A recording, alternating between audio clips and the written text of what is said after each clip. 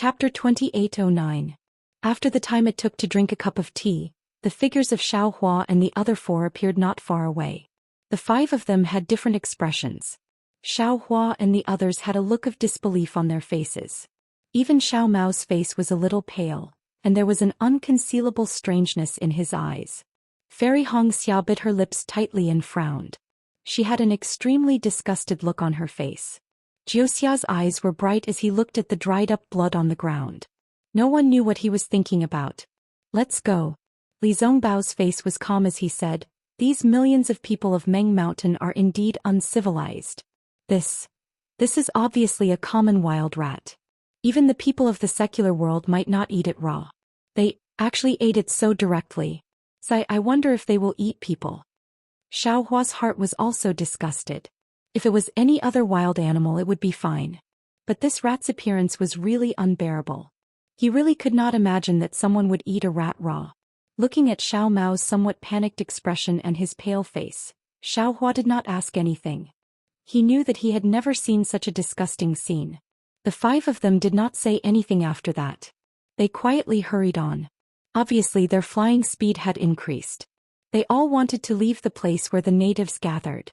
However, on the mountain path there were more and more natives. Xiao Hua and the others had to avoid them from time to time. Although they did not see any wild rats being eaten raw, Xiao Hua and the others were still somewhat impatient. But when they looked at Jioxia, he still seemed to know what was going on and was not in a hurry. Seeing this scene, Xiao Hua was really puzzled. He could not understand what Jioxia was planning. The sun was getting higher and higher. It was already close to noon. The five of them had only flown for about 200 miles at the speed of a turtle. And within their divine sense, Xiao Hua and the others saw about 20 people rushing towards them. They had no choice but to avoid them. At this moment the sun was about to reach the top of their heads. Under the direct sunlight, an indescribable heat was born from the bottom of their hearts. Although Xiao Hua had an invisibility talisman on his body, there was an indescribable feeling of irritation in his heart. Those 20 or so people were the same as before. They all held wooden poles in their hands and the wooden poles had a very sharp point. These people spoke very loudly. Although Xiao Hua and the others were separated by several tens of feet, they could still hear them clearly.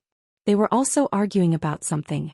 Although Xiao Hua couldn't understand what they were arguing about, Xiao Hua could tell from the expressions of these people. However, as they walked, one of them suddenly fell to the ground, and the wooden pole in his hand was thrown far away. Immediately after, the remaining natives were stunned.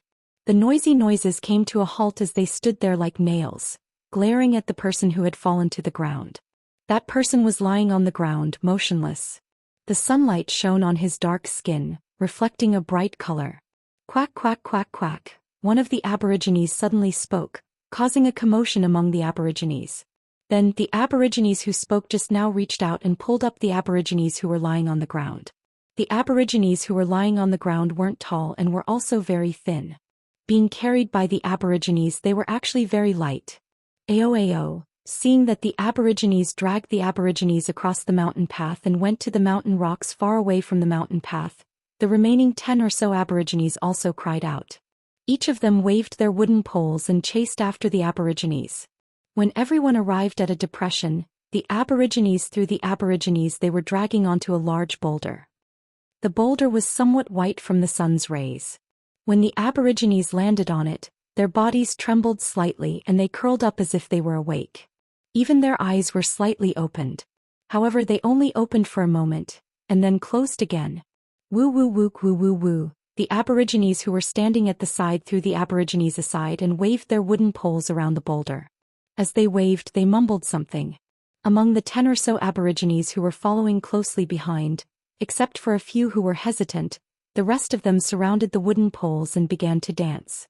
This strange situation only lasted for the time it took to brew a cup of tea before everyone's voices became softer. All the natives raised the wooden poles in their hands at almost the same time. The sharp ends of the wooden poles were pointed at the natives lying on the crouching ox rock. Just as Li Zongbao had guessed, they were really going to eat the aborigines. However, at this moment, wung wung, a series of chaotic noises came from the entire mountain range. The thorn-like withered branches on the slopes and ravines broke inch by inch into countless small segments.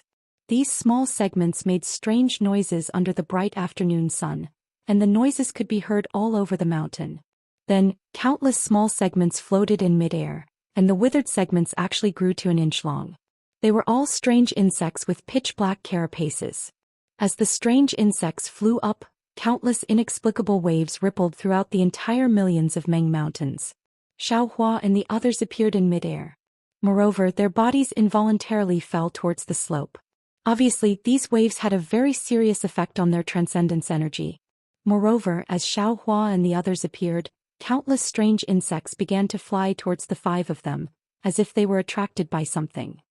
When the strange insects flew up, the Aborigines who wanted to eat the Aborigines didn't pay any attention to them as if they were used to it. Moreover, the strange insects didn't pay any attention to these Aborigines. However, when Xiaohua and the others appeared, these Aborigines were stunned. When the strange insects began to gather, these Aborigines' faces were filled with panic. "Sister, quickly use your innate true water." Although Jiuxia had landed on the ground, she didn't panic at all. Instead, she whispered to Fairy Hongxia, "These are beetles that are unique to millions of Meng mountains. They can produce strange waves that can break through cultivators' transcendence energy and swordsman's sword energy. They can only detect innate objects." Alright.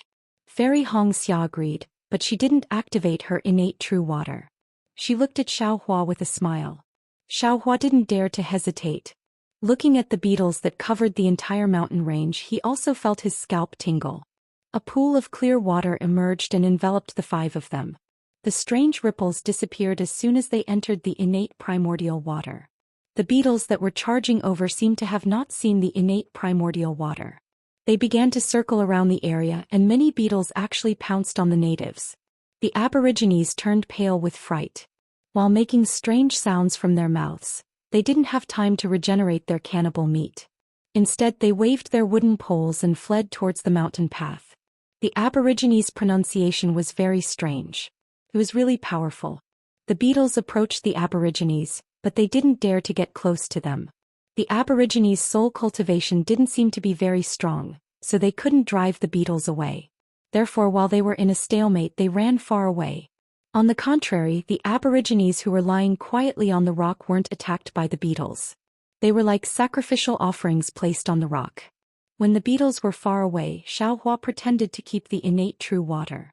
Looking at the bare ground, he smiled bitterly and said, "I thought these plants had something to do with the soil. Who knew? They were just some strange insects. What a joke." Hehe, brother-in-law wasn't wrong. Jiuxia laughed and said, "These beetles are insects in the afternoon and vines in the morning. They're such a strange thing." Xiaohua looked at the invisible beetles in the distance. He didn't dare to look at them with his divine sense for fear of attracting them. Meanwhile, Li Zongbao looked at the man on the rock and said indifferently, "Aborigines. They are Aborigines. They are really eating humans."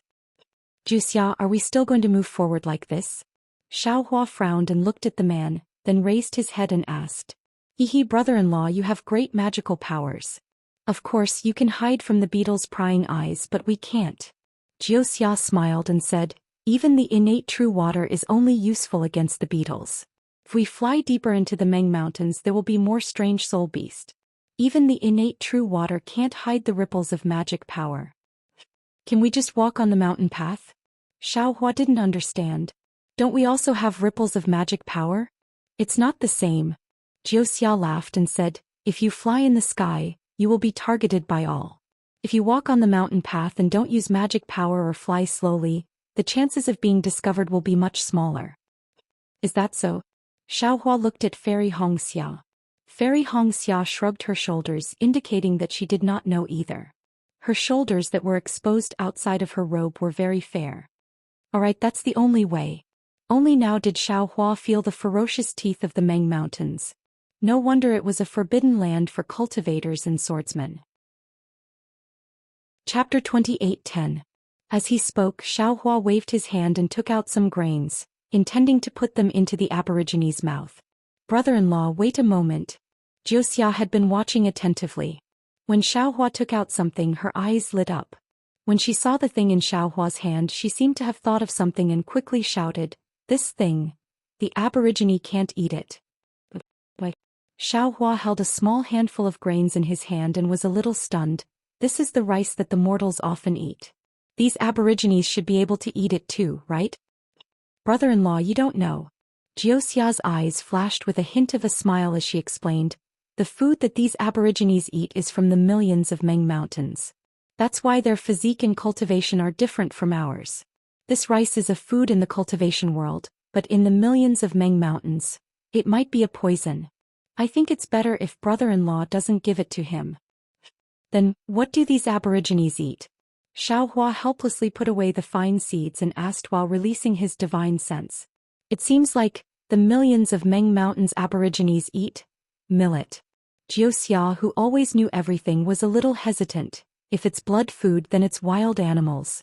Oh, the fruits of those beetles before they turned into worms can also be eaten by the aborigines. The beetles have already turned into worms, how can they?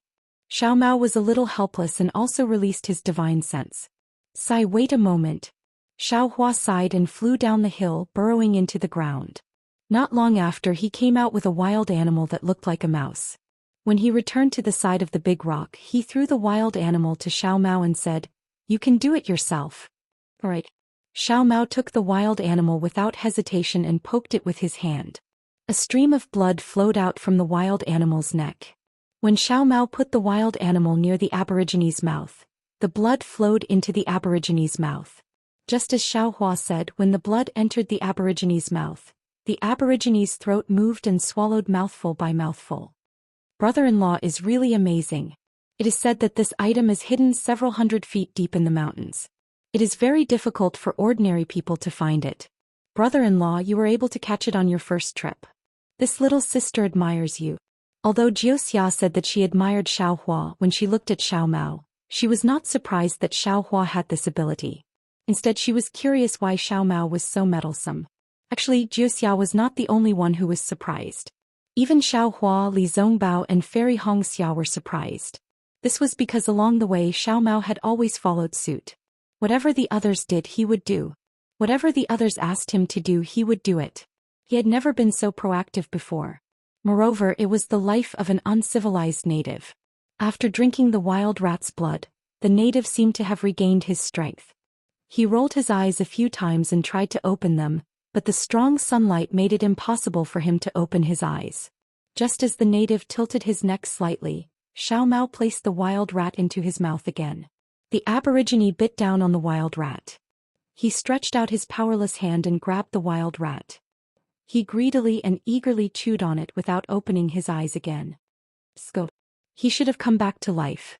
Li Zongbao said indifferently. Before he wakes up, we should leave as soon as possible. Li Zongbao was worried that this native would wake up and summon other natives, so he urged, "Senior brother, please wait a moment." Xiao Mao raised his head and responded with a strange look. He did not have any intention of leaving. Since he did not want to leave, the others could only wait patiently. This strange situation was even more strange than when he saw Jioxia come to Hung country to look for him. Sigh. When Xiao Mao heard Xiao Hua's question, an awkward expression appeared on his face. He looked at the native who was kneeling in front of him and seemed to be ashamed. He sighed and said, "Big brother, didn't I tell you before? When little brother was young, mother had taught little brother a local language, but little brother never paid much attention to it. But today, after listening to the language spoken by these millions of natives of Meng Mountain, it is very similar to the local language taught by mother. Although they are not exactly the same, but they can understand what little brother is saying, and little brother can also understand what they are saying." Ah? So that's why. Xiao Hua was enlightened. He turned to look at Li Zongbao. What Xiao Mao said was the truth. Before entering Hung country, Xiao Mao had confessed this matter. However, everyone had noticed Xiao Mao's encounter and his mother's matter. No one cared about the local language that Xiao Mao's mother taught him. However, this local language was the most important thing. Then Xiao Hua came to a realization. Since Xiao Mao's mother was a native of Meng Mountain, it was normal for his soul to have a green seal script talisman. Looks like Xiao Mao, his background is not ordinary. Xiao Hua saw that the native was kneeling on the ground and did not get up. His hands were even grabbing Xiao Mao's leg and not letting go. Xiao Hua was puzzled and asked, "What are you talking about? What is he doing? That, big brother, Xiao Mao answered unwillingly. He is inviting me to their Wu stockade. Why would he invite you? Xiao Hua was even more puzzled. He doesn't know you. That, Xiao Mao said awkwardly. He said that I am the descendant of great god Shibai and their master. Damn it, you are so honorable. Xiao Hua laughed. How did he know? Could it be that Juxia gave you clothes? Why didn't he come find me? As he spoke, Xiao Hua tugged at his collar and looked down curiously. Big brother, don't mock me. Xiao Mao's face was red. I really didn't expect that I am a native of Meng Mountain. This man is called Chechi. His words are similar to what I said, but they are definitely different. He knew that I am the descendant of some great god Shibai from what I said. Oh, no wonder. Xiao Hua immediately understood why Xiao Mao's mother didn't teach him anything but this language when he was young. It turned out that this language was a symbol of status, a representation of honorable status. When he thought of the painstaking efforts of Xiao Mao's mother, Xiao Hua's heart was filled with melancholy. Although Xiao Mao's parents had passed away, he knew his own origin and had come to his homeland. But what about himself? Where was his origin? What was the situation of his parents? Cough cough Xiao Mao. When he thought of this, Xiao Hua coughed twice and said, a person's origin is not something he can choose. But he can choose his own life. He doesn't need to feel ashamed of his origin, and he doesn't need to feel proud of his origin. His origin is given by his parents. No matter if it is lowly or honorable, it is all his own and it exists. The most important thing is still himself. This is the path he has to walk in the future. Only when you understand your own origin and understand your own path, will you be able to walk further in the future. That way you won't have any more knots in your heart. Yes, big brother is right. Xiao Mao looked at Xiao Hua. When he heard Xiao Hua's words that struck his heart, he had mixed feelings. Before this, he had thought about the origin of his parents more than once, and also hypothesized about his own origin more than once. But he had never thought that he would be the same as these uncivilized soul cultivators of Meng Mountains. Not only did these natives of Meng Mountains have no etiquette, not only did they have no face, they even ate wild rats alive. What made him most ashamed was that these natives ate other natives. When he thought about how these natives were actually of the same origin as him, Xiao Mao wanted to drill into the ground of Meng Mountains and never meet Xiao Hua and the others again. This was too shameful. He couldn't make up for it. In fact, when the first group of Aborigines walked past them, he had already heard the meaning of their conversation. He already knew that he had something to do with them. He had been holding it in all this time, trying to hide this matter. But in the end, when the unconscious Chechi was about to be eaten by the natives, he didn't plan to do anything. He was deeply ashamed of it. He closed his eyes and prayed that these things would pass quickly. But when Xiao Hua told him to leave, he hesitated again. After all, Chechi was a human life and he was lying in front of him. This was someone who said the same thing as him. Especially when Xiao Mao thought about his journey. It was as if an invisible hand had sent him to Mount Million Meng. He could even feel his mother's aura. It was as if it was his mother who had pushed him to Mount Million Meng. If he ignored Chechi, who might be a clansman, could he face his dead mother? Chapter 28:11. This was also the reason why Xiao Mao saved Cheshio. However, what he thought and what he did were completely different from what he faced in reality. Facing Xiao Hua, Li Zongbao and Fairy Hongxiao, who came from a Taoist clan and sect, Xiao Mao felt inferior and less shameless for no reason. Hearing Xiao Hua's words, Xiao Mao took a deep breath and nodded. Million Mountain Meng is mother and father's home, so it's naturally my home as well. Little brother might be able to find the footsteps of father and mother here. That's right. Xiao Hua smiled. If you want to find the roots of your parents, you naturally have to follow. Otherwise, how would you know who great god Shibai is? Where are your parents originally?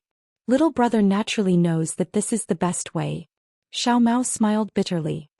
But little brother is now a Taoist cultivator. Big brother and the others don't understand Million Mountain Meng.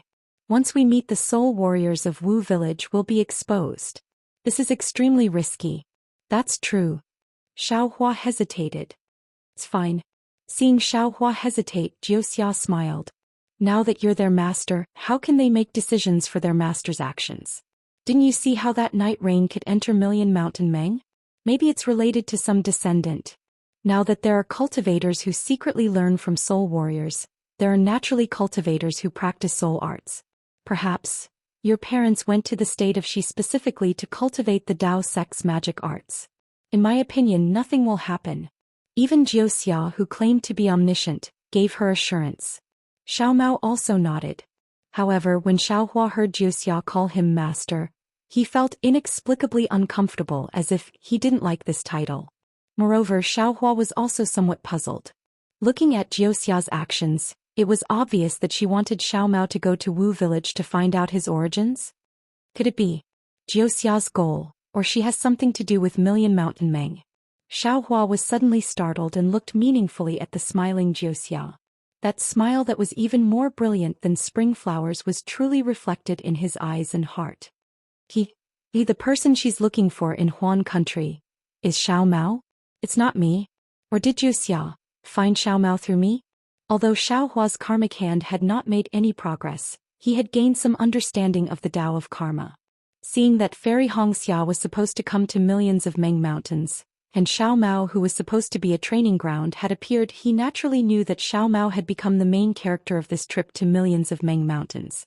With Jiuxia's ability, he must have figured out that the person he was looking for was Xiao Mao, and not Xiaohua. Doesn't she feel disappointed? She had always wanted my help and ignored Xiao Mao. Now that she realized that Xiao Mao was the person she should be looking for, shouldn't she be looking for Xiao Mao instead? Why hasn't her expression changed? Xiaohua thought to himself. Sure enough, when he saw Xiaohua looking at him, Jiuxia slightly turned his eyes, and his left eyelid actually blinked a few times at Xiaohua. Wow! Xiaohua hurriedly turned his head. Every blink was like a bolt of lightning striking his heart. His delicate little heart, he should leave it for Fairy Hongxia. Damn, I forgot. Xiaohua was stunned. Xiao Mao calls me big brother. Doesn't Xiao Mao have to listen to whatever I say? If she finds me, isn't that the same as finding Xiao Mao? However, when Xiaohua turned his head, he saw Xiao Mao's gaze. Obviously, Xiao Mao had the same thought as him. He still wanted to listen to his opinion. Go. Xiaohua could still stop him if he took it. This was the best opportunity for Xiao Mao to find his origin, and he had no reason to stop him. As for the dangers inside, Xiaohua believed that with his cultivation base and the little white dragon in the mysterious dark clouds, there shouldn't be any big problems. Moreover, there was also Jiuxia, who needed Xiao Mao's help. When Xiao Mao saw that Xiaohua had agreed, his face was immediately filled with joy. He nodded and muttered a few words to the one called Jiuxia. When the strange words came out from Xiao Mao's mouth, they were different from what the millions of natives of Meng Mountain said. There were even some pleasant syllables like the chirping of birds. Unfortunately, other than the vague syllables of Jiuxia, Xiaohua couldn't understand anything else. The native called Jiuxia suddenly jumped up from the ground, giving Xiaohua a fright. Then he saw that the native's face was filled with tears. Some were crying, some were laughing, and some were dancing around Xiao Mao in a strange way. Where was the miserable state that he had just fainted? Xiao Mao smiled bitterly, looking at Xiaohua and the others helplessly. However, there was a sense of pride in his eyes. Xiaohua naturally knew that this was a ceremony of the natives to express their respect and joy. Only after the native finished the ceremony, with sweat dripping from his forehead, did he respectfully use the thumb and index finger of his right hand to pinch Xiao Mao's lapel. On the sleeves of Xiaohua and the others, there was something similar to a tassel, and it fell into the hands of Jiuxia. Jiuxia raised the tassel to his forehead, then carefully bent his waist and walked in front of Xiao Mao as if he was leading the way. However, when Xiaohua saw that Jiuxia was having a hard time walking, as if he was walking sideways, and didn't even dare to raise his head, Xiaohua was really worried for him. However, when the native looked at Xiao Mao, his eyes were filled with pride and respect, as if it was his life's honor to lead the way for Xiao Mao. All of a sudden, Xiaohua felt a little absent-minded. Wasn't it the same when Fei Yunshu, Zhongzhan, and the others saw him in the past? Although Jiuxia was leading the way, Xiaohua and the others' journey was much slower. This wasn't the worst. After walking for about 10 miles, they heard the roar of beasts from afar. Even the slightly soft ground under their feet started to shake. Oh! Xiaohua stared blankly for a moment before carefully releasing his Buddhist sense. But after a few kilometers, he could see that on the mountain path ahead of him, there were a dozen or so large soul beasts. Under the control of a dozen or so soul warriors, they were madly charging towards him. Behind the soul warriors, there were several hundred natives that looked just like Chiua. In their hands, they held all kinds of strange-looking wooden staves as they rushed forward in a frenzy. Xiao Mao saw them as well. Lowering his head, he said a few words to Qiuxia. Qiuxia respectfully replied with a few words. Xiao Mao turned his head and smiled. Big brother, it's fine. Qiuxia said that the soul warriors from the stronghold are coming. It's probably those natives that saw us suddenly appear and rushed back to report it. It's fine. Xiao Hua nodded. The soul beasts ran very fast. In a short moment, they appeared in everyone's field of vision. At this time, Xiao Mao and Qiuxia were walking on top of a mountain. The soul warriors controlled their soul beasts to see Xiao Mao's clothes, then to see the revived Qiuxia, and Qiuxia's incomparably respectful appearance. They couldn't help but be stunned. One by one, the soul beasts stopped at the bottom of the mountain. They were stunned. Gigi Wu Wu, Qiuxia raised his head and shouted. His voice traveled very far and every word was said in a loud voice. It was very different from what the cultivators of the Taoist sect usually said. Damn it, it seems like the words of millions of Meng mountains are used to shout. Xiao Hua smiled and looked at Li Zongbao. The two of them stopped and quietly watched. Hearing Qiuxia's shout, the dozen or so soul warriors were extremely shocked. In an instant, the shock disappeared and was replaced by ecstasy. The dozen or so soul warriors exchanged a few words with each other. Two of them jumped down from their soul beast. Just like Qiuxia, they bowed to Xiao Mao and then jumped back onto their soul beasts. They urged their soul beasts to turn around and fly away. Clearly, they were going back to the shaman stronghold to inform the other soul warriors. The remaining dozen or so soul warriors also jumped down from their soul beasts and drove their soul beasts to the side of the mountain path. They bent their bodies, bent their legs and raised their hands high. They were extremely careful as they welcomed Xiao Mao. When they arrived in front of Xiao Mao, they surrounded Xiao Mao as if they were sobbing. They raised their arms and legs and actually started to dance. Xiao Mao smiled. Seeing the joy in the eyes of these soul warriors and the longing expression on their faces, he felt an indescribable warmth from the bottom of his heart. He opened his mouth very naturally. Although it was a mouthful, the words he said were pleasant to the ears. When the soul warriors heard this, they became even crazier. It was as if they had eaten a spirit herb that boosted their sex drive. They danced even more vigorously. Damn it, senior brother, Xiao Mao came to the right place this time. Xiao Hua looked at Xiao Mao and turned to Li Zongbao. Li Zongbao nodded indifferently. His expression was somewhat cold. Compared to the excitement in front, everyone felt that he was an outsider. Xiao Hua slightly raised his eyes and looked at Li Zongbao with a strange expression. It seemed that after the Battle of the Sword Tomb, Li Zongbao's expression became slightly richer. From time to time he could also smile. But now Li Zongbao began to return to his previous indifference. He didn't care about anything anymore. Could it be? Xiao Hua's heart skipped a beat. He thought of the immortal killing whip. When the immortal killing whip was still the immortal piercing whip, Li Zongbao was cultivating the emotion parting treasure mirror. He used the immortal piercing whip to kill the 7 emotions and 6 desires of a cultivator. Later it seemed that when the immortal piercing whip was destroyed, his cultivation method was also affected.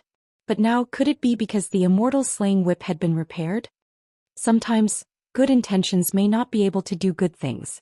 When Xiao Hua thought of this, he couldn't help but feel some regret.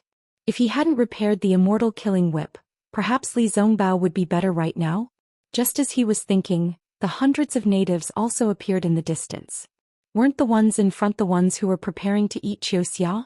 However, at this time, there wasn't the slightest bit of shame on their faces. It seemed that they had already received the message from the 2 soul warriors.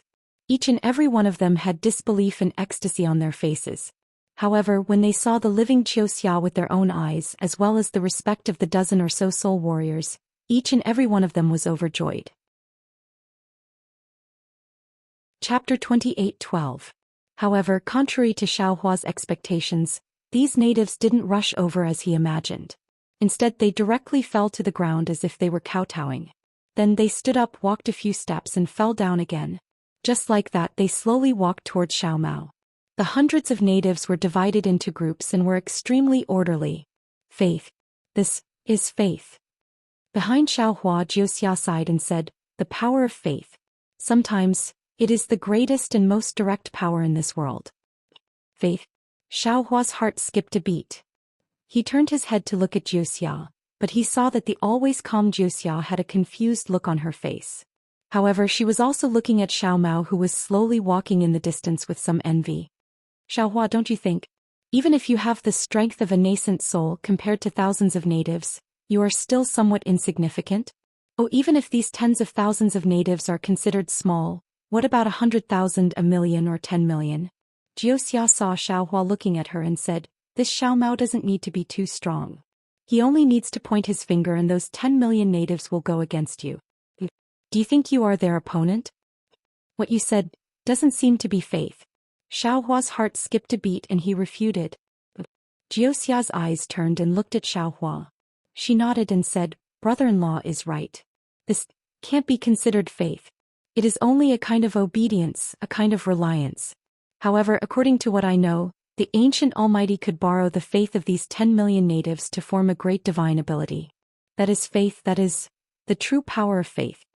Speaking up to here, Jiuxia regained her smile and said, "He, brother-in-law, you've also heard of faith?" "No."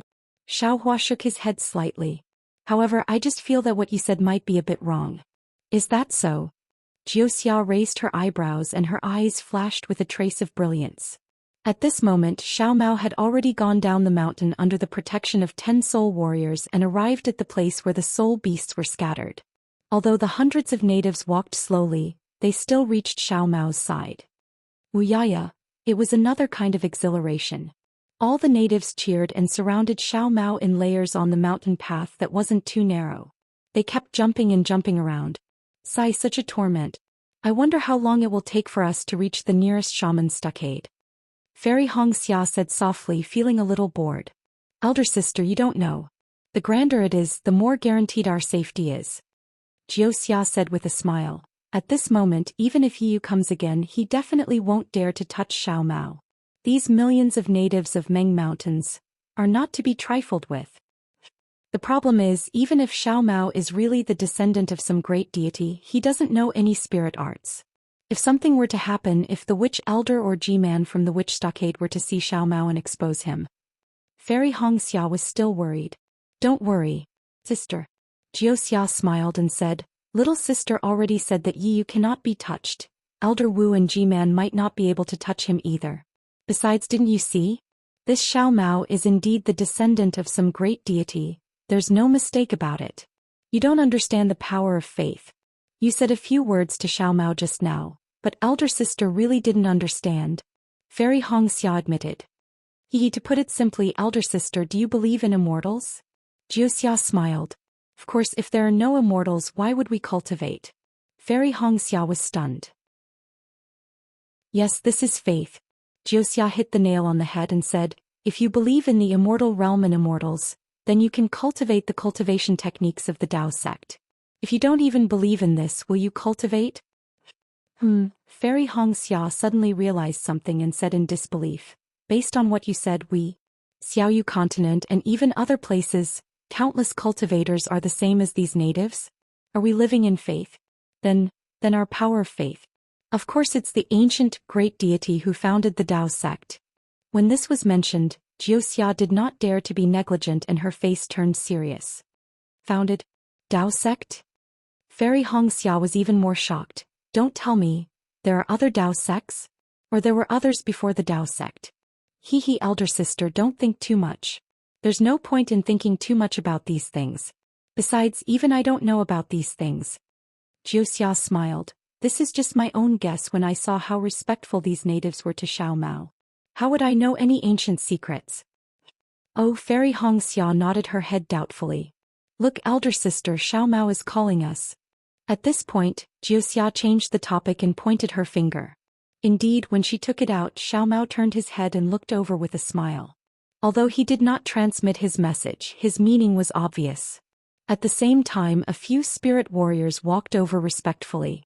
"Let's go and have fun with Xiao Mao." Xiaohua smiled and waved his hand. Unfortunately, the soul warriors walked over and respectfully said a few words that Xiaohua didn't understand. Xiaohua was left speechless. Although the respect on their faces didn't decrease in the slightest, the etiquette they used to treat Xiao Mao was completely gone. Xiao Hua did not mind and walked towards Xiao Mao. The spirit warriors did not dare to delay and hurriedly led the way in front. The group of natives hurriedly opened up a gap, and their faces were filled with respect and envy. Within the crowd, Qieshio was still bowing respectfully. He did not seem to be tired and did not leave Xiao Mao's side. His face was full of arrogance and his hands were tightly gripping the tassel. Big brother, Xiao Mao smiled apologetically, this formation is really out of my expectations. However, I have asked just now and this is necessary. I heard that it is compatible with my identity. Congratulations. Xiao Hua gave him a thumbs up. Big brother is sincerely happy for you. There are so many natives who love and respect you, but at this point Xiao Hua did not know what to say. Yes, Xiao Mao had found his identity in the millions of Meng Mountains, but he was still a foundation establishment cultivator from Xuanyan School. What was the use of these natives loving and respecting him so deeply? Thank you, big brother.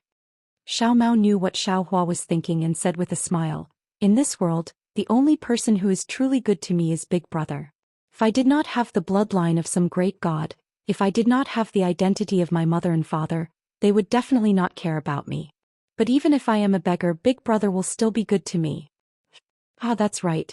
Xiao Hua patted Xiao Mao's shoulder and laughed.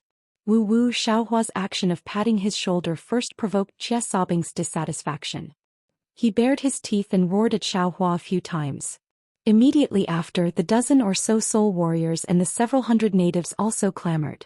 Gigi gaga, Xiao Mao said hurriedly. His voice was extremely fluent, like frying beans. When Xiao Mao spoke, the group of natives all quieted down and listened very respectfully. There was even an expression of intoxication on their faces, as if Xiao Mao's words were like fine wine. It was unknown what Xiao Mao said, but with a boom the group of natives all knelt down towards Xiao Hua, Li Zongbao, Fairy Hongxia and Jiuxia. Although they were not as respectful towards Xiao Mao, they were still very polite. Get up, get up. Xiao Hua was so happy that he could not close his mouth. He stretched out his hand and signaled everyone to get up. Unfortunately, how could they pay attention to Xiao Hua? Xiao Hua's hand was stretched out very awkwardly. Cogging cogging. Xiao Mao opened his mouth. With a swoosh, everyone stood up in unison. Let's go, big brother. Let's sit on the soul beast. Xiao Mao said to the soul beast that was taking a stroll.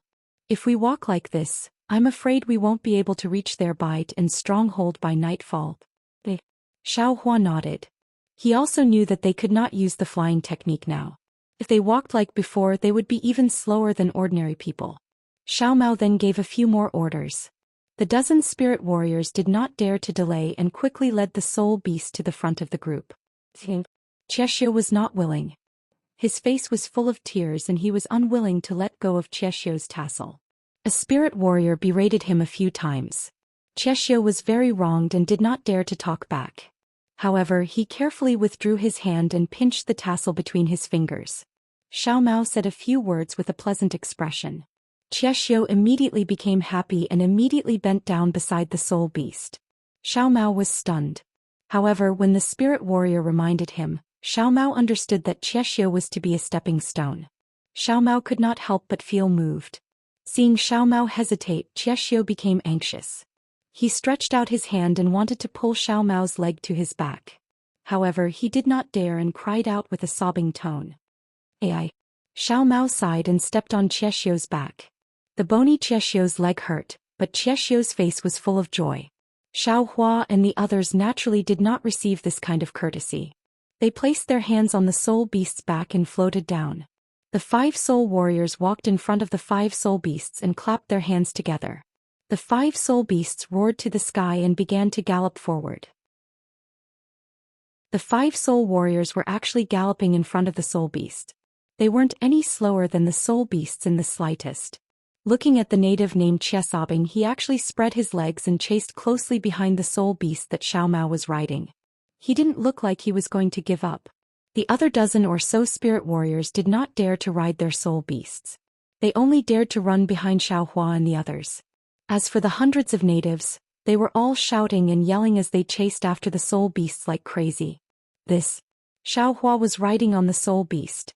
Seeing this strange scene, he could not help but smile bitterly. However, when he saw that whether it was the spirit warriors or the natives, they were all running extremely fast, he was astonished. He did not know if these natives were born this way or if they had cultivated this way. Chapter 28:13. Xiaohua and the others flew at high speed for nearly an hour. After turning around a high slope, they saw a large expanse of black tree branches that covered the entire mountain peak several li away. Wung wung, several loud beastly cries rang out in front of them. It was very deafening. Immediately after, several bird cries came from the sky. They saw over 10 ferocious beasts that were 30 meters in size. They spread their enormous wings and flew over like dark clouds covering the sky. Furthermore, there were also several tens of ferocious beasts that were 30 meters in size that rushed down from the mountain peak. These ferocious beasts had small heads like poisonous snakes. Behind their thin necks was a body that was 20 meters in size. Under their bodies were eagle talon-like claws that swayed in the air. There were soul warriors standing on the backs of these ferocious beasts. The soul warrior in front was actually an old man. His hair and beard were snow white and his face was full of wrinkles. Although he was a bit short and thin, his skin wasn't black. He looked somewhat similar to the cultivators of the Three Kingdoms. Looking at the ferocious beasts, they were several times the size of the soul beast under Xiaohua. Their 4 legs were as thick as pillars. When they opened their mouths, fangs protruded out. They had a long tail that was at least 3 meters long. Furthermore, there were sword wings that were several feet long behind their tails. They looked exceptionally ferocious. There were also a few soul warriors standing on top of these ferocious beasts. These soul warriors were dressed similarly to the soul warriors on the ferocious beasts. However, their skin was slightly yellow. They were completely different from the natives running behind Xiaohua. Of course, after these soul warriors and ferocious beasts, the natives that covered the entire mountain rushed out. No one knew how they appeared. In short, after a few bird cries and beast cries, these natives appeared on the left side of the mountain peak. Needless to say, the one standing on top of the ferocious beast was the Baigan Stronghold's Elder Wu. As for the one standing on the back of the ferocious beast, it was naturally the Baigan Stronghold's G-Man. When the soul beast under Xiao Mao saw the ferocious beasts flying over from afar, it immediately stopped. The soul beasts of Xiaohua and the others also stopped. Furthermore, the soul beast that Elder Wu and G-Man were standing on couldn't help but tremble when it was only a few dozen feet away from Xiao Mao's soul beast. The soul beast's 4 hooves began to kneel down, and its entire body collapsed onto the soft mountain path. With Xiao Mao's skills, nothing out of the ordinary would happen. Xiao Mao only floated slightly and stood firmly on the ground. Ka Wu, the 2 enormous soul beasts stopped. One flew in the air and the other stopped in front of Xiao Mao. The rest of the soul beasts all stopped in their respective positions. Dozens of enormous soul beasts lined up together, and it was a spectacular sight. An almost tangible aura was emitted from these soul beasts as it enveloped Xiao Mao's body. The might of this soul beast seemed to be different from the usual auras in the Dao sect. It wasn't the kind of pressure that a high-tier soul beast exerted on a low-tier soul beast. Instead, it was more of a pressure on the soul. Xiao Mao stood proudly. Although the talisman within the mysterious dark clouds wasn't activated, this might actually didn't have any effect on him. Although Xiaohua, who was behind Xiao Mao, wasn't the center of the soul beast's might, he was still the closest to Xiao Mao. An indescribable sense of danger emitted from the mysterious dark clouds, causing Xiaohua to be greatly alarmed. Although he had seen the battle between the soul beasts and the sword cultivator, he wasn't the first one to bear the brunt of it. Now that he was facing it head-on, he truly realized how powerful the soul beasts were. Xiaohua was already so nervous, and the pressure on Xiao Mao was even greater. But when he looked at Xiao Mao, he really seemed to be fine. Thus, Xiaohua also gave up on the thought of helping Xiao Mao. Xiao Mao's figure was very insignificant in front of so many soul beasts, but he stood there and blocked all the soul beasts like a giant. In an instant, the fervent gazes of all the soul warriors and natives were ignited. The entire mountain slope was silent. Everyone forgot to make a sound, and even the dozens of enormous soul beasts were silent. Qiu was the first to come to his senses. Wah wah. It was unknown what he was saying, but with a putong sound he once again knelt in front of Xiao Mao's feet, offering his incomparably respectful gift. Wah, all the natives spoke at the same time and all of them knelt on the ground. As the natives knelt, an indescribable solemnity filled the entire place. Elder Wu and G-Man, who were on top of the soul beasts, couldn't stand still anymore. They were clearly more suspicious than the natives and they knew more than the natives. They were very suspicious of Xiao Mao, the descendant of the so-called great god Shibai who suddenly appeared. However, before they could ask a single question and before they could hear Xiao Mao say a single word, the entire atmosphere was broken by Qiu. Of course, although they hadn't determined Xiao Mao's identity yet, to be able to stand in front of dozens of soul beasts, this Xiao Mao was definitely not an ordinary person.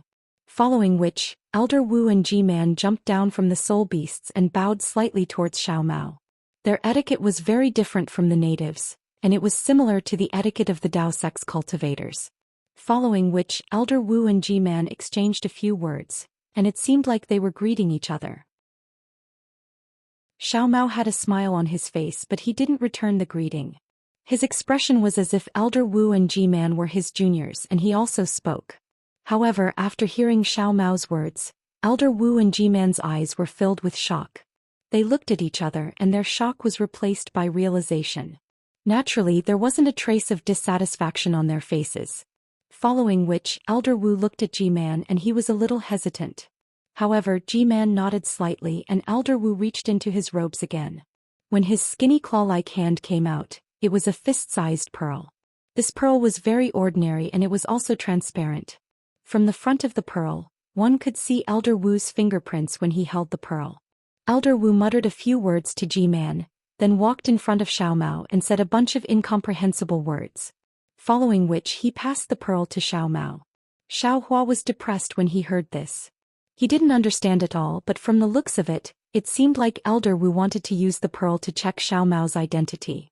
When he looked at Xiao Mao again, he didn't hesitate at all and he reached out his hand to take the pearl. However, when the pearl landed in Xiao Mao's hand, there was no reaction at all. Not only did Xiao Hua's heart skip a beat, even Jiuxia, who was behind Xiao Hua, who was known to know everything, had a disappointed expression on his face. Wu, Elder Wu's expression changed slightly, but G-Man beside him took a step forward and whispered a few words in Xiao Mao's ear. Xiao Mao nodded slightly. Following which, Xiao Mao placed the pearl flat on his palm, and the index finger of his other hand similarly stretched out and placed on the pearl. Slowly, a drop of blood was forced out by Xiao Mao, and it landed on the pearl extremely slowly. Once that drop of blood landed on the pearl, it seeped into it and in an instant the entire pearl was covered in blood veins. Both Elder Wu and G-Man's eyes were fixed on the pearl, and their eyes were filled with fervor.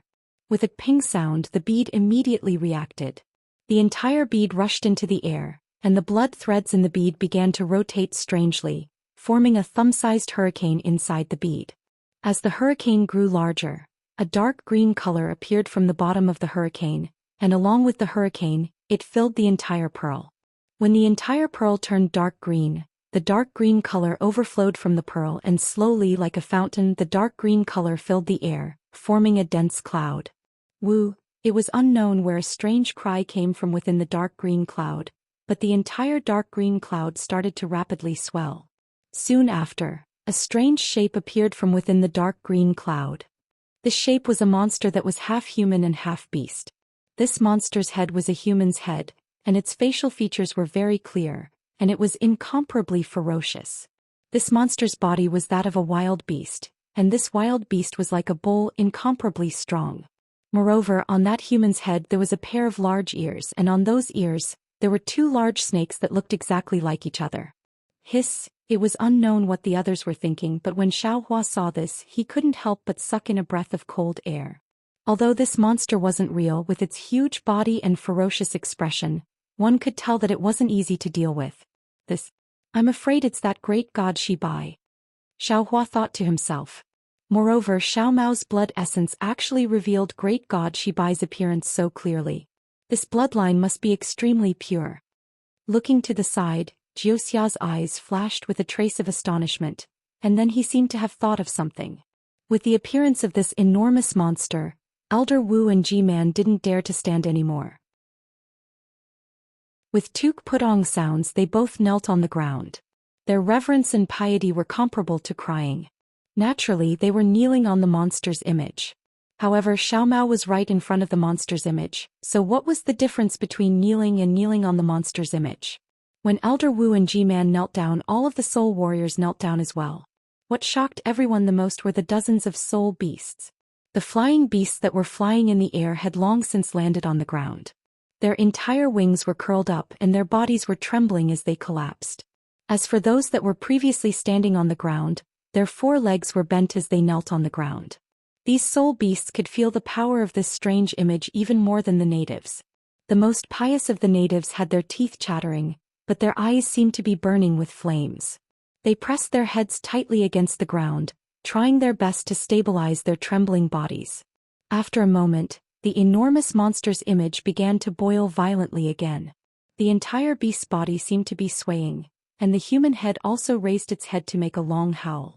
The 2 large snakes beside the large ears also spat out their tongues and rushed straight into the air.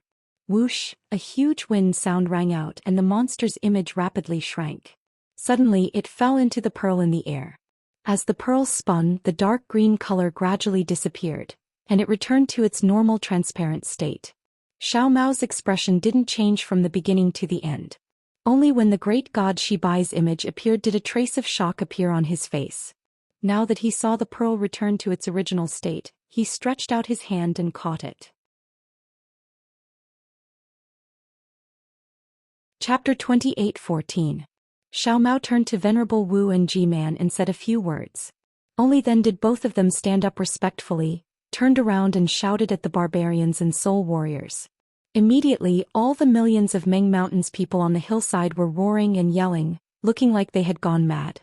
Even that extremely terrified soul beast flew up into the air, flapping its huge wings along with the crowd's crazed shouts, as if it was expressing its joy. Elder Wu and G-Man turned around and said a few words to Xiao Mao respectfully with smiles on their faces. They stood on both sides as if inviting Xiao Mao to go first. Xiao Mao turned around and smiled. "Big brother, let's go. This is Elder Wu and G-Man of Bite and Stronghold. They invited us to their stronghold." "That." Xiao Hua nodded and said with dissatisfaction, "You chatted so much with them, what are you talking about? We don't understand a single word that you're saying. You can ask them if they can speak the language of Xiaoyu continent."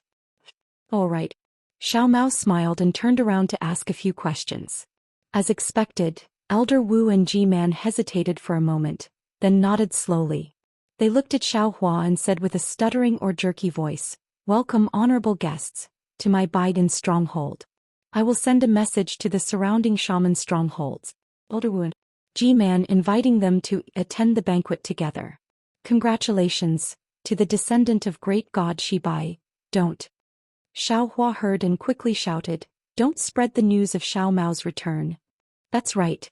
Xiao Mao reacted and quickly ordered, "You must keep the news of Xiao Mao's return a secret. Don't leak it out." Why?" Jiuxia said anxiously, "Xiao Mao is the descendant of great god Shibai. Although he can't command everyone in Meng Mountain, but what?" Xiao Hua sneered, "Little sister Jiuxia, could it be? The matter you want Xiao Mao to help you with is in Meng Mountain? Tell me, what do you want Xiao Mao to help you with? Don't worry, as long as your request is reasonable, I can guarantee that Xiao Mao will definitely help you." "Sai, it's not as simple as you think."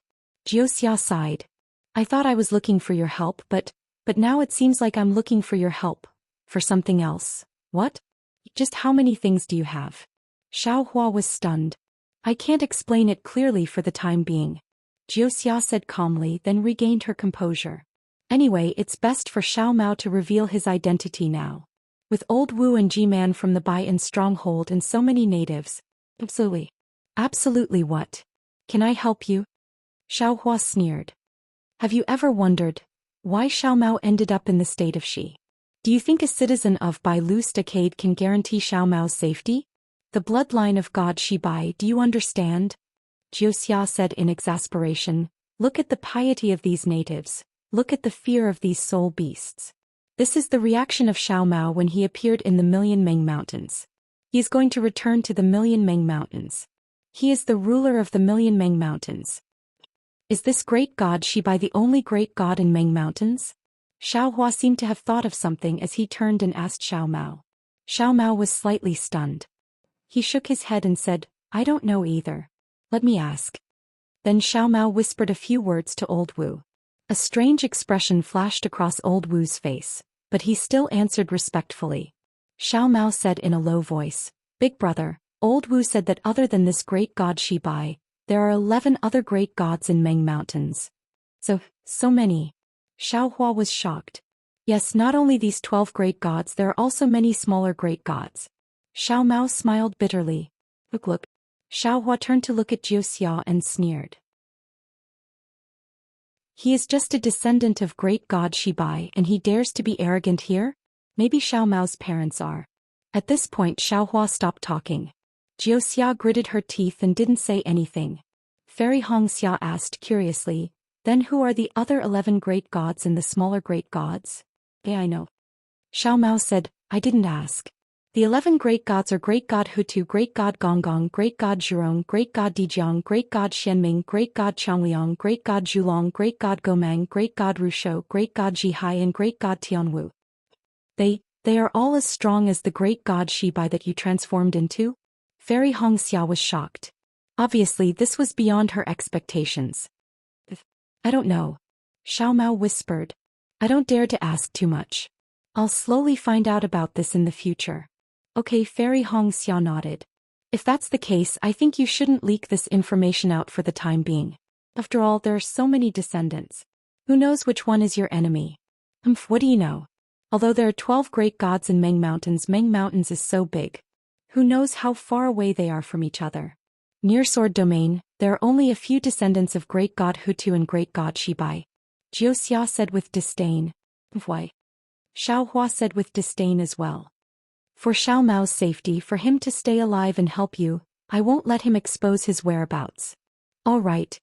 Jiuxia thought for a while and said, if that's the case then I'll make it clear. I can follow Xiao Mao. When he has the ability to help me, he must agree to help me. Even now, you still haven't said what he wants to help you with. Who knows if he can help you? Xiao Hua asked. I can't say it now. Jiuxia shook her head. But I know that Xiao Mao can definitely help me. All right. Xiao Mao nodded. Miss Jiuxia has saved our lives and even helped my senior sister heal her injuries. I agree to your conditions. On the tree trunks and the logs around the wooden house, in addition to the tree's inherent texture, there were many patterns that were drawn with dark green paint. These patterns looked like talismans but also like green seal characters.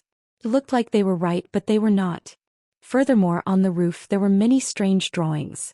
These drawings were very simple and the lines were very clear. They looked like figures and human figures, and there were also simple square and triangle patterns. What made Xiao Hua feel the most different was that everywhere in the wooden house, there were skeletons, white bones and beast skins hanging there.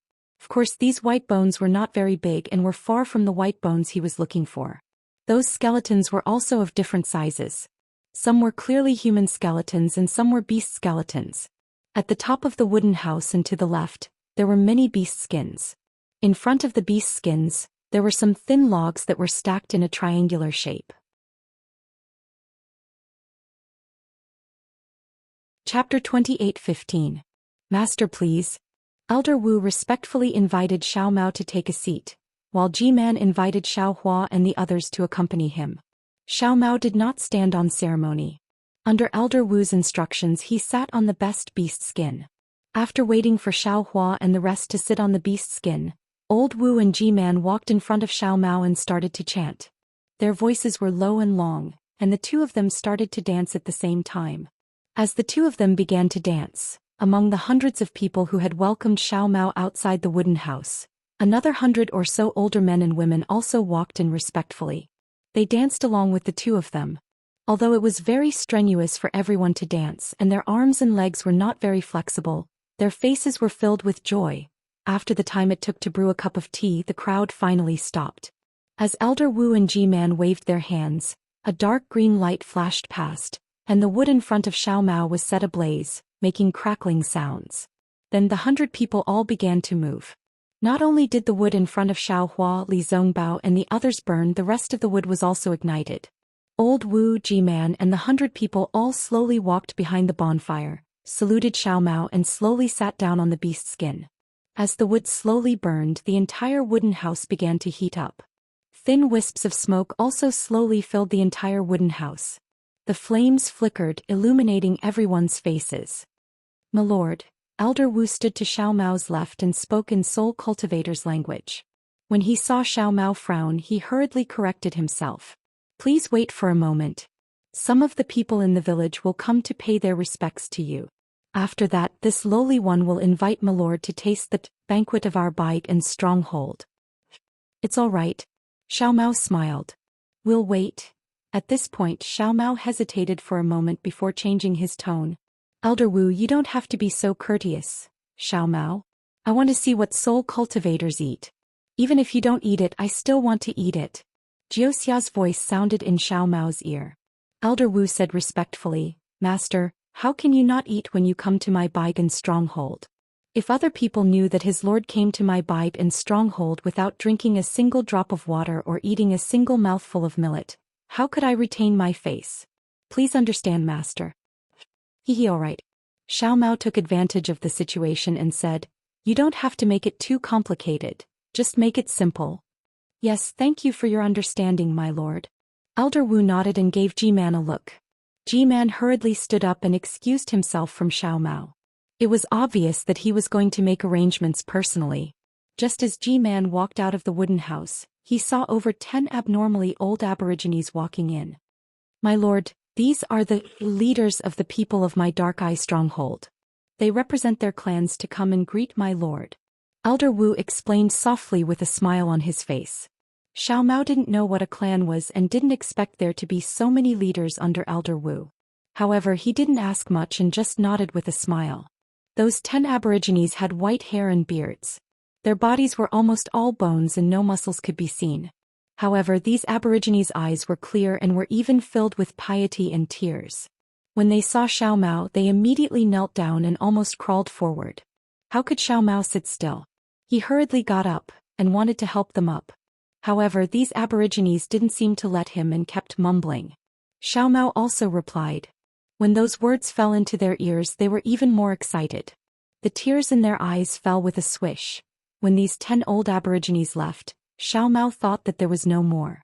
However, in the end, several batches of aborigines came one after another. There were almost 100 of them. In other words, in this bite and stronghold, other than Elder Wu and his subordinates, there were over 100 leaders and hundreds of different clans. And the number of aborigines in these hundreds of clans must be even more massive. Although Xiao Mao didn't have the time to ask Elder Wu about the situation in Million Mountain Meng, from what he heard, this big and stronghold wasn't considered a big stronghold. There were even bigger strongholds further in. Furthermore, the stronghold that could detect Xiao Mao's origin was even bigger than these ordinary strongholds. Wouldn't that mean there were even more people? This was just the descendant of one great god. What if there were 12 great gods' descendants? No wonder Million Mountain Meng was a forbidden area that Taoist sects couldn't afford to offend. It was really huge. My lord. Elder Wu was constantly observing Xiao Mao's expression. When he saw that Xiao Mao was deep in thought, he immediately smiled and said, "My lord, you must be tired after returning to Meng Mountains today." "Oh no." Xiao Mao smiled and said, "I." Just as he said this, Elder Wu quickly smiled and said, "My lord, you can't call yourself I. Didn't you notice? What you called yourself, didn't this lowly one mention it?" This. Xiao Mao frowned and turned to look at Xiao Hua. Of course, he could communicate with Elder Wu using the language of Million Mountain Meng, but Xiao Hua and the others wouldn't understand.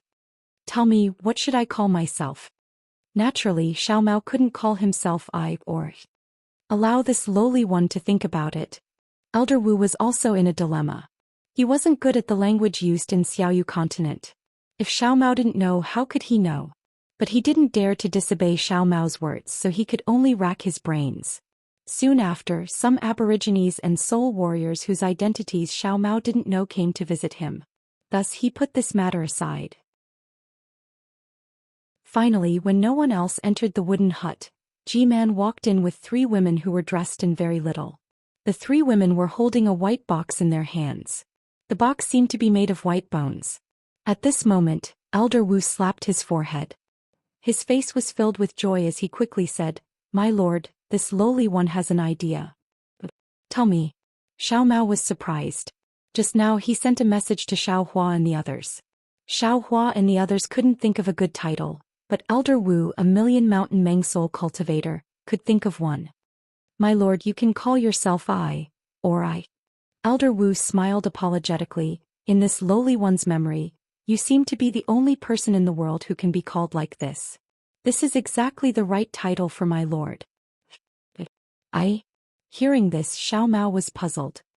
He asked curiously, How come I've never heard of this title?" My lord, this is an ancient legend. This lowly one has seen it in the shaman scroll or shaman canon in the village, so I can't be wrong. My lord, please call yourself." Elder Wu was very excited that he could find an answer for Xiao Mao. "Alright. I'll listen to you." Xiao Mao laughed. "Greetings, my lord." While they were talking, G-Man walked up with a smile on his face. He waved his hand and the three girls walked to the bonfire in front of Xiao Mao. They kneeled on the ground and raised the bone box high above their heads, saying, "My lord, when you first arrived in Meng Mountains, you came to my Bai-In village. This lowly one and Elder Wu are overjoyed. Although my Bai-In village is one of the 360 villages belonging to the descendants of the great god Shi Bai of Meng Mountains, and we don't have any rare items in our village, it's our honor to have my lord here. These 3 shaman items were obtained by my Bai-In village in the early years. They should have been offered to Shi Bai-In village to my lord. But Shi Bai-In village has always. Therefore when my lord came here today, this lowly one wants to offer these items to my lord. Please accept them." This. Xiao Mao was a little hesitant. G-Man's words were vague and he didn't reveal the key point. How could Xiao Mao accept it? "My lord." Seeing this, Elder Wu quickly said in a low voice, "It's been a long time since a descendant of the great god Shi Bai appeared. Now that my lord has returned to Meng Mountains, it's our great fortune. It's also my Meng Mountains' great fortune. By offering these items to my lord, my Bai-In village is showing my lord our sincerity. My Bai-In village will not submit to anyone who isn't a descendant of the great god Shi Bai-In village. Please have mercy, my lord." Hiss. Elder Wu didn't say much, but he revealed a lot of information. Xiao Mao sucked in a breath of cold air and thought to himself, looking at this situation, this Elder Wu must have some inside information. He's offering these items to show his loyalty. How can I not accept them? Sure enough, Xiao Hua's voice came into his ears. "Damn it, you still don't want the items that are delivered to your doorstep. I know what you're trying to do. How can I not accept them?" Xiao Mao nodded. He raised his hand and took the 3 bone boxes. When G-Man heard Xiao Mao call himself he didn't understand at first. Then he was overjoyed and bowed down again. "This lowly one congratulates my lord. I hope that my lord can take control of Shi Bai-In village soon." When the group of soul warriors saw G-Man bowing down, although they didn't know what G-Man was talking about, they didn't dare to neglect him. They walked out from behind the bonfire and bowed down, saying something that Xiao Hua couldn't understand. When Xiao Mao heard what G-Man said, he felt a little unhappy, as if he was being forced to do something beyond his ability. But what could he say at this moment? He raised his hand and murmured a few words, asking everyone to stand up. Standing at the side, Xiao Hua smiled. Initially he thought that these millions of natives of Meng Mountains were not very civilized, and even the brains of soul cultivators might not be useful. But judging from Elder Wu and G-Man's actions and words, how could they be any worse than the cultivators of Taoist sect? With just a few words they had shown their loyalty to Xiao Mao, the descendant of the great god of Shi Bai, and even praised Xiao Mao to a new height. They had even placed the responsibility of taking control of Shi Bai-In village on his shoulders when Xiao Mao wasn't on guard. If Xiao Mao really took control of Shi Bai-In village, what benefits would Elder Wu and G-Man get? Even if Xiao Mao couldn't take control of Shi Bai-In village, what would they lose? What about the 3 white bone boxes? They were meant to be given to Shi Bai-In village. Even Xiao Hua understood, so how could Jiuxia not understand? Jiuxia's eyes were curved from smiling. "My lord, please have a seat." G-Man stood up. Without waiting for Xiao Mao to speak, he respectfully asked Xiao Mao to sit down. He smiled and said, "My lord, this is your first time in Meng Mountains. This lowly one has prepared the delicacies of my Bai-In village. I hope that my lord, and my lord's old friends can enjoy them.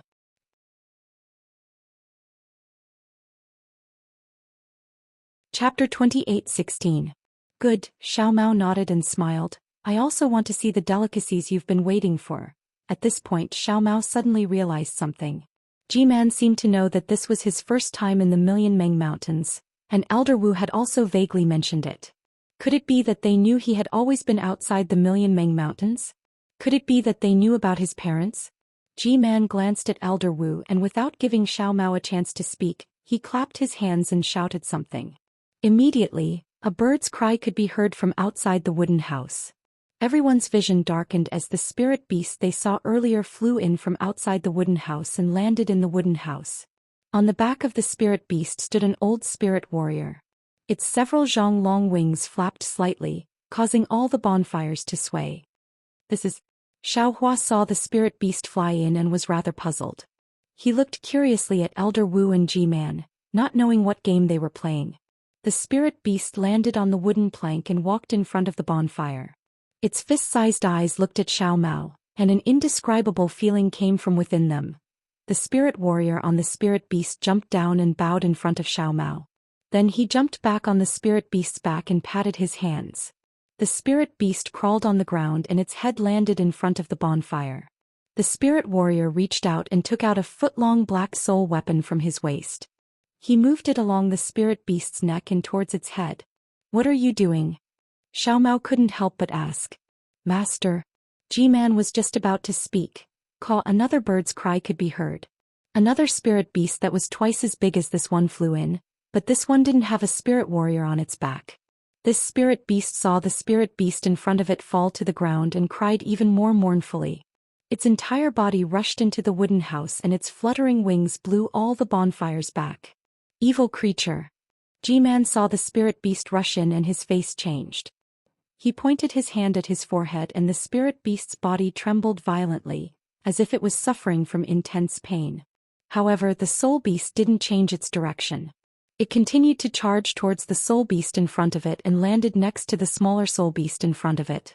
Its head, which was larger than the soul beast in front of it, was also in front of the bonfire. The small soul beast let out a small cry and tilted its head to the side to bump against the large soul beast's head. Tears began to flow from its eyes. No matter what's going on? Xiao Mao said anxiously. My lord.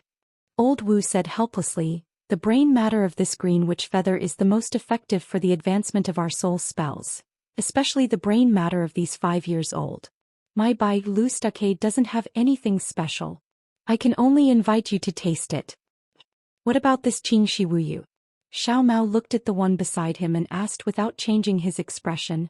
This little blue witch feather is the child of that big blue witch feather.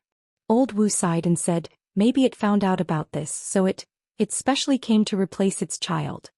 Even soul beasts have such affection for their children and are willing to sacrifice their lives for it. Why can't we eat it raw? Xiao Mao said coldly, even if I obtain a soul spell because of this, how can I be at ease? My lord is merciful. This lowly one is truly inferior. Old Wu's forehead was covered in sweat as he hurriedly knelt down. Listen to my orders. Xiao Mao looked at the two soul beasts in such a miserable state and waved his hand. From today onwards, we Bai's descendants are not allowed to eat the green witch feather's brain matter raw. No one dares to disobey my lord's orders. Ji-man was overjoyed and hurriedly shouted. Following that he began to mumble to the crowd again and the crowd began to shout loudly. Sigh Xiao Mao, you're sinking deeper and deeper. Xiao Hua sighed as if he could see Xiao Mao walking step by step onto the high platform arranged by Ji-man and Old Wu. Xiao Hua understood, so how could Xiao Mao not think more? However, Xiao Mao also did not understand whether the matter of the green witch feather just now was arranged by Ji-man. However, looking at the gratitude and affection in the two green witch feathers' eyes, Xiao Mao's heart did not hurt. He understood that even if he knew the inside story he would definitely stop this matter. My lord, Ji-man said very apologetically, just now the green witch feather was indeed this lowly one's thoughtlessness. Please punish me, my lord. No need, I'm not a careful person. Xiao Mao waved his hand. I know your intentions, but I hope that the following delicacies will not only be mine alone. Since it's a banquet we should all eat it. Instead of enjoying it alone, it's better to enjoy it together. G-Man clearly did not understand what instead of enjoying it alone, it's better to enjoy it together meant. However, she still smiled and said, "My lord has wronged this lowly one. The meat of the green witch feather was originally given to my lord's old acquaintance and us lowly ones to use." Xiao Mao nodded. Then G-Man ordered the spirit warriors to deliver more delicacies. This time, as Xiao Mao said, a small cauldron about a foot long and half a foot tall was presented in front of everyone. The small cauldron had a lid on it so no one could see what was inside. Moreover, there was some residual heat on the small cauldron and a sweet fragrance was emitted from the small cauldron. This sweet fragrance was extremely strange. When smelling it, it seemed to enter the depths of one's soul. An extremely comfortable feeling was born from the bottom of everyone's heart. The feeling of floating, the impulse to dance and dance involuntarily arose. Others did not know, but Xiaohua raised his eyebrows. This fragrance was somewhat familiar. It was actually somewhat similar to the fragrance of the twilight moon. However, the fragrance of the twilight moon was extremely faint and very long. This fragrance was somewhat thick and fishy, and even made Xiaohua feel that it was somewhat domineering. "Looks like this old witch feather really took out something good." Xiaohua smiled. However, before he could lift the lid in front of him, he heard Fairy Hongxia, who was not far away, let out a cry of surprise. Xiaohua turned his head and saw that Fairy Hongxia had already lifted the lid of the cauldron. One of her hands was holding the lid, while the other hand was covering her mouth. Her eyes were also looking at Xiaohua, and those eyes were filled with disgust and surprise. Immediately, Xiaohua became very curious about the item in the cauldron. Oh no, could it be that this cauldron? Xiaohua's hand touched the lid of the cauldron, and he felt the warmth of the cauldron lid. A bad feeling arose in his heart. These millions of natives of Meng Mountain can eat raw human flesh, and just now that G-Man even offered up his soul beast, Huff. When Xiaohua lifted the lid of the cauldron, a gust of hot air rushed into the air, and a thick fragrance gathered without dissipating. It actually formed a light mist that seemed to have the shape of a human. However, when Xiaohua saw the item in the cauldron, a strange feeling arose in his heart. Suddenly, many goosebumps appeared on his body, but his heart was still at ease. Fortunately, after all, it's not a native's baby. Inside the small cauldron, there were beetles that he saw on the mountain path.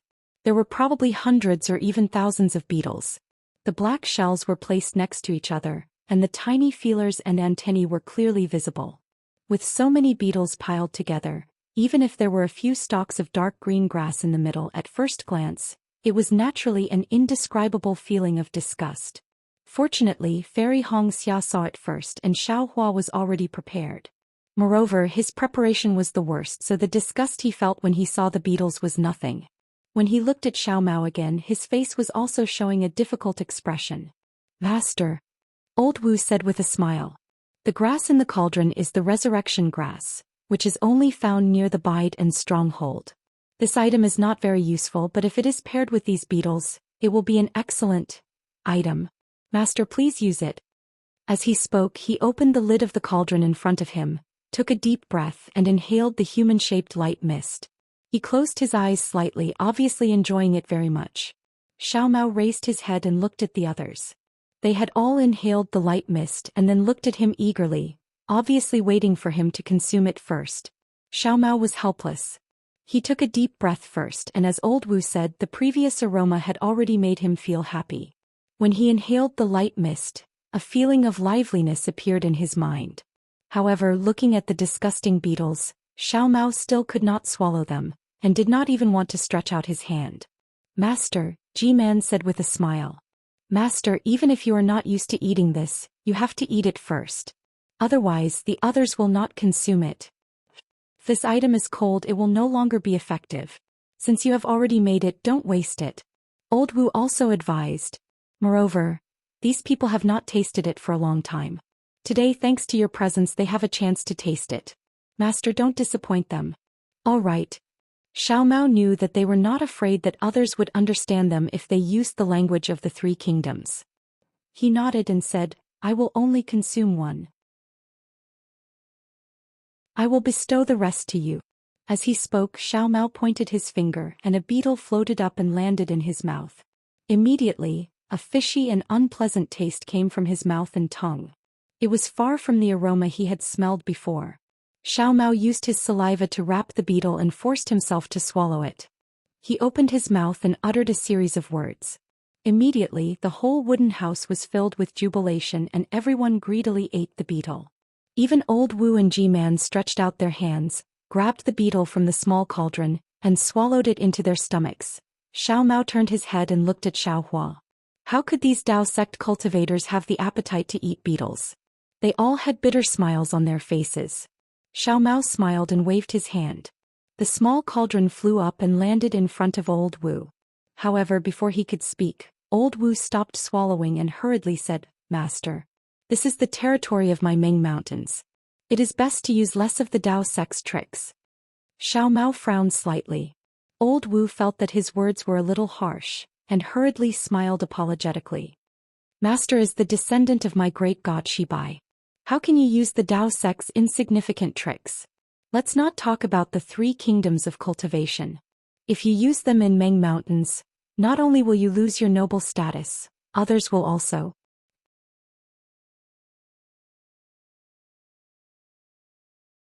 Chapter 28:17. Hehe, so you know I know the Dao sect's spells. Hearing Elder Wu's words, Xiao Mao snickered in his heart. However, before Elder Wu could finish speaking, a faint buzzing sound came from afar, and it was extremely fast. In a moment it grew from small to loud, and in the end it actually felt like it covered the sky and covered the earth. When Xiao Hua heard it, he had already released his Buddhist sense.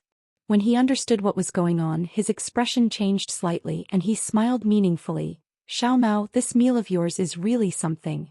It's really interesting. Just now, that soul beast hasn't even eaten yet, and its mother has already found it. Now these beetles haven't even eaten yet, and their parents and aunts have already found it." Of course, just outside the stronghold, the beetles that filled the sky swarmed over from all directions, as if covering the sky and covering the sun. They were even more ferocious than what Xiao Hua and the others had seen before.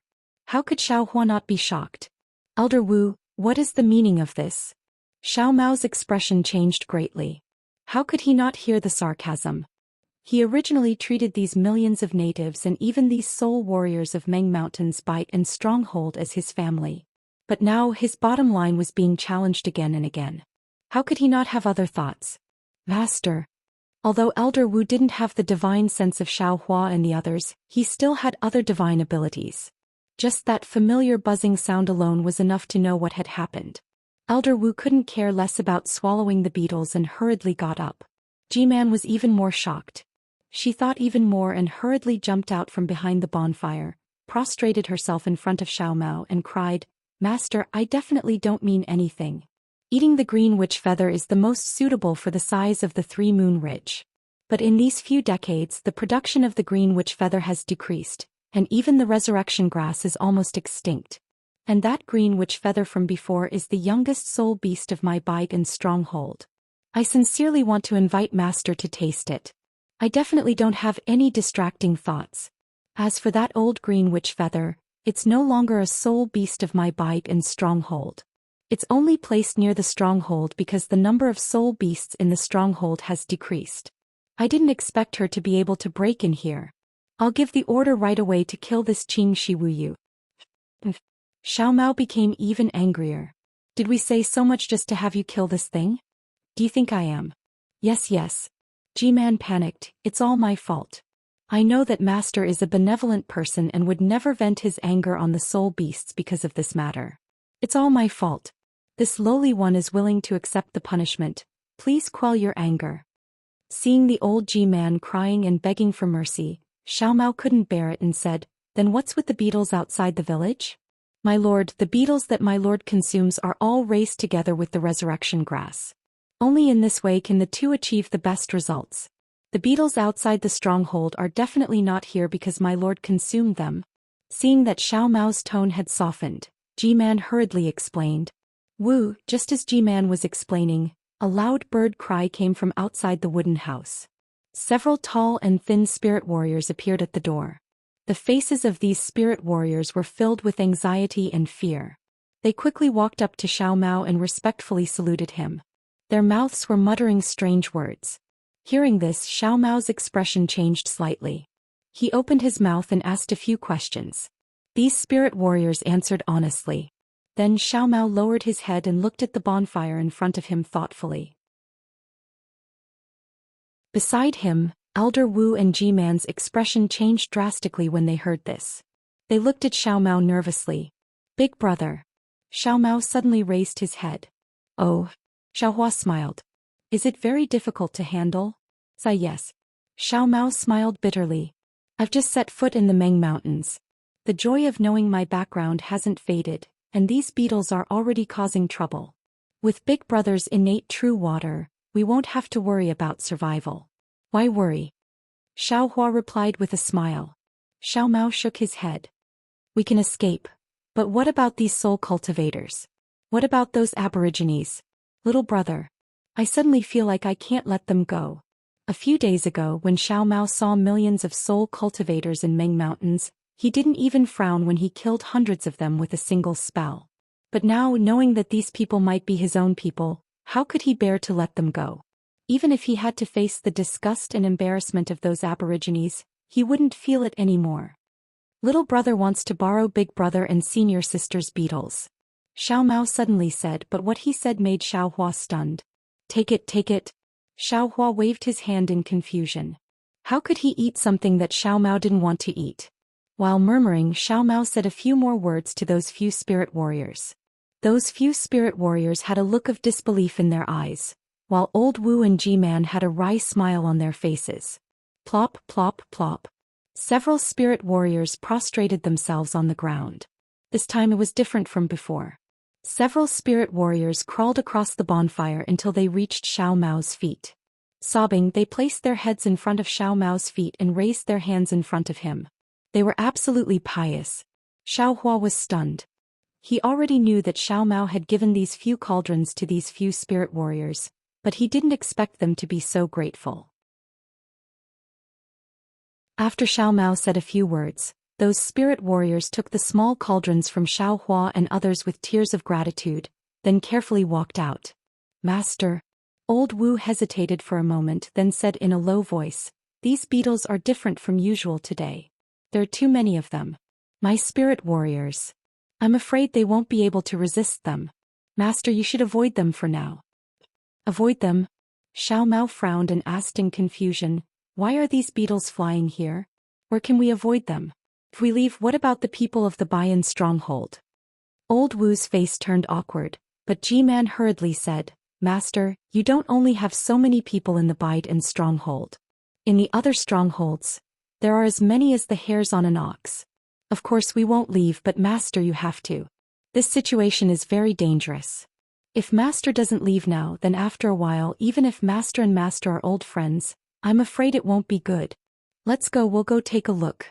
Xiao Mao ignored Ji-man's anxiety and stepped over the bonfire. Old Wu and Ji-man were helpless, but at the same time, there was a strange look in their eyes. The 100 or so spirit warriors in the wooden hut also knew the reason for this. Their faces were filled with fear, as if these little beetles were extremely powerful. Seeing Xiao Mao stand up and leave, everyone followed behind old Wu and Ji-man. As soon as they left the wooden hut, they saw the layers of beetles covering the entire sky above their heads. They were slowly pressing down on the entire Bayan stronghold. Old Wu, Ji-man and the others all gasped, and their expressions changed again. Earlier in the wooden hut, they heard the spirit warriors report and knew the situation was urgent. But when they saw so many beetles, they knew the situation was far more serious than they thought. With the beetles covering such a large area, where could they escape to? If they escaped, what would the natives of the Bayan stronghold do? Right now in the sky, other than the beetles, there were hundreds of soul beasts cruising in the sky. This should be the Bayan stronghold's defense. However, before these beetles could even get close, the continuous waves of energy that surged like waves covered the entire Bayan stronghold. These waves were like silk, as if they wanted to entangle all the natives and soul warriors in the Bayan stronghold. My goodness, Xiao Hua said in a low voice, did this Bailu stronghold's elder Wu eat too many beetles? These beetles are here to avenge their fellow sufferers. Old Wu, what is going on? Hearing Xiaohua's question, Xiao Mao whispered, "These beetles are commonly seen in Meng Mountains. They don't usually attack people. Why is there such a large formation today?" "Master, you don't know." Old Wu hesitated and whispered, "Master, what you know is all in the past. These beetles usually don't attack people, but in these dozens of years they have changed a little. They often attack people in the stronghold. And every once in a while they will attack the stronghold in large numbers. But they have never attacked on such a large scale." "I'm asking for the reason." Xiao Mao asked directly when he saw that Old Wu was being vague again. "Well," Old Wu looked at Xiao Hua and the others and smiled bitterly, "Master, please grant me the reason for this. After this is over, I will report it to you alone." "All right." Xiao Mao thought for a while and said, "Go and command them quickly. Don't worry about us." "Yes." Old Wu looked at Ji-Man. Both of them waved their hands and gave a few orders. 2 birds landed. Both of them stepped on one bird and soared into the sky. "Big brother." Xiao Mao looked around and saw that there was no one around and whispered, "How much innate true water do you have left? How many spirit warriors can you protect?" "Lass, of course I have a lot of innate true water." Xiao Hua sighed, "But there are more than 100,000 spirit warriors and natives in this bite and stronghold. Big brother can't protect them all. You should think about how to disperse these beetles." "Miss Juxia." Xiao Mao knew that Xiao Hua's innate true water could only treat the symptoms but not the root cause, so he turned around and said, "I don't know what you want, but if you can disperse these beetles, even if it's something I can't do, Old Wu and Ji-Man of Bite and Stronghold will agree." Jiuxia's expression didn't change. Hearing Xiao Mao's question, she said indifferently, "I want to disperse them, but do you think I have the ability? If I had the ability, why would I ask for your help?" "Jiuxia." Xiao Mao begged again, "At least, you know the weakness of these beetles better than us, right?"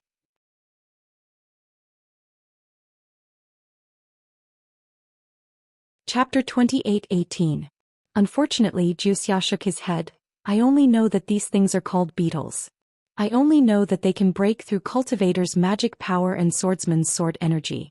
This is the first time I've seen them, so how would I know their weakness?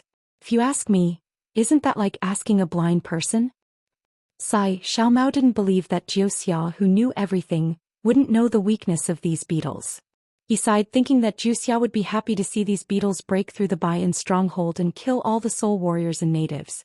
In the face of so many beetles, the Bai-In stronghold's soul warriors and soul beasts were too few. Hundreds of soul beasts split up and only blocked a portion of the stronghold where Xiao Mao and the others were. They didn't have time to worry about the rest of the mountain. Bzzz bzzz bzzz. In the midst of the beetles, a chanting sound could be heard. At first this sound was very weak and almost inaudible, but after a while it became louder and louder. At the origin of this sound, a faint green color could be seen. The entire Bite and stronghold seemed to be shrouded in this green color. Xiao Hua's eyes narrowed. He could clearly see that the 100 or so soul warriors that had been standing behind them had now run to the plaza in front of the wooden house. There were many soul warriors, and many soul beasts that couldn't fly had already gathered there. They seemed to be in different formations as they began to dance and make strange noises from their mouths. This sound was similar to what Xiao Mao said before, but it was completely different. Following this chanting and dancing, strands of dark green light could be seen coming out from between the eyebrows of the soul warriors and natives. They gradually converged and shot into the sky. Hearing this, Xiao Hua was shocked. Aren't these the syllables of the Green Seal script? When Xiao Hua was traveling in Meng, he met Yun Tingyu of the Misty Cloud School. Yun Tingyu actually knew how to pronounce the Green Seal script. Xiao Hua also learned this secret technique and even knew how to summon clouds and summon rain. Unfortunately, Xiao Hua had seen Yun Tingyu use a few of the Green Seal script and immediately overdraft his body's essence. How could he do something so harmful to himself? Therefore, he had been searching for a secret technique to use his soul strands to release the Green Seal text. But now they heard that the soul warrior of the Bai-In stronghold could actually recite the seemingly right but actually wrong syllables of the Green Seal script. Moreover, it seemed that not only the soul warrior but also all the natives of the Bai-In stronghold could understand it. How could they not be astonished? Layers of dark green light soared into the sky, gradually converging and covering the entire mountain peak. However, how could the beetle's fluctuation be easy to deal with? Before the dark green brilliance could be born, it was disturbed by the ripples. When it was born tenaciously and gathered together, the ripples continued to wreak havoc in the sky above the stronghold, constantly destroying the brilliance. However, the natives and soul warriors of the Bai and stronghold were obviously well trained. They were far superior to those unintelligent beetles. Gradually they began to gain the ability to resist. Of course, under the suppression of the ripples, the dark green brilliance could not reach high enough. It could only stop at a low altitude. In the midst of the stalemate facing the seemingly endless number of beetles, Elder Wu finally launched his attack. Elder Wu waved his hand and took out a foot-long white bone staff from his chest. At the top of the bone staff, there was a human skull the size of a fist. It revealed an indescribable terror. The soul beast under Elder Wu's feet let out a long cry and soared into the sky.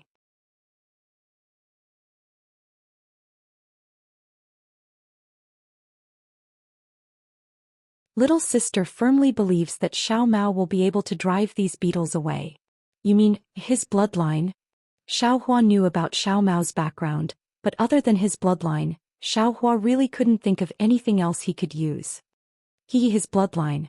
I'm afraid it's the main culprit that attracted these beetles. Jiuxia chuckled. If it's used to drive the beetles away, it's possible. But he can't use the power of his bloodline, so how can he drive the beetles away? Then you still think he can? Xiaohua asked, puzzled. This brother-in-law doesn't understand. Jiuxia pursed her lips and smiled. Little sister can naturally sense that he can do it. Oh, so that's how it is. Xiaohua nodded slightly.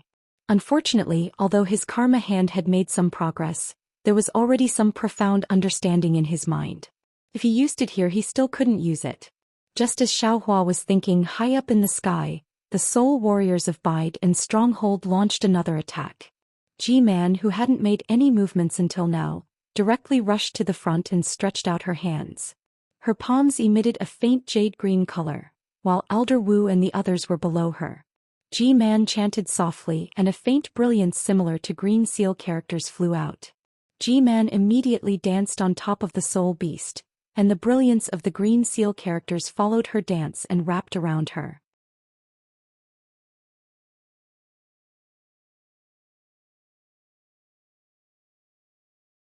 Master, it's better to hide first.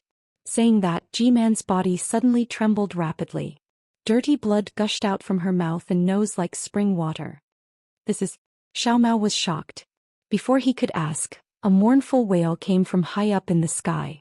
Xiao Mao and Xiao Hua hurriedly raised their heads and saw that the soul beast covered in beetles was silent after a cry. Its wings also stopped flapping and its body fell from the sky. The most frightening thing was that when the dead soul beast landed near Xiao Hua and the others, the flesh on the soul beast's corpse had already been greatly reduced. In many places white bones could be seen. When the corpse landed on the ground with Xiao Hua and the others' gazes, the corpse had already completely turned into white bones. Where the corpse landed, there were already soul beasts and soul warriors waiting. Wherever the green light went, the beetles were destroyed one by one. Some of the natives nearby were unavoidably injured by the beetles. Sighed Master. Elder Wu said softly, you saw it too. There are too many beetles, it's definitely not something that we can handle. Master's strength is still weak, it's best to avoid them. Elder Wu Xiao Mao was still somewhat lucky. He asked, do these beetles have any weaknesses? Could it be that there's no way to restrain them? Moreover, these beetles grew in the vicinity of the Bai Lu stockade. Could it be that they can't be killed before they become beetles? All right, Master knows. Elder Wu knew that Xiao Mao was unwilling to give up. Looking at the unconscious Ji-Man, he smiled bitterly. These beetles naturally have weaknesses. If Master's soul technique is perfected and can use the power of a great god, these beetles won't be a problem. But if Master's soul technique is not perfected, nothing can stop these beetles. Then Elder Wu looked up at the dense swarm of beetles and said, these beetles are herbivores. After midnight they become grass and only at noon the next day will they become beetles. When they become grass, they aren't scary and are often our food. Even when they become beetles, they will only move out on a sunny day. Occasionally they will attack the Wu village in groups. They aren't much of a threat. We only need to hold on until midnight and everything will disappear. But now, because of the drought, these beetles have become withered branches after turning into grass. When they turn into beetles again, they are much more powerful. Of course, just as my lord has seen, these beetles can also bear fruit, and these fruits are our food. We can't kill them all. Previously, the beetles have attacked Bailu village countless times, but under G-Man's attack they all scattered. They even retreated in defeat before they could use this move. Who knows why there are so many of them today and why their attacks are so fierce. Now it seems that we can't hold on until midnight. These beetles will turn into grass. So master, please avoid them. When midnight comes, everything will disappear and our Bailu village will still be the same as before. Xiao Mao knew what Elder Wu said was true, but he also understood that the natives of Bailu village wouldn't be able to hold on until midnight. They would all become the beetles' food. What he said earlier. What's the reason why the beetles attacked Bailu village? Xiao Mao thought for a moment and asked. This. Elder Wu hesitated again. He looked at Xiao Hua and said, this can't be told to outsiders. Please understand, master. This is my big brother. My life is all thanks to him. Xiao Mao said angrily, it's fine if others can't tell, but there's no privacy in front of my big brother. Elder Wu was still hesitating, but Xiao Hua waved his hand and said, Elder Wu, it's fine if you don't say it. But Elder Wu, there's something that I don't understand. Please enlighten me. Please tell me. Seeing that Xiao Hua didn't press him, Elder Wu's face relaxed. He looked at the approaching beetles and said hurriedly. Elder Wu, why do these beetles only attack Bailu village on a sunny day? Don't they come out on a cloudy day? Xiao Hua asked curiously. Oh, that's right. Elder Wu said hurriedly, these beetles are bisexual. They are most afraid of rain and humidity. If it's a cloudy day, even if they turn into beetles, they are still weak. Why would they come out? Needless to say, you are master's old acquaintance. Please prioritize master's safety. Please advise master to avoid them. There's no need to avoid them. Xiao Hua laughed and said, I'll help you drive away the beetles. But before that, you have to answer my next question. Please tell me. Elder Wu almost couldn't believe it. These beetles that covered the sky, even he couldn't do anything. What could this Dao sect cultivator do? Big brother, can you really do it? Xiao Mao was also ecstatic. Xiao Hua ignored Xiao Mao and stared at G-Man. What was G-Man chanting in the sky just now? How did she manage to chant it? Oh, this. Elder Wu thought Xiao Hua was going to ask something. He heaved a sigh of relief and said, this is the witchcraft incantation used by the descendants of the 12 great gods of Meng Mountain. Almost all of G-Man can chant it. It doesn't need anything special. You should want to chant it too. But as far as I know, only the people of Meng Mountain and only a few women can chant it. Dao sect cultivators definitely can't chant it. What the people below are chanting is different from this. Xiao Hua was very disappointed. He pointed down and said, yes, they are also chanting witchcraft incantations. But it's a kind of incantation that relies on instinct. It's different from what G-Man used. Your Excellency should just give up on this idea. Previously, many cultivators and swordsmen had sneaked into my bite and stronghold. Although my bite and stronghold didn't set up any defenses against them, it's impossible for them to practice soul arts. Elder Wu seemed to understand Xiao Hua's thoughts and directly told him, I'm afraid so. Xiao Hua understood that this was related to bloodline. He wasn't the descendant of the 12 great gods, so of course he couldn't chant their witchcraft incantations. If you have any tricks, please use them. Elder Wu reminded, if it doesn't work, my lord still has a chance to dodge. Good. Then I'll let you see your lord's tricks. Xiao Hua pulled Xiao Mao and flew up into the sky. He secretly gave him some things and said a few words to him through voice transmission.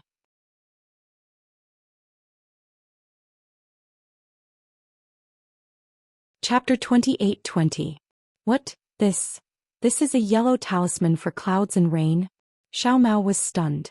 There's such a boring yellow talisman in this world. Hurry up and activate the yellow talisman. This is the thing that will save your people today. Xiao Hua was too lazy to explain to him. This yellow talisman and its refining method were also obtained from Misty Cloud's sect's Yun Tingyu. He had used a lot of yellow talismans and refined a lot of them. Who knew that he would be able to use them again? Yes. Xiao Mao knew that this was an opportunity that Xiao Hua was giving him. The mana in his body surged and he threw out the cloud and rain talisman. Let your big brother cheer you on. Xiao Hua laughed softly and opened his hands. Suddenly there was a roar in the sky. Layers of thick clouds surged through the beetles and flashes of lightning appeared. In a moment the entire sky was covered. Kachacha, a flash of lightning fell and immediately shot down the beetles within a few feet. What was strange was that after the beetles fell a few feet, they actually floated up again as if they were not afraid of the lightning. Yes, these beetles have the nature of grass. How can grass be afraid of lightning? Xiao Hua was enlightened. However, taking advantage of the gap when the beetles were shot down, Xiao Mao obediently threw the cloud and rain talisman outside the beetle swarm. Wu, the yellow talisman flashed and countless water-type spiritual energy gathered, forming a hurricane. Whoosh, a flash of water could be seen and a large amount of rain fell from the sky, right on the beetle swarm. Wherever the rain fell, the beetles dodged and all the beetles that were hit by the rain turned green, as if their weight had increased dramatically. They could no longer fly in the air and slowly fell down. Big brother, how can this yellow talisman be so magical? Xiao Mao was really shocked when he saw the power of the yellow talisman. Nonsense, this is personally made by Big Brother. How can it be bad? Xiao Hua waved his hand again and several jade talismans were thrown out. Rumble. There was a loud rumble. Although the talismans smashed open many gaps in the beetle swarm, there were very few beetles that were actually ignited by the fire. There's always something to conquer something. Who would have thought that? The rain is the bane of beetles. Xiao Hua understood and didn't use any other methods. A large amount of heavenly lightning struck down, creating a gap. He and Xiao Mao flew above the beetle tide. Xiao Mao laughed loudly and smashed down one after another. The water-type spiritual energy of heaven and earth condensed into water, and it really looked like rain. It was also because of Xiao Hua's thoughtfulness that day. In order to solve the drought in the country of Xi and the country of Meng, he refined a lot of yellow talismans. Moreover, the power of these yellow talismans was really great. Xiao Mao flew in the air, one yellow talisman after another. It took him no less than an hour to use up all the cloud-traveling and rain-summoning talismans refined by Xiao Hua. An hour was enough for Xiao Mao to fly through most of the areas covered by the beetle tide. The rainwater produced by the yellow talismans was enough to disperse most of the beetles. Seeing that dusk was approaching and the sky was covered by dark clouds, the remaining beetles stopped attacking and dispersed. This disaster that was enough to wipe out the natives and soul warriors of the bird nest stronghold was actually so easily resolved by Xiao Hua, no, by Xiao Mao. While before Xiao Mao could land, countless loud cheers came from the ground. The natives and soul warriors who were chanting witchcraft incantations all knelt down on the ground and saluted Xiao Mao with great sincerity. Xiao Mao glanced at Xiao Hua and Xiao Hua nodded slightly. Xiao Hua quietly landed and Xiao Mao stood in the air. Gigi Wu Wu. Xiao Mao spoke again with great enthusiasm, causing cheers to come from all over the mountain. The entire bird nest stronghold was in an uproar in an instant. When Xiao Mao landed, none of the natives of the bird nest stronghold were willing to leave. It was unknown where they got the torches and bonfires, but they actually danced happily on the spot. Master, as soon as Xiao Mao landed, Elder Wu and G-Man came to greet him. Elder Wu in particular had an unprecedented joy in his eyes. G-Man, with the help of two female soul warriors, forced herself to bow. Don't be so courteous. Xiao Mao waved his hand and said, you did your best to protect the bird nest stronghold just now, so you should rest more. Too bad. This is the first time I returned to Meng Mountains, so I don't have anything to reward you with. Xiao Mao, I forgot. Didn't you leave a jade box with me that day? I think it's best if you give that to G-Man. Xiao Hua's heart skipped a beat and he slapped his forehead, pretending to be enlightened. He took out a jade box from his bosom and handed it to Xiao Mao. Xiao Mao naturally didn't know what was inside the jade box, but how could he not know what Xiao Hua meant? After receiving it, he handed it to G-Man without even looking at it and said, that's right, this is something I obtained in my early years.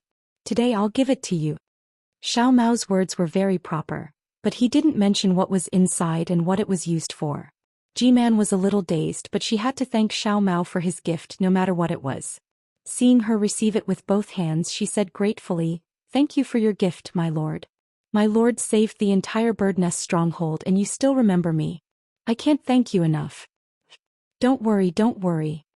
Xiao Mao waved his hand. Today, we were able to escape from the beetle's attack because of everyone's strength. I'm just standing on everyone's shoulders. Then Xiao Mao frowned slightly, looked at Elder Wu and said, today's matter can only be temporary. If we can't find the reason for the beetle's attack in the future, bird nest stronghold will still be in trouble. Xiao Mao naturally wanted to ask Elder Wu about the specific reason for the beetle's attack, but Xiao Hua was a little depressed. It was rare for him to be so generous and give something out, but who knew that although the other party was respectful, they didn't even look at it. How could he not be anxious? This. Elder Wu looked at Xiao Hua helplessly, then looked at Li Zongbao and the others in the distance, and smiled apologetically. Right now I'm going to discuss with my lord. However, this is a secret of Meng Mountain and we can't let outsiders know. Please. Elder Wu. Xiao Mao's expression changed and he said coldly, outsiders can naturally not know, but I've already said it. This is my big brother and to him, I don't have any secrets. Besides, you've also seen that his divine ability is not to be underestimated. I'm not afraid to tell you that the yellow talisman was made by my big brother, and it has nothing to do with me. Ah? Elder Wu and Ji-Man naturally didn't see Xiao Hua's action of passing the yellow talisman to Xiao Mao. Hearing Xiao Mao's words, they were shocked. After exchanging glances, Elder Wu nodded and said, if that's the case, I'm willing to explain this matter to my lord and the elders. However, the others definitely can't. Elders? Xiao Hua was slightly stunned, but then he smiled bitterly. It seems that other than Xiao Mao's position as the lord, I've also gotten the title of an elder. Good, this elder title is good. Xiao Mao clapped his hands. Big brother is my Wu Stockade's elder. I'll arrange for the rest of the guests to rest. Ji-Man forced a smile and said, I can't accompany my lord anymore. You can go. Xiao Mao looked at Ji-Man and nodded. Then Xiao Hua turned his head and sent a message to Fairy Hong Xia, asking them to rest first. Just as Xiao Hua finished speaking, Ji-Man, who had walked about 10 feet away, exclaimed. Then she hurriedly turned her head, leaving the female spirit warrior who was supporting her, and staggered to Xiao Mao. Without waiting for Xiao Mao to say anything, she threw herself on the ground and cried, my lord, I'm not worthy of the treasure that my lord has bestowed. I beg my lord to take back this item. This item is of great use to my lord. And in her hand was the jade box that had been cracked open. The shock on Xiao Mao's face disappeared in a flash. He glanced at Xiao Hua and Xiao Hua's face changed into a proud smile. Get up, Xiao Mao said in a low voice. This is something that you deserve. Even if this item is of great use to me, but now, you're the hero of Meng Mountain, only you are worthy of this item. My lord, Ji-Man was sobbing. She was so grateful to Xiao Mao's actions that she was in a mess. Unfortunately, Xiao Mao, who had a smile on his face, still didn't know what was inside the jade box. However, he could only be sure that this item was definitely not as precious as Ji-Man said. Perhaps Xiao Hua had a lot of this item in his storage pouch. Elder Wu also seemed to be shocked and advised in a low voice, Ji-Man, since this is a gift from my lord, you should keep it.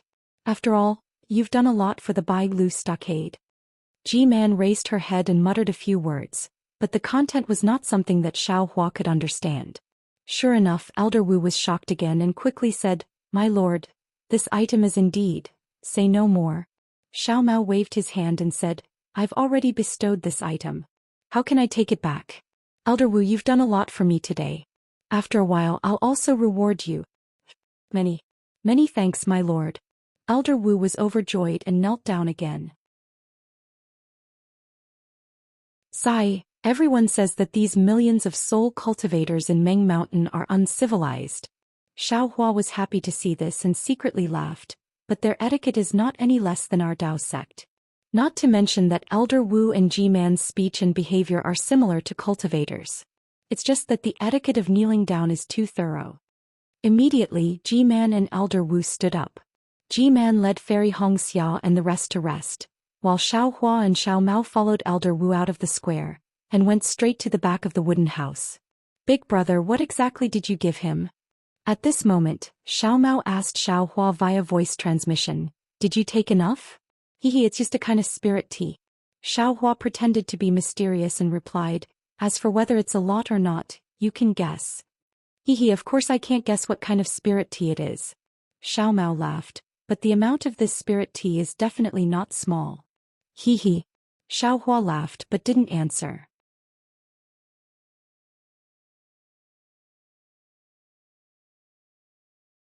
Chapter 28-21. The two followed Elder Wu out of the plaza and passed through the reveling crowd.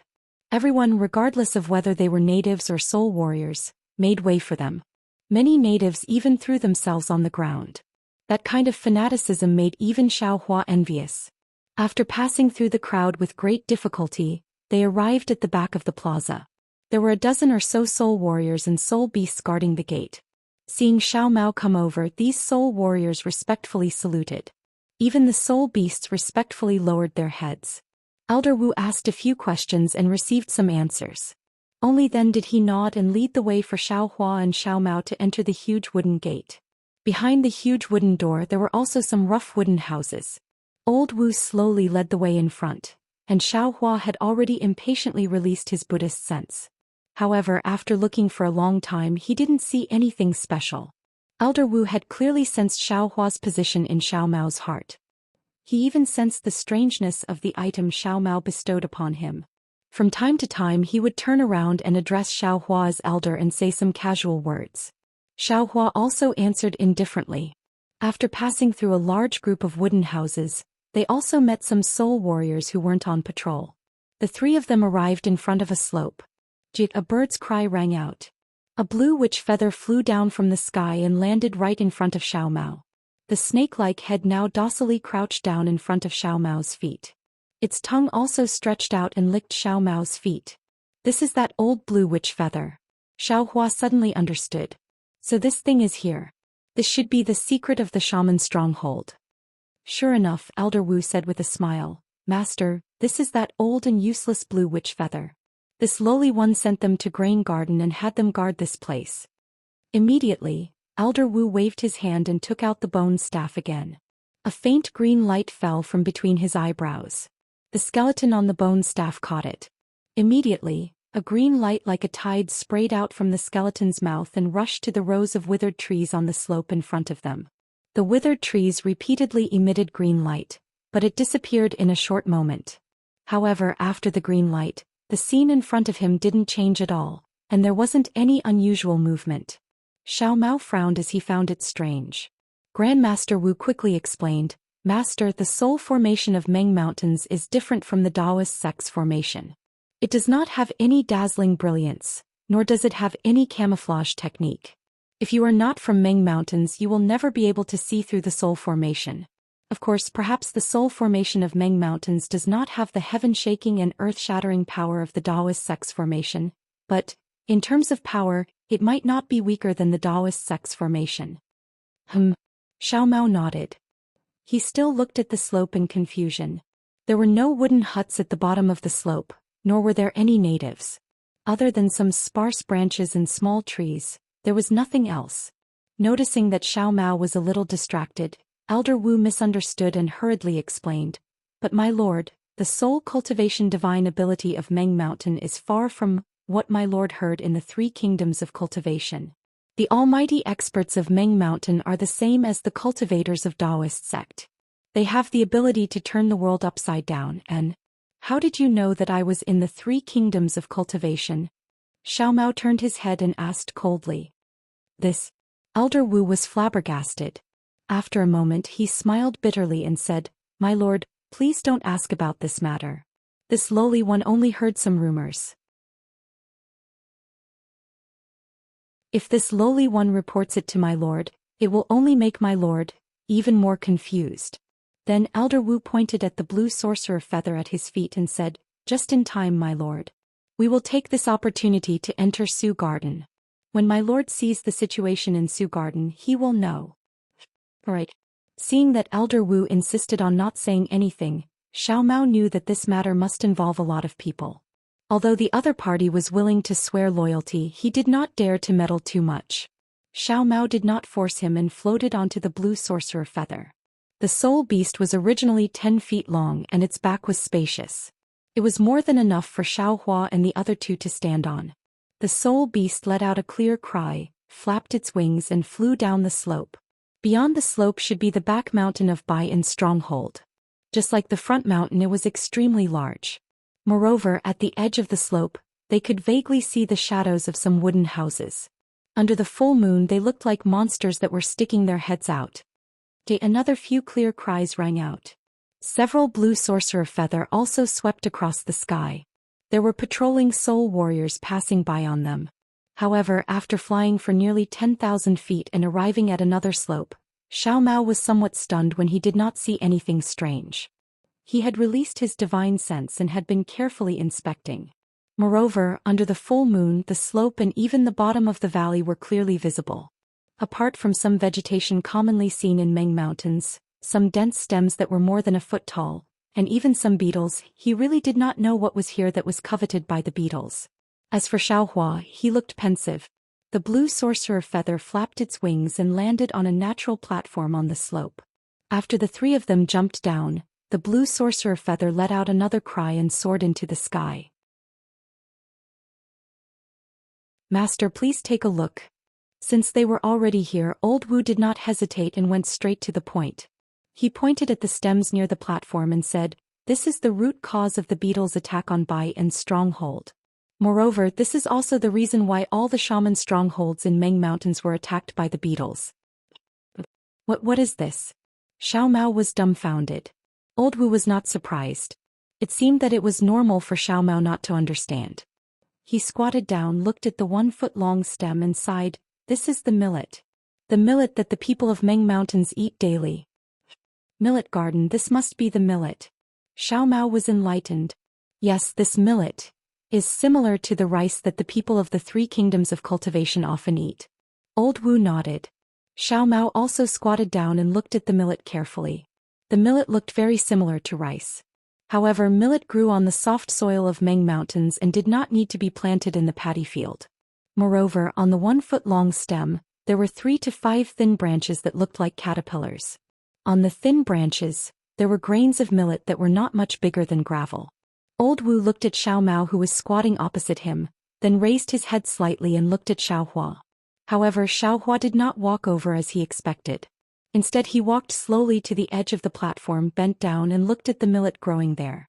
After looking at it, he even walked down the platform and looked to the side.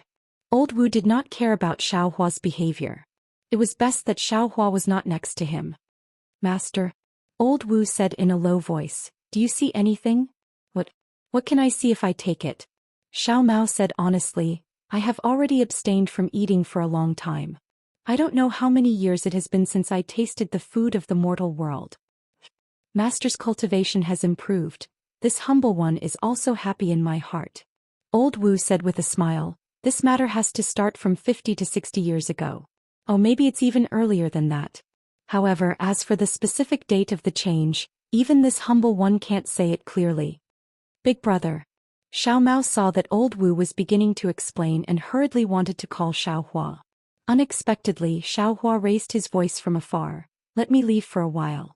I can take a look at the millet here. This thing. I seem to have seen it before." "Okay." Xiao Mao knew that Xiao Hua did not want to make things difficult for him, so he did not say anything. Old Wu continued, "This millet is the food of the people of Meng Mountains. It is because of this millet and our bloodline that we are different from the people outside of Meng Mountains. Therefore, other than the bloodline, this millet is the foundation of Meng Mountains. Of course, this millet only grows in Meng Mountains. Even if someone brought this millet to the outside world to cultivate, they would not succeed." It seems like. At this point, Xiao Mao was somewhat enlightened. "When I was young, Master must have also grown up eating millet when he was young. There is no doubt about this." Old Wu said with a smile, "Only when you grew up and cultivated the magic of the Tao sect did you stop eating millet. Of course, if Master does not eat millet, then you will not be able to use the witchcraft of Meng Mountains." And Xiao Mao nodded slightly. Because of this strange and ordinary appearance of millet, although the people of Meng Mountains rely on it, they have never paid attention to it. 100 years ago this millet grew everywhere in the mountains, so we did not have to worry about it. Also, the beetles and the soul beasts of Meng Mountains all feed on this millet. In fact, the beetles are even more special. When they grow into grass, they often grow together with millet. Their reproduction and growth are also related to millet. However, I don't know when it started, but the weather of Meng Mountains changed. Originally, there was rain for 8 to 10 days, but gradually, it became 7 days, 6 days, and finally, until now, there is no rain for 100 days. Drought. Xiao Mao nodded. This is not the most important thing. Old Wu nodded. The most important thing is that the millet produced by this millet has been decreasing year by year. Until now, it has gradually stopped producing millet. Even the millet itself can no longer survive. Ah? Is that so? Xiao Mao exclaimed. Then what do you all eat? When Old Wu and G-Man from the other strongholds found out about this, they immediately reported it to their respective strongholds. At this point, Old Wu glanced at Xiao Mao. In the end, they reported it to the main stronghold of Shebi. However, Shebi's stronghold has always been a little chaotic, so they did not come up with a solution in time. By the time we came up with a solution, it was already a little too late. As Old Wu spoke, he walked to the valley and said, "That year, after a discussion with G-Man, I personally went to the country of Shi to take a look at their secular people's farming. I even invited over 100 old farmers to help me. All the millets behind this mountain were sown here by those farmers' suggestions before they went extinct outside the stronghold. Fortunately, I humbly listened to those farmers' suggestions and planted millets here. Although it is not enough to ensure the survival of all the people in the stronghold, but, at a critical moment, these millets can still play a certain role."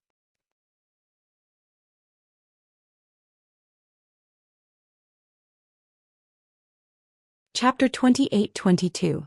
Over the years, other than hunting some wild beasts, the people of the village have also thought of many ways to fill their stomachs.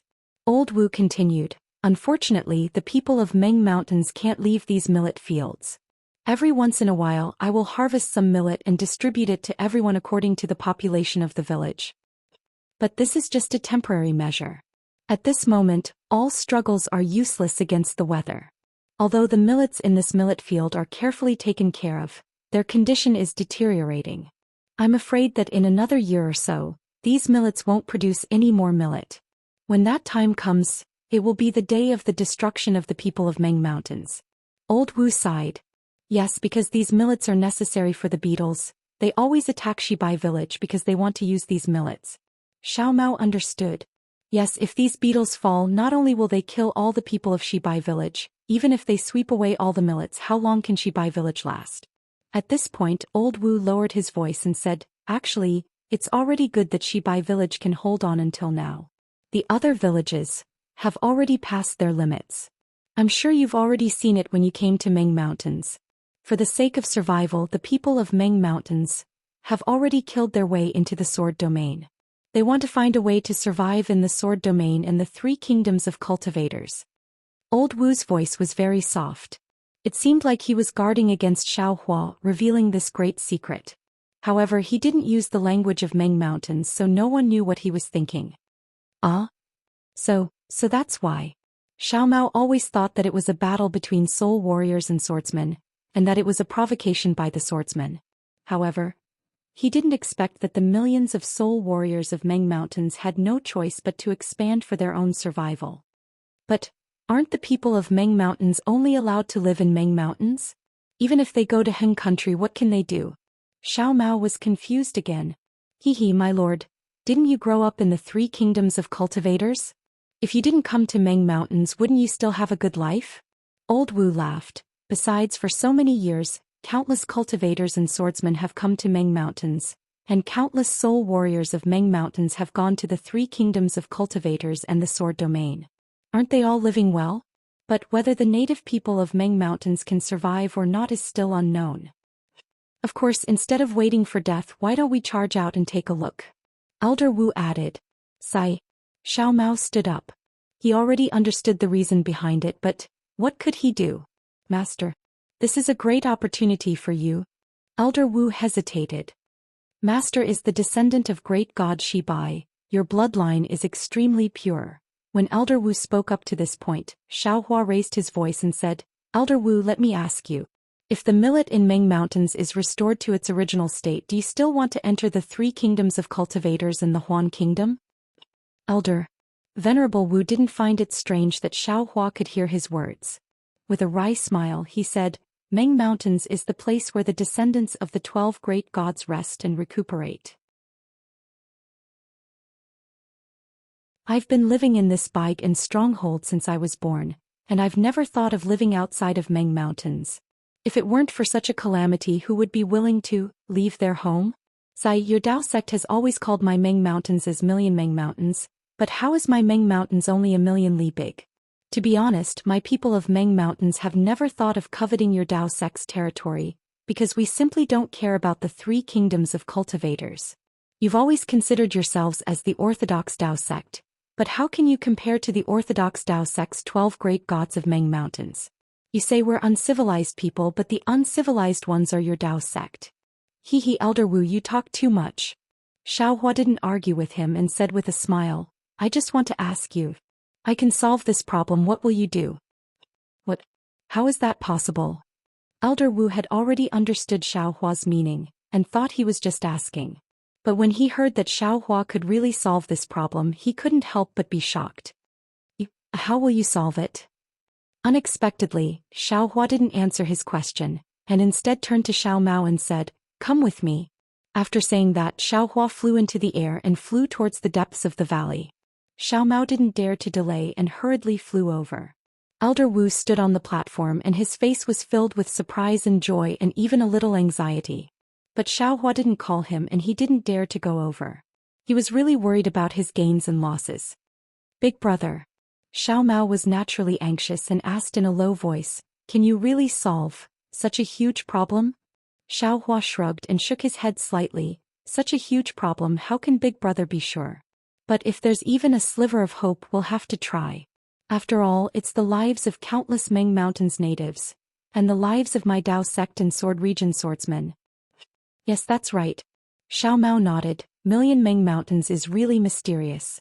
If they come out in full force, my Dao sect won't be their match, and the sword cultivators of Huan country won't be able to either. If they really fight, the land will be filled with whales. In addition, what Elder Wu said is also extremely correct. Since you're born in Million Meng Mountains in the future, I'm afraid you'll be involved in Million Meng Mountains as well. If you can make the first move, that's the best. This merit can definitely help you to do what you want to do. Xiaohua thought for a while and slowly said, According to what Big Brother knows, the changes in the millet and the weather are related to the changes in the natural energy, and it involves the entire Meng Mountains. That's a distance of millions of miles, much larger than the 3 cultivation countries. It's far beyond our imagination. If you can control such a huge place, it'll be much more useful than Xuanyan School. Think about it, is it possible for you to be the sect leader of Xuanyan School? But within Million Meng Mountains with your bloodline and background, it'll be easy for you to get it. Of course, the scope of this matter is too big. You alone can't completely control it. In Big Brother's opinion, it's better to borrow the help of Elder Wu and G-Man of Bite and Stronghold, and even the natives and soul warriors in the Stronghold. Let them, who are your people, work for you first. It won't be too late for you to stand out when there's a clear picture of the development of this matter. To tell you the truth, Big Brother is the same as you. I also have some difficulties that I can't speak of. Right now I can't tell anyone. Xiaohua thought for a while and then said, Unless Big Brother has absolute confidence, you can only endure it. Big Brother, you with your current cultivation level, you can't do it? Xiao Mao was a little surprised. This was the first time he heard Xiaohua talk about his own secret. That's right, that's exactly it. Xiaohua didn't say much, although your opponents, the ones who harmed your parents and expelled them from Million Meng Mountains, may not have a high cultivation level, but for you they're much stronger than Big Brother's opponents. Not only are they hiding in the dark, they also have many subordinates. You're all alone. You're definitely not their match. So, your current plan is to use this opportunity to gather people's hearts and maximize your advantage. Turn all the descendants of great god Shibai into your people. Only then can you have your revenge. But, this is Big Brother's merit. Xiao Mao was a little hesitant. Little brother, hee what's mine is yours. Xiao Hua laughed. How can a generation's merit, cultivation level and spirit stones compare to having a family member like you in this world? If it were you, think about it, even if a spirit stone mine was placed here, and it could be exchanged for your parents' lives, you would definitely not take a second look at it. Xiao Mao's heart was burning and he didn't know what to say. This kind of concern, this kind of giving was indeed more generous than a blood brother. After a while, Xiao Mao nodded firmly. Yes, little brother understands. Little brother will listen to big brother. Good, that's good. Xiao Hua laughed and then looked left and right. Let's go, we'll walk around and see the situation of Su Garden. Yes. Xiao Mao originally thought that Xiao Hua would immediately tell him the method to save Meng Mountains, but who knew that Xiao Hua actually wanted to fly for a while, so he could only nod and agree. Su Garden was actually a part of Bai Lu's stronghold and it was no different from what Xiao Mao and the others saw at the beginning, but this time millet was planted on the mountain, and not those withered branches and thorns. After flying for a while, Xiao Mao's heart was moved and he whispered, Big brother, little brother remembers when G-Man was injured, what did you give her? It actually made her so grateful. It really was some spirit tea. Xiao Hua thought for a while, then took out a storage pouch from his chest and handed it to Xiao Mao. Take this, I reckon you'll have a use for it in the future. Oh, Xiao Mao took it naturally and used his divine sense to check it. There was indeed a lot of spirit tea inside, and each of them was abnormally emerald green. What's the use of this? Why was G-Man so excited? Xiao Mao asked curiously. How would I know this? Xiao Hua waved his hand. That day at a secret auction in Sky Patrol City, someone was selling it, saying that it could be used by soul cultivators, but no one bid and in the end the price was ridiculously cheap. Big brother loves to take advantage of others and he didn't even think about it, so he got a lot of it, but who knew that when he just took out a piece, it actually made her like this. I thought she was interested in that jade box. Oh, if you want to know, you can ask Elder Wu, he definitely knows the origin. You can also tell me while you're at it. Alright, little brother will go over now. Big brother, let's walk for a while more. Xiao Mao smiled. I want to take a closer look. You tell Elder Wu before dawn.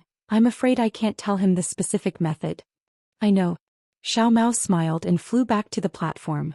Seeing Xiao Mao coming back from afar, Elder Wu hurriedly went over and asked, Master, what did the elder say? Big brother said he can't make a decision before dawn. He needs to think carefully. Xiao Mao said with a smile. However, my big brother has always been very mysterious. Unless he's not confident, he will definitely not say it.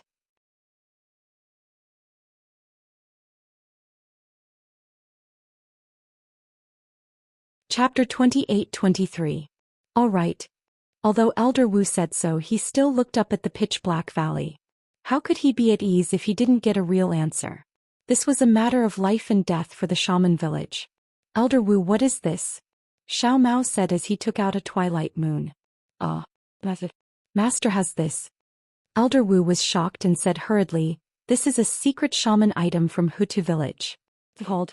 At this point, Elder Wu said a strange word and then explained, in the past, there was a Taoist cultivator who called it the Twilight Moon. It lives up to its name. Twilight Moon. This is a secret item from Hutu village? Xiao Mao was puzzled. Master has obtained this item, but you don't know where it came from? Elder Wu was surprised. G-Man, and I thought you knew. Alright, I'll give this to you. Xiao Mao handed the Twilight Moon to Elder Wu and said, you just need to tell me the secret of the Twilight Moon. No. Elder Wu hurriedly refused. This item is very important for the bloodline awakening of the descendants of the 12 great gods. It's exactly what you need. Giving it to me is a waste. Are you not going to listen to me? Xiao Mao said calmly. Elder Wu hesitated and fell to the ground, crying, Master has treated me with great kindness. I can't repay it even if I die 1,000 times. I swear in the name of great God Shibai that I will be loyal to you from now on. If I have any other thoughts, please let the divine snake bite my heart and die. Then Elder Wu mumbled a few more words. Get up. Xiao Mao smiled. I know that I've returned to Meng Mountains alone and that I'll have to rely on Elder Wu and G-Man for everything in the future. However, I can also swear in the name of great God Shibai that as long as you are loyal to me, I'll give you all the benefits. Master, please don't swear. I can't let you do that. Elder Wu hurriedly stopped him. To be able to serve you is my honor and duty. Master is my master, you don't have to do that. Xiao Mao wouldn't stop. He mumbled a few more words, which made Elder Wu panic and hit his head on the ground. Get up. Xiao Mao helped Elder Wu up. I still need to discuss with you. There's no need to be so polite. Yes, I understand. Elder Wu hastily replied. At this moment he suddenly realized that he seemed to have gone off topic again, so he hastily replied, all right, this lowly one knows.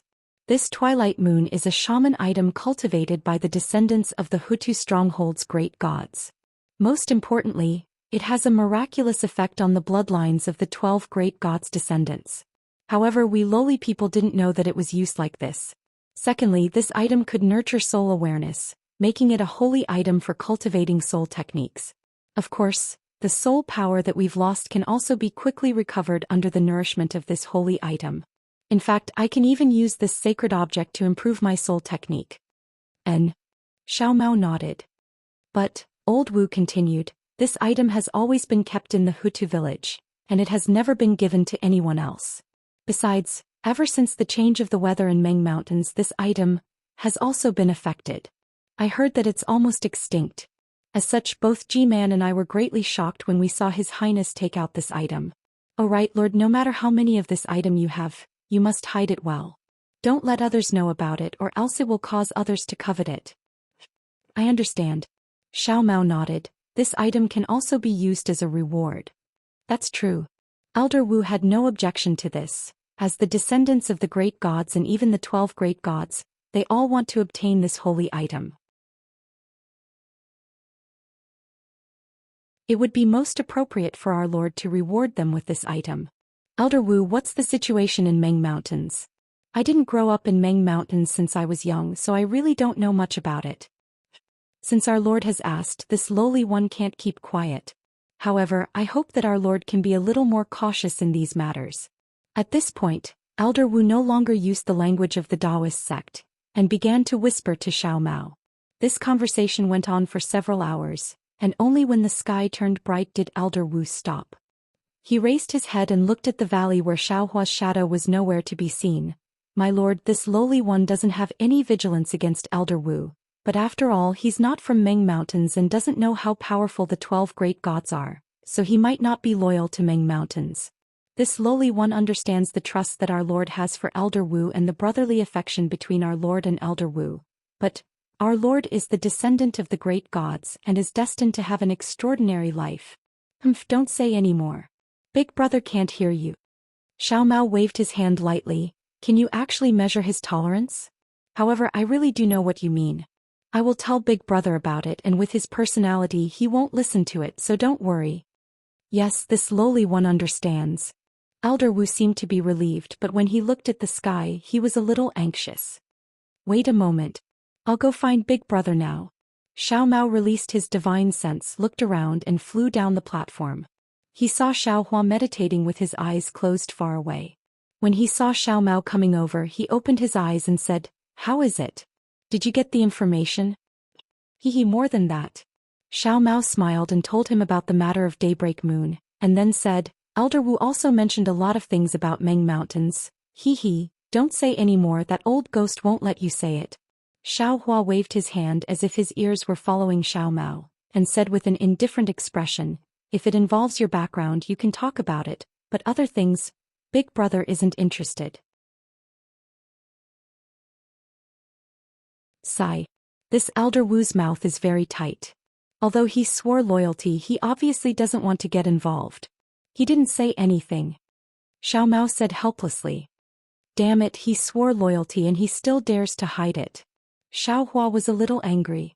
Seems, it's not that simple. Xiao Mao smiled and said, "It must be this little brother's family matter. Elder Wu, as an outsider, it's not good to offend anyone. Isn't this just going with the wind and staying out of it? What is loyalty?" Xiao Hua smiled.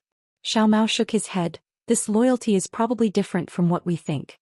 The one they should be loyal to is great god Shibai and not this little brother, right? Forget it, it's your business. Xiao Hua waved his hand. Let's go, it's time to give that old ghost an answer. Big brother, wait. Xiao Mao hurriedly waved his hand, took out 3 bone boxes and handed them to Xiao Hua. Big brother gave this little brother so many good things, and this little brother just happens to have 3 treasures that Ji Manjin gave this little brother. This little brother has no use for them, so I might as well give them to you. These are treasures that were given to Shibai village. They are definitely extraordinary. Xiao Hua blinked his eyes. Hee, this little brother will get more of these treasures in the future. Xiao Mao smiled. Moreover, Big Brother came to Meng Mountain. How can you go back empty-handed? Instead of waiting for Big Brother to have more treasures in the future, you should take advantage of the time when Big Brother has nothing to give. Don't you think so? Good. Xiao Hua did not hold back, took the bone boxes and sent them into his space without even looking at them. He smiled and said, "You are also some emperor, so there will be more things to show filial piety to you in the future. Big Brother has no one to show filial piety to, so it's a waste not to take your things." Others show filial piety to little brother, so little brother will show filial piety to Big Brother. Isn't it the same as others showing filial piety to Big Brother? Xiao Mao smiled. Stop flattering me. Xiao Hua smiled. Do you think Big Brother doesn't know that you are still thinking about your people? Big Brother is wise. Xiao Mao did not deny it. Then the two flew towards the platform. Over there, Elder Wu had been anxiously waiting for a long time. Seeing the smile on Xiao Mao's face, not the slightest bit embarrassed, far from what he was worried about, Elder Wu could not help but feel relieved. He hurriedly went up to greet him and actually used the etiquette of the 3 kingdoms to salute. "Master, does Elder have a countermeasure? Elder, how should we cast the spell?" Unexpectedly, Xiao Mao's words shocked Elder Wu. "Of course I do, but I haven't asked yet." His words were brimming with trust. "Elder." Old Wu looked at Xiao Hua. He was really impatient, as if he didn't feel that calling Xiao Hua elder was so demanding. "It's actually very simple," Xiao Hua said with a smile. "This Xiao naturally cannot change the astronomical phenomenon of the Million Meng Mountains. I believe that in the entire Xiaoyu continent, there is absolutely no one who can change it." Hearing this, Elder Wu could not help but refute. "Elder, you are wrong. Although you cannot change it now, but if Master can control the bloodline power of great god Shibai, it might not be impossible." Seeing that Elder Wu actually interrupted him to clarify the name of great god Shibai's bloodline, Xiao Hua could not help but smile and asked with interest, "Why is that?" Actually, Elder Wu regretted his words as soon as he spoke. Now that he heard Xiao Hua's question, he knew that if he did not answer, Xiao Hua would not continue to speak, so he could only explain, "Great god Shibai is a great god who can control the weather. If Master can control the bloodline power, he can definitely affect the astronomical phenomenon." "Oh? Is that so? Then what about the other 11 great gods? What do they control?" Xiao Hua said with a smile. Immediately, Elder Wu understood that Xiao Hua was dissatisfied that he did not let Xiao Mao tell him about the secrets of Meng Mountains. Left with no other choice, Venerable Wu forced a smile and said, "Elder, this is the foundation of Meng Mountains. It's not a secret. If Elder likes it, please tell us in detail. Elder, please tell us how to help our Bibe and stronghold survive this calamity." Big Brother, you should tell us." Xiao Mao also laughed. "Elder Wu, you are wrong. Not only your Bibe and stronghold but the entire Meng Mountains." Xiao Hua smiled. This is all thanks to Xiao Mao. At this moment, although Elder Wu was shocked, he kept his mouth shut, determined not to say a single word. Since we can't affect the astronomical phenomenon, then we can only change the grain. But Elder Wu could not help but say 2 words, and then he closed his mouth again. "Yes, that's right. Elder Wu must have tried your best, but to no avail. Look at this grain garden. It is also Elder Wu's years of hard work." Xiao Hua smiled, waved his hand and said, "Last night I took a look around the grain garden. Elder Wu's merit is not to be ignored." Elder Wu still did not say a word. Seeing Elder Wu being obedient, Xiao Hua said again, "Actually, I observed the grain garden for an entire night. Not only did I want to see how the grain garden looked like, the most important thing was I wanted to know if this grain garden is the same as the grain garden that I obtained in the Kuai-He Sea." Kuai-He Sea? Hearing Xiao Hua point at the Kuai-He Sea that was miles away from millions of Meng Mountains, Elder Wu and Xiao Mao were stunned. "How is that possible?" Elder Wu could not help but shout, How can the Kuai He Si have the grain garden that Meng Mountains use? He Elder Wu, how would you know if you don't try? Xiaohua smiled. Besides, I obtained a lot of grain garden seeds there. I'm afraid it's enough for millions of Meng Mountains to use. As he said that, Xiaohua touched his chest and took out a small storage pouch. He handed it to Xiao Mao and said, "Big brother, take out this little bit first and see if it works. If it works, it won't be too late to take out the rest." "Alright, thank you, big brother." Although Xiao Mao had some doubts in his heart, he was very confident in Xiaohua. Just as he was about to take it, he heard Xiaohua raise his head and sneer. "Is it? Jiuxia? How long have you been hiding here? Is there something you don't dare to see?"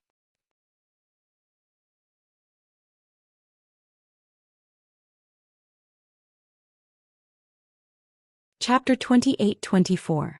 Suddenly, in the sky far away from Su Garden, following Xiaohua's voice, a ripple of light flickered. Jiuxia's face was filled with astonishment and disbelief as he appeared. He still called out, "You are Taoist Master Xiao? How is this possible? How is this possible?" A strange expression flashed across Xiaohua's face. He understood that he did not discover Jiuxia's whereabouts early on. When he took out the storage bag, Jiuxia must have discovered the truth that he was Taoist Xiao. She must have revealed her aura in her astonishment and was discovered by him. However, he did not know that as a high-level disciple of a large Dao sect, how could Jiuxia know Taoist Xiao's name? This was really strange. What Taoist Xiao? How come I don't know? Xiaohua laughed. But with such beautiful scenery, why did little sister Jiuxia come here instead of accompanying your sister and taking a walk in the countryside? Brother-in-law. After the astonishment flashed across Jiuxia's face, she seemed to have understood something and regained her calmness. She smiled and said, "Do you know what is the most beautiful thing in this world?" "Spirit stones." Xiaohua said without hesitation. Brother-in-law is really a miser." Jiuxia said angrily, "Actually, in little sister's opinion, the most beautiful thing in this world is a confusing secret. All the secrets are hidden behind countless false appearances. Finding the truth from these fragmented clues is the most beautiful thing." "Don't." Xiaohua slapped his forehead and said, "These are too profound. I can't even find the direction, so why bother with these? It's better for me to guard my spirit stones." Immediately, Xiaohua's expression changed again and he said indifferently, "Jiuxia, I know you are not an ordinary person. Why did you come all the way from the Three Kingdoms to find Xiao Mao? At this time you followed behind him and came here.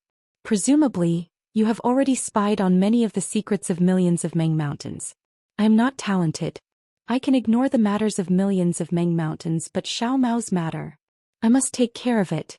Little sister Jiuxia, please explain the matter clearly." "Actually, Miss Jiuxia, these days, we have been getting along very well." Xiao Mao hesitated for a moment, then sighed and said, "If I can help, I will definitely help. You being so mysterious is really not good for our relationship." Jiuxia laughed. She was like the sparkling dew at dawn, extremely beautiful. Even people like Elder Wu fell into a daze. I originally asked Xiaohua for help, but later I realized that I was wrong. I should have asked Xiao Mao for help, but today I realized that I was still wrong. I should ask Taoist Master Xiao for help. Jiuxia laughed and said, "But since I've already discovered Taoist Master Zhao's whereabouts, and I've also discovered it, I don't need to ask for Taoist Master Zhao's help at all." Jiuxia laughed loudly and flew into the air. She bowed and said, "Brother-in-law, I've asked for your help and you've already helped me. Little sister is extremely grateful to you. But I still have other matters to attend to, so I won't be bidding farewell to you. Fate has brought us together. Let's meet again in the future." As she spoke, Jiuxia's figure transformed into a rainbow and shot out of Su Garden. "You want to leave?" Xiaohua sneered. "Even if you want to leave, you still have to explain the reason clearly." As he spoke, Xiaohua's body trembled with the sound of thunder. His figure flashed and he chased after Jiuxia. "Damn it, what's going on?" Xiao Mao looked at the two people disappearing at an extremely fast speed and was somewhat baffled. Although Jiuxia's figure flew extremely fast, Xiaohua was not slow either.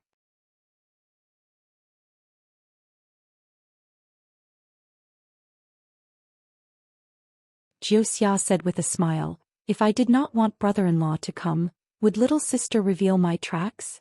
Forget it, even if you deliberately let me come. Xiaohua waved his hand and said, You have called me brother-in-law for so many days. You should at least let me know the origin of this little sister of yours. Let's not talk about little sister's origin first. Jiuxia was still smiling happily as if there was no more worry in her heart. She said, Little sister will first ask brother-in-law, have little sister and brother-in-law ever threatened big sister or brother-in-law in these few years? Xiaohua pondered for a moment, then nodded and said, Your cultivation is deep, and your divine abilities are unfathomable, far above me. If you have any disloyalty towards us, we will not have any power to fight back. Moreover, you really did not do anything to us. Excellent. Jiuxia clapped her hands. If brother-in-law says so, little sister's heart will be at ease. Actually, little sister also feels that it is strange. Little sister has never met a cultivator like brother-in-law, who does not seem to be on guard against anyone. Even towards a stranger like little sister, you treat her with sincerity. Fine. Don't flatter me. Xiaohua waved his hand.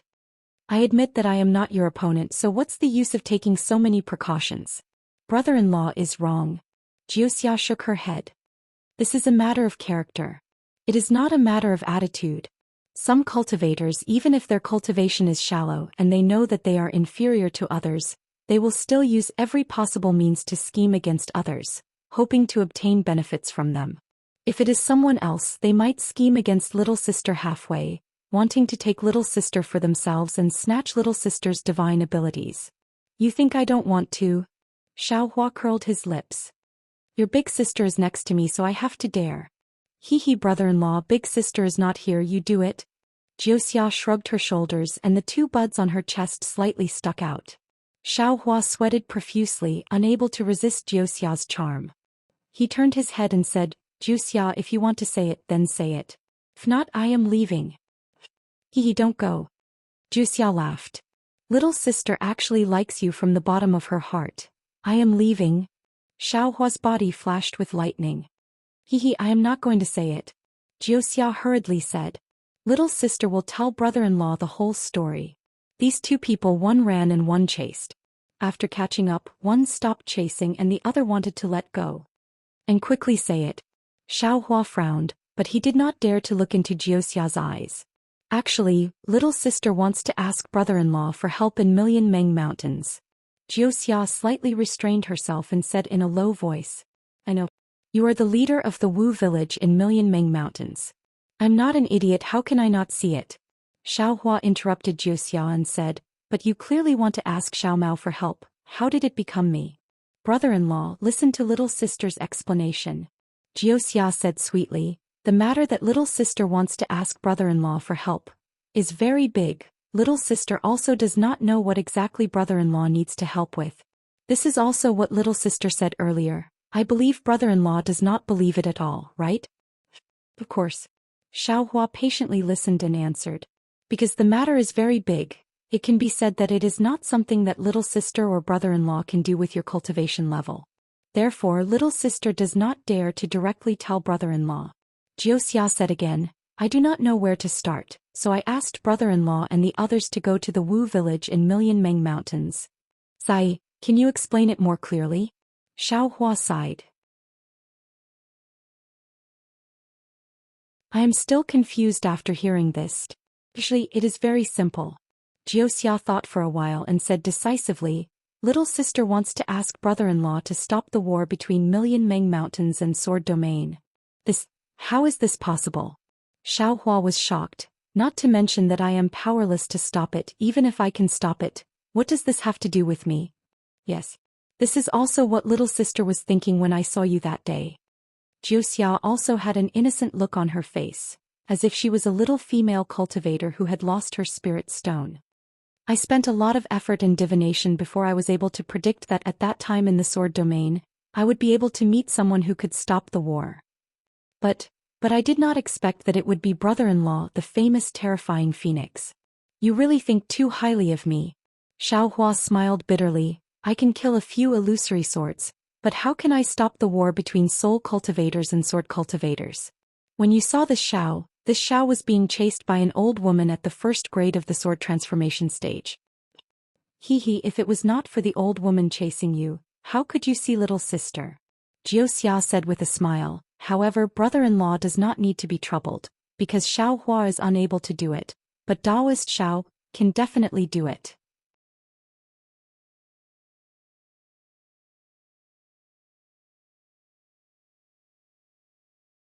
Chapter 28-25. Oh. Xiao Hua suddenly understood and nodded. You're right. The million soul cultivators of Meng Mountain attacked Huan Country with the purpose of leaving Meng Mountain and going to Huan Country, Lian Country, Meng Country, and Shi Country to find a way out for the soul cultivators. If the spirit seed I obtained by chance was effective, their crisis could be solved smoothly, and they wouldn't have to invade Huan Country again. This war between soul cultivators and sword cultivators wouldn't have to happen again. That's right, brother-in-law. If that's the case, wouldn't you be able to solve the matter I asked of you? Jiuxia looked at Xiao Hua meaningfully and said, could you watch the millions of God's children starve to death in Meng Mountain? Could you watch the sword cultivators and cultivators get killed by the soul cultivators one by one? Blessed. I'm afraid I wouldn't. Xiao Hua sighed and said, but even if I didn't meet you, I'm afraid I would still do the same. You don't have to thank me. Brother-in-law, if I didn't go, would you be able to reach Sword Edge Mountain in time? Would you be able to save my sister? If she didn't recover, would you be able to go to Meng Mountain? Jiuxia said with a smile. Everything happened because I asked brother-in-law for your help. That's why brother-in-law could go to Meng Mountain and help me. I'm very clear about this. Yes, that's true. Xiao Hua already had some understanding of the hand of karma. Hearing Jiuxia's words, many profound understandings suddenly became clear and he said indifferently. Seeing Xiao Hua's indifference, Jiuxia's eyes flashed with astonishment. She rolled her eyes and said, but after thinking for a long time, I could only guess the result. I never thought it would be such a way to solve it. I also didn't expect brother-in-law to be Taoist Xiao. That's just a title the secular people of the three countries gave me. Seeing Jiuxia mention Taoist Xiao so early, Xiao Hua didn't hide it anymore. Other people might not know the weight of the three words Taoist Xiao. After hesitating for a moment, Jiuxia pursed her lips and said, but because of the matter of Meng Mountain, I tried my best to send many people to Xiaoyu continent to look for people. As for the matter of Meng Mountain, I personally went there. But little sister is only Jiuxia. If it weren't for Taoist Xiao, he wouldn't have been able to find the spirit seed in Kuei Si, and he wouldn't have been able to solve the disaster in Meng Mountains. However, Taoist Master Xiao dealt with it the moment he made a move. Jiuxia sighs and says, the situation in the Dawn Rain continent has changed greatly. Taoist Xiao is a person favored by the heavenly Tao. It's not that serious. Xiao Hua shrugged his shoulders and didn't really approve of it. This Xiao obtained a large area of strange breed in QC. I didn't expect that it would actually be able to solve the disaster of Dawn Rain continent. Alas, that's right. Why is it spiritual Master Xiao and not Jiuxia? Jiuxia sighed. That's the difference. Although little sister racked her brains to solve this problem, how could it compare to brother-in-law's random opportunity? This was the unfathomable heavenly Tao. This is the most beautiful scenery in the world. Perhaps. Xiao Hua naturally couldn't point out the strangeness of the situation, so he gave an ambiguous answer. But when he saw the helpless look in Jiuxia's eyes, he chuckled and said, now that things have come to this, perhaps you can explain to me why you want to stop the battle between the soul cultivators and the swordsmen. Could it be that you're not a cultivator from the three kingdoms of cultivation? Yes, I'm not a cultivator from the three kingdoms of cultivation. Jiuxia's eyes were slightly clear as she forced a smile and said, if you insist on saying that I have a background, then I'm from the sword domain. You're actually from the sword domain? But you don't have the slightest sword essence of a swordsman. Xiao Hua frowned. Brother-in-law, you're also a cultivator from the Dao sect. Why do you have sword essence all over your body? Little sister is from the sword domain, so why can't I have sword essence? Jiuxia smiled. Nothing in this world is absolute. Even if you see the truth, that is also the truth that you want to see. It might not necessarily be the real truth. Before the mystery is revealed, all the truth that you see is nothing. Since you're from the sword domain, it's understandable that you want to stop this battle. Xiaohua was somewhat confused, but what about those transformed swords, spirit swords and divine swords? They naturally have their uses. Jiuxia smiled and said, their cultivation is indeed there, but do you think that they can stop this battle? Thinking about the millions of Meng mountains that even the demon generals of the demon realm couldn't pass through, Xiaohua knew that there must be extremely powerful existences inside. Divine swords. In fact, they might not even put this battle in their eyes. Perhaps they only have eyes for swords. Thinking of this, Xiaohua was suddenly shocked. He looked at Jiuxia with an inconceivable gaze and stammered, what about me? Jiuxia smiled. Her smile was like a little girl who was caught doing something bad. Could it be, you're the commander of the battle between the soul warriors and the swordsmen? Xiaohua took a deep breath and said, do I not look like it? Jiuxia puffed out her chest again. That's not right. Xiaohua seemed to have thought of something, and another thought flashed through his mind like thunder. You're not only the commander of the battle between the swordsmen and soul warriors, you are also the commander of the battle between the Dao sword domain.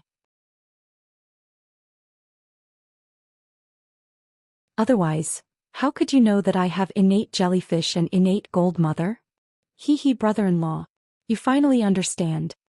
Jiuxia jumped up in midair and said with a smile, you, the Dao sect cultivator who played with that Lu girl until she hovered between life and death, actually only understood now. If Lass Lu finds out about this, she's going to bang her head against the wall. Played? Until she hovered between life and death? Xiaohua smiled bitterly. Is there anyone who speaks like you? Immediately, Xiaohua looked into the distance, took a deep breath and said, my Dao sect cultivators have always felt that Lu Ruochang's plan was inconceivable, but I didn't expect that after Lu Ruochang, there would be someone like you who knows everything. To actually encounter an opponent like you, it would be strange if my Dao sect cultivators could win. That might not be the case. Among your Dao sect cultivators, there are also many who are good at strategizing, so you might not lose this battle. Jiuxia shook her head and said, of course the battle between the gold core cultivators is already over. The result was both beyond my expectations and also within my expectations. As for the result of the battle between the nascent soul cultivators, I'm already powerless to divine, so I don't know what the result is. What do you mean? Xiaohua was somewhat puzzled. In terms of the battle between the gold core cultivators, what was unexpected was that your Dao sect cultivators actually only sent out intermediate gold core cultivators. There wasn't even a late gold core cultivator, and there wasn't even a single disciple who knew how to strategize, so how could they not lose? Jiuxia explained, but if that's really the case, the swordsmen of the sword domain will definitely be able to achieve a great victory, which is different from the sword cultivator's tragic victory that I divined. That day I already told that Lu girl that she should follow the will of the heavens and stop while she's ahead. She just had to have an extreme temper and insisted on killing the cultivators one by one. Who would have thought that a nameless nascent soul cultivator like you would appear and wipe out her painstaking efforts, causing her to fall into a situation where she failed on the verge of success. This war. Xiaohua naturally knew what Jiuxia was talking about and also knew his role in this war. He sighed and turned to look in the direction of Mount Million Meng, saying, the war actually originated from Mount Million Meng. Because the soul warriors wanted to leave Mount Million Meng to find a way out, they invaded Huan country, and Huan country couldn't win against the soul warriors, so they had no choice but to attack the 3 countries of cultivation. However, because they couldn't attract the attention of the nascent soul cultivators of the Dao sect for no reason, they used the matter of Zhang Yuhe and Zhang Yutong as a reason to start the war. The cultivators of the Dao sect thought it was just an ordinary war, so they didn't pay much attention to it. However, as the war went on, they gradually fell into your scheme. In fact, your goal was to occupy Lian country before the soul cultivators invaded Huan country. At the very beginning, you fainted at the cultivation families of Lian country and Shi country. Then you captured the spirit veins, thinking that it was because of the change in the spiritual energy of heaven and earth. Then you occupied the territory of Shi country, making people think that you were from a cultivation family there. Then you retreated in defeat and most of your forces were sent to Lian country. After 10 years of war, you finally took Lian country's territory in your hands. Jiuxia, oh Jiuxia, you really played everyone in the palm of your hand. He he. Most of what brother-in-law said is right. Jiuxia pursed her lips and said, however, the reason why Mount Million Meng invaded Sword Domain at the very beginning wasn't because of the change in the spiritual energy of heaven and earth, but because they were looking for a person. But later, because some of the soul warriors invaded Sword Domain, the soul warriors of the Wu village woke up and started to have designs on Sword Domain. If it was as you said, Sword Domain would have fallen into the hands of the soul warriors long ago. The swordsmen of Sword Domain wouldn't be able to calmly set up so many formations in front of cultivators. Looking for someone? Looking for who? Xiaohua was stunned. They weren't looking for someone in Mount Million Meng, but in Huan country. Who knows? They were looking for someone called Zhang Xiaohua. Jiuxia shrugged her shoulders in an extremely cute manner. At first, the Sword Domain sword masters didn't know. Later they were attacked by the soul warriors and became anxious, so they sent people to Mount Million Meng to inquire. Only then did they understand, brother-in-law? Hearing the name Zhang Xiaohua, Xiaohua's entire body quivered and his mind buzzed. He didn't see Jiuxia's extremely cute shrug at all. When Jiuxia noticed that Xiaohua was in a daze, she hurriedly asked, could it be that brother-in-law knows this Zhang Xiaohua? I don't know her. Xiaohua woke up and shook his head slightly. This name sounds very familiar, but it seems that this Xiao has never known her before. Xiaohua, isn't Xiaohua the same as Xiaohua? Jiuxia pursed her lips and laughed. Unfortunately, even if brother-in-law knows this Zhang Xiaohua, it's too late now. Soul warriors need to survive now, not look for someone. Sai, in this war, do you know how many cultivators and swordsmen died? Xiaohua looked at Jiuxia, throwing the distracting thoughts in his mind to one side and sighed.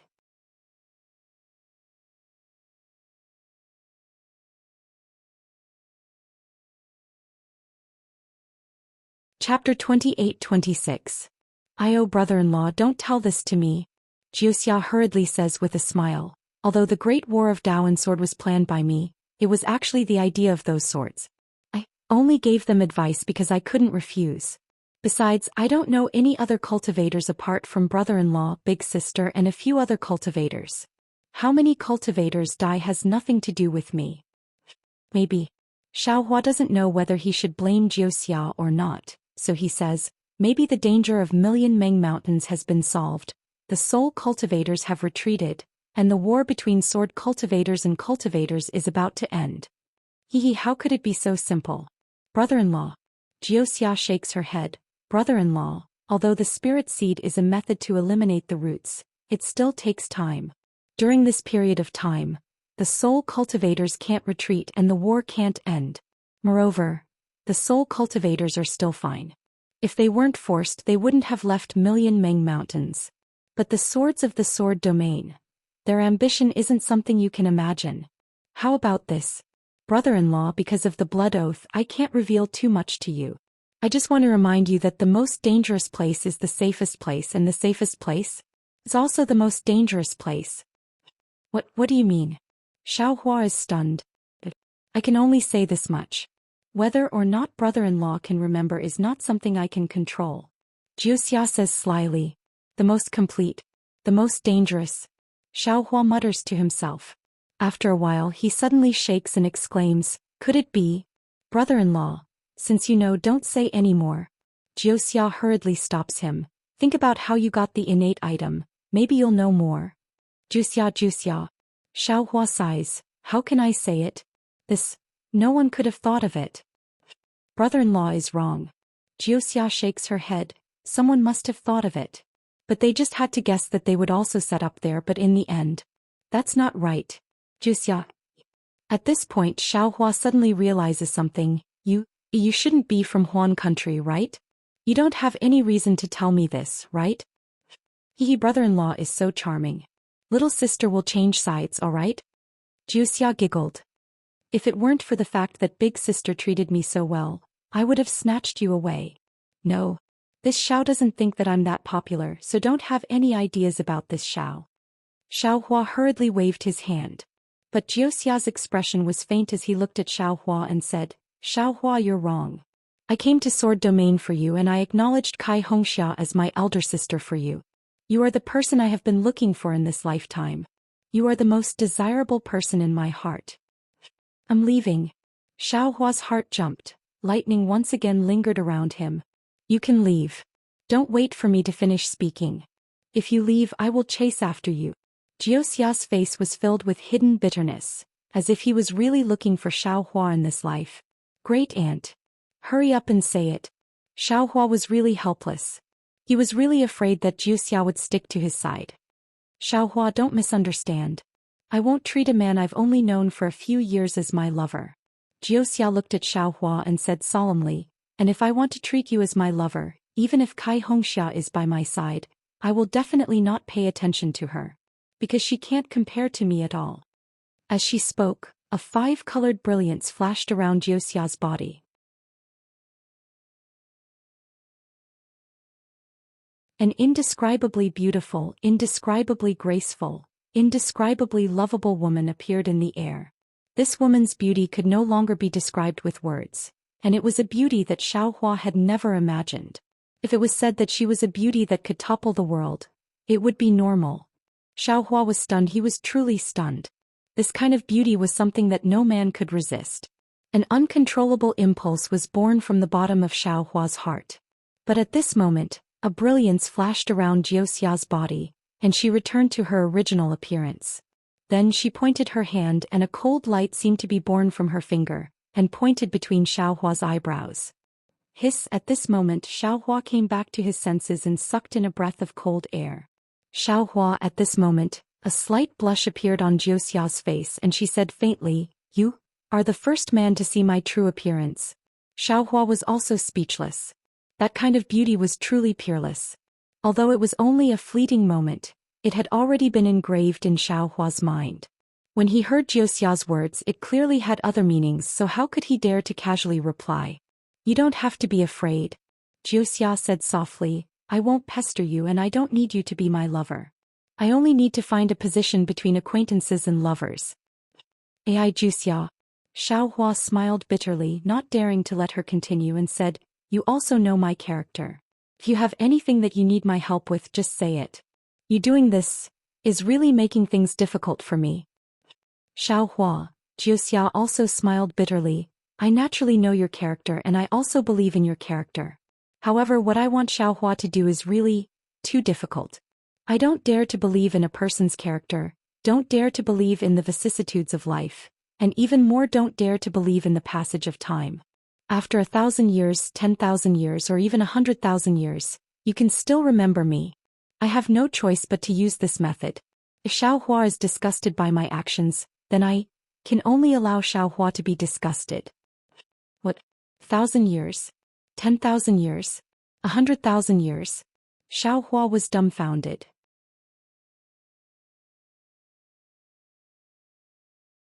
He knew that what Jiuxia said was an extremely difficult matter, but he didn't expect it to be so difficult. She sent him to 100,000 years later, and actually wanted him to use 100,000 years to do it. "Xiaohua, don't be impatient." Jiuxia pursed her lips and smiled. Although her smile was still the same as before, how could this smile not make Xiaohua think of that indescribable beauty from before? Just as Xiaohua thought, "I'm not from Sword Region, and I'm also not from Dawn Rain Continent." Jiuxia stared at Xiaohua and said calmly, "I hid here, and when I came here, I already knew through divination that the person I'm looking for is here. However, this divination is also illusory, making it difficult for me to find any trace of him. But because of the matter of million years in Meng Mountain, I knew about it, so I have to believe in the divination, and I don't necessarily have to believe it completely. Just now, I already sensed that Xiaohua is the reason why I came to Dawn Rain Continent, and he's the person I'm looking for." What do you want me to do?" Xiaohua lowered his head and looked at himself, then shook his head and said, "Xiaohua, remember, you're definitely not an ordinary cultivator." Jiuxia smiled and said, "You're Taoist Xiao. Xiaohua might not be able to help me, but Taoist Xiao is definitely the person I'm looking for." "Forget it." Xiaohua waved his hand and said, "Not to mention Xiaohua or Taoist Xiao, what do you want me to do?" "Hehe, Xiaohua, don't be impatient." Jiuxia smiled and said, "It's 100,000 years and it's still a long time. I don't want you to make any promises and I don't want you to have any burdens. Wait until you have the ability to help me, then I'll definitely come to find you. If you really can't help me, then I definitely won't blame you or anything. After saying this, Jiuxia clapped her hands and took out two odd-shaped jade pendants, saying, Xiaohua, your current cultivation level is too low, so knowing too much is useless. It's better for you to cultivate first. I have two secret techniques from my clan. One is the divination technique that I've been talking about, and the other is a technique to strengthen the primordial spirit. Naturally, you won't be able to use this divination technique. Moreover, you must not look at it for the time being. However, this is a gift from me to you, to let you know that I'm not talking nonsense, but am extremely sincere. As for the second one, it's different from the primordial spirit strengthening technique of your Dawn Rain continent. Although I can see that you have the strength of a nascent soul, you don't have the pressure of a nascent soul. If you fight with a nascent soul who has transformed into a sword, you'll be at an extreme disadvantage. This secret technique is precisely to help you make up for this deficiency. You can take them both. Xiaohua looked at the two jade pendants in front of him. He knew that the technique inside was mystical, but he also knew that if he took them, the matter that Jiuxia said would take 100,000 years to complete would truly be placed on his shoulders. Take or not? Xiaohua hesitated slightly. However, when he raised his head to look at Jiuxia, he saw her slightly red face and clear eyes, as if she had a card up her sleeve. He couldn't help but feel surprised and asked, Do you think I should take them or not? I've never used divination on my family. Jiuxia said indifferently, unless my family has met with a disaster. Take, not take, not take. Xiaohua really couldn't make a decision. However, when he saw the smile on Jiuxia's lips again, he suddenly understood and laughed loudly, saying, The karma has already been planted and I'm still hesitating here. It's really unwise.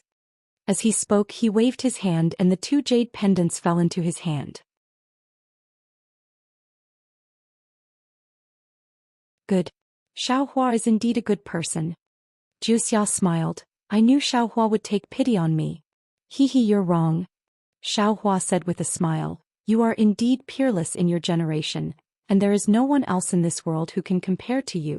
However, Hongxia is my Hongxia and no one can replace her. Even you can't. Therefore, there has never been anything like comparing or not comparing. For your own plans, you can reveal your own beauty, and this beauty is already one of your methods. How can it compare to my Hongxia's pure beauty? When Jiuxia heard this, her face couldn't help but turn pale and she seemed to have lost her soul. She almost didn't dare to believe it, saying, How is it possible? How can there be someone in this world who won't be charmed by my beautiful dreams? Didn't you say it already? There is nothing absolute in this world. Xiaohua smiled, then clapped his hands and took out a communication talisman. He wrote something inside and handed it to Jiuxia, saying, If you want me to help you, that's fine. Today you have to help me first. What is it? Jiuxia still hadn't recovered from her disappointment and couldn't help but ask. Take this communication talisman to Qian Di Heng of the Imperial Thunder Sect in the Sky Patrol City. I have something to tell him about the great battle. Xiaohua said without hiding anything.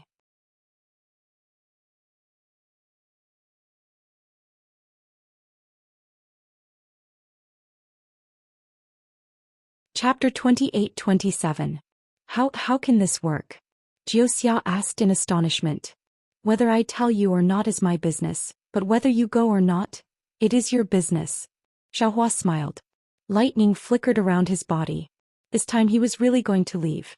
His voice echoed in the air. I will help you with the first thing. Oh right, there is also this. As he spoke, another storage pouch flew over from the distance. It landed in front of Jiuxia. When Xiaohua flew far away, the despondent look on Jiuxia's face suddenly disappeared, replaced by a smile. Daoist Xiao, oh Daoist Xiao. Haven't you heard of the phrase strong on the outside but weak on the inside? Do you think I don't know that you are struggling? If you could really resist me, why would I make such a big sacrifice for you? I hope the biggest bet of my life won't be lost. However, when she received the storage pouch in front of her and opened it to take a look, an expression of not knowing whether to laugh or cry appeared on her face. Naturally, this storage pouch contained many improved rice seeds. Clearly, Xiaohua had asked Jiuxia to bring the improved rice seeds to the secular people of Huan country. Well, since it is Daoist Zhao's order, I will naturally do it. However, there will be a lot of problems if we do that. Jiuxia kept the storage bag and looked at the communication amulet in his hand. He smiled bitterly and put it away like it was a treasure. Then he turned into a streak of light and headed in the direction of Lian country. Xiaohua's body was wreathed in bolts of lightning as he sped into the Million Meng Mountains. Then he slowed down. By now he knew that it wasn't impossible to use flight techniques within the Million Meng Mountains. Perhaps everything that happened just now was just a trick put up by Juxia. His goal was to let them come into contact with the natives and soul cultivators of the Million Meng Mountains, instead of going straight to the ancestral shrine of the Kai clan. Thinking of Juxia, Xiaohua felt an inexplicable feeling in his heart. He didn't have many feelings for Juxia, but Juxia's beauty was too soul-stirring. Could be said that it was carved into his bones. Xiaohua had never dreamed that there could be such beauty in this world. It seems that this kind of beauty can only be found innately and not in the mortal world. Xiaohua thought to himself. Moreover, Juxia's serene expression and her words, "Only you have seen my true appearance," had always lingered in Xiaohua's heart. An indescribable joy was self-evident. For any man these words, and this beauty were extremely lethal spells. Sai women are born with the innate ability to kill men. What else could Xiaohua think? He could only find an excuse for himself. This Juxia. Who exactly is he? Where did she come from? Xiaohua frowned. The thing that she wants this young master to do. What is it? Other than the Devil Realm, the only place that could be connected to the Dawn Rain continent was the Thousand Demon Realm. No matter how he looked at it, Juxia couldn't possibly be someone from the Devil Realm. Could it be that she was also from the Demon Realm? Why did the people of the 10,000 Demon Realm gather at the Dawn Rain continent? And bring me along too. Thinking of this, Xiaohua was suddenly shocked. Of course. Maybe Juxia knows this young master, so she chased after me from the Thousand Demon Realm. But seeing that my memories were all restored, she didn't make it clear and gave me a deadline of 100,000 years to recover my memories? But thinking of his memories, Xiaohua muttered, Zhang Xiaohua. Why does it sound so familiar? Who is looking for Zhang Xiaohua? When he returned to the Bide-In stronghold, Xiao Mao and the rest were waiting in the air.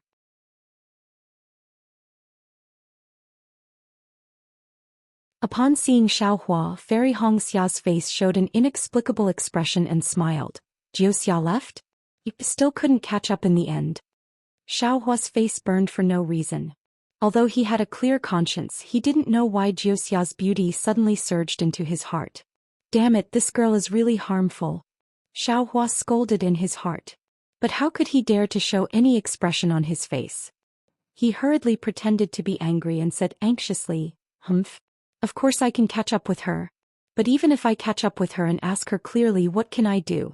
She has concealed herself too deeply, and her cultivation far surpasses ours. Furthermore, her scheming mind is much more profound than ours. Senior brother, do you know who she is? Oh, who is Juxia? Li Zongbao, Xiao Mao and Fairy Hongxia were indeed deceived by Xiaohua and asked. Sai, you won't believe me even if I tell you. Xiaohua pretended to be mysterious. Why don't you guess first? Not a swordsman, not a soul warrior, she can only be a cultivator. Xiao Mao thought for a moment and said, moreover, she has been with us for more than a year, and I don't see any bad intentions. Even if she is a little mysterious, she can't be considered a bad person. Maybe she is the daughter of a famous sect master of our Dao sect? Li Zongbao muttered. Or a direct disciple of a spirit-severing stage senior? Maybe she is the female head of a mysterious cultivation family. Fairy Hongxia made an even bolder guess. So it's all wrong. Xiaohua saw that he had successfully diverted everyone's attention and did not plan to keep it a secret anymore. He looked to his left and said, this Juxia is the plan for the Great Dao Sword battle. Ah. As expected, the three of them were incomparably shocked. They clearly did not expect this. All the arrangements for the Great Dao Sword battle were made by her. Xiaohua explained that Lu Ruocheng, she called her Lu Las, she was the one who taught her.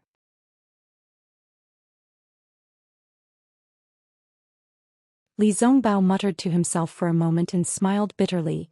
If it was really her arrangement, then my Dao sect disciples' defeat was not unjust. This Juxia is really too smart. Nothing seems to be able to escape from her hands. Sai, that's right. In front of her, I feel like I have nothing to hide.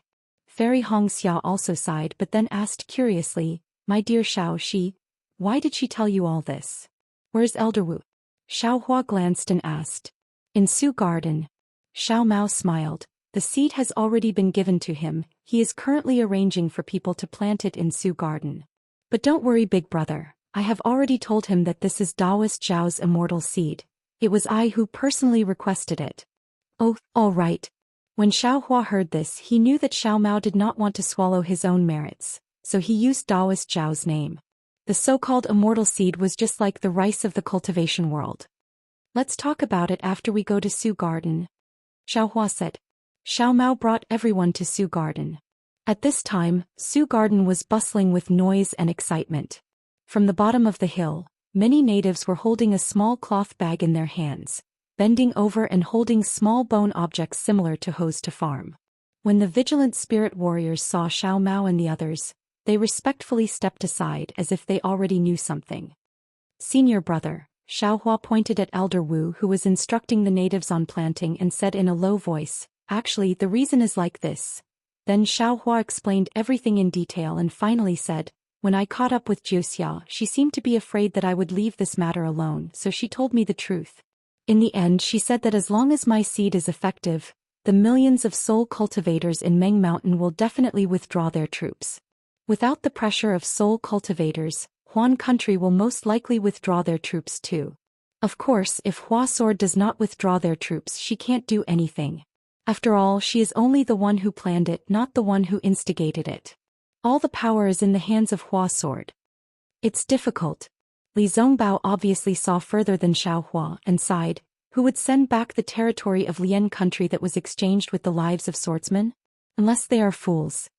At this point, Li Zongbao looked at Xiao Hua again and asked, with your benevolent heart, I'm afraid you didn't ask about the sword cultivator's plan in the Battle of Hua Sword, right? Xiao Hua blushed and said with a smile, Jiuxia said that she made a blood oath and could not reveal it. However, she also said that the sword cultivator's goal is not Lian country, but a place that our Dao sect cultivators think is the safest. Almost in unison, Fairy Hong Xia, Xiao Mao and Li Zongbao all cried out, Ah? Sky Patrol City? Yes, I also think it's Sky Patrol City.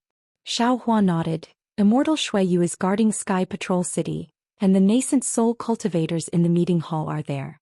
In addition to the Sky Patrol City's great formation, it should be the safest place in this battle. Oh no. Li Zongbao slapped his forehead and said, we have indeed fallen into Jiuxia's trap. I heard from my master that because the swordsmen occupied Lian country, it was very inconvenient for the nascent soul cultivators to command the battle in Sky Patrol City, so they wanted to move the meeting hall to Lian country. This way, it's not good. Yes, Xiao Hua nodded, and Jiuxia vaguely mentioned that, oh of course I guessed it.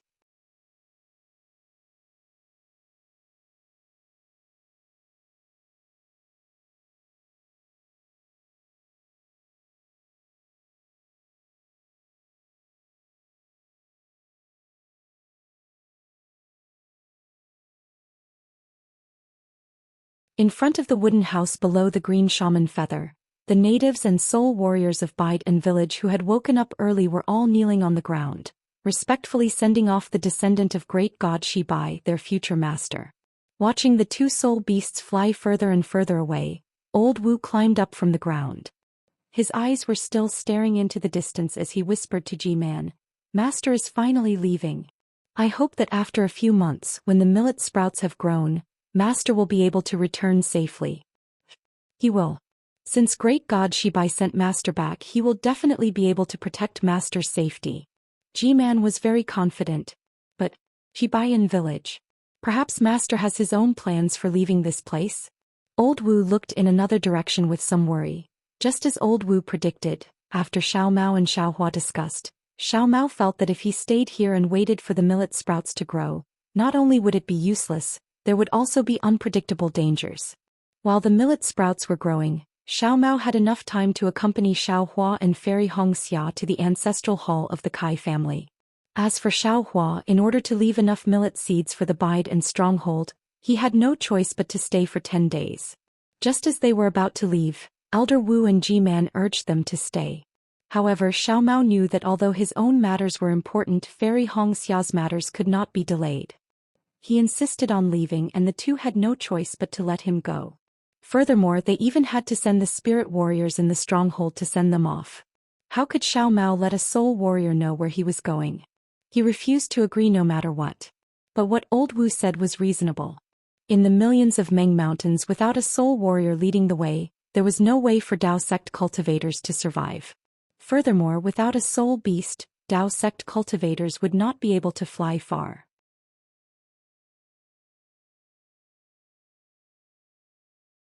Even if Xiao Hua and the others were resourceful, why wouldn't they use the convenient conditions? After thinking about it, Xiao Mao finally compromised. However, he only asked for a native to lead the way, not a soul warrior. As for this native, Xiexio was the best choice. And also the only choice. As for the soul beasts, the two Qingwu feathers that were quite faded with Xiao Mao were naturally chosen by everyone. Needless to say, when Xiexio heard that he was going to serve the master who saved his life, tears fell from his eyes. He was extremely excited. As the smaller Qingwu feather was going to be offered to Xiao Mao, it had already been separated from its soul warrior. Now it flew away with the others without any difficulty. Therefore, the five of them took the token given by old Wu of Guanyin village and rode their soul beasts into the depths of the millions of Meng mountains. Li Zhongbao's worry was normal, but if he wanted to cross the Huan country to return to the Shi country and find the Dao sect's meeting hall, it was tantamount to a fool's dream. Not to mention that he could not cross the battlefield between soul cultivators and sword cultivators. Even if he entered the Huan country, he would definitely not be able to escape the fate of being hunted down by sword cultivators. Although it seemed easy to enter the millions of Meng mountains from the Huan country, it was under the leadership of Jiuxia who cleverly bypassed the battlefield of the Great Battle. They almost did not encounter any killing. Xiao Hua could pass through the Huan country and return to the Shi country, but he could only find the Sky Patrol City. As for the other places, he could not even think about it. This was an impossible task for Xiao Hua. But what about the Sky Patrol City? He could not enter, so how could he find the nascent soul masters in the meeting hall? Not to mention that the meeting hall had been moved out of the Sky Patrol City. As for where it went, perhaps only Xueyu Taoist would know. Could Xiao Hua ask Xueyu Taoist? That was absolutely impossible. But where on earth was the meeting hall? In the northern part of the Lian country, there was an undulating snowy mountain range. There was a peak protruding from the mountain range. It was covered in a light green color, like duckweed floating in the snow. On the peak of the mountain there were continuous palaces.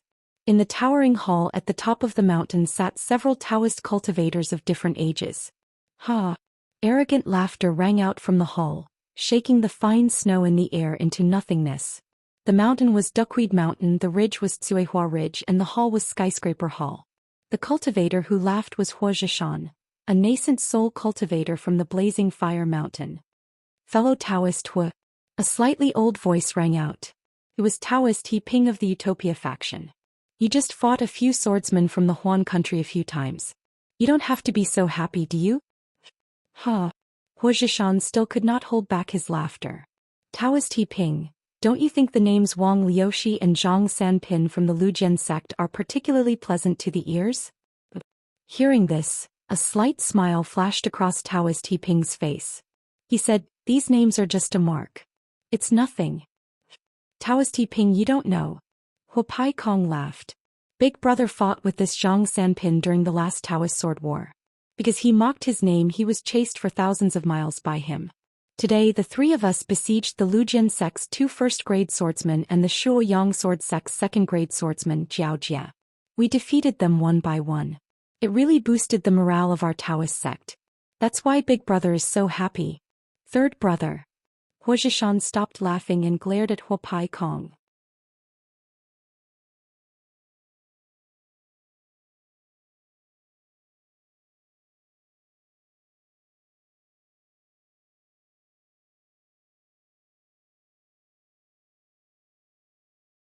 Chapter 28-29. Hee, I'm even happier with the praise of spiritual master He Ping. Hua Zhishan grinned and laughed. According to the decision of the meeting hall, we attacked from the direction of floating Duckweed Mountain and forced the sword cultivators to retreat to Huan country. The other cultivators broke through from Pingmu Prefecture, Shilong Tomb, Green Lake and Lumeng sect.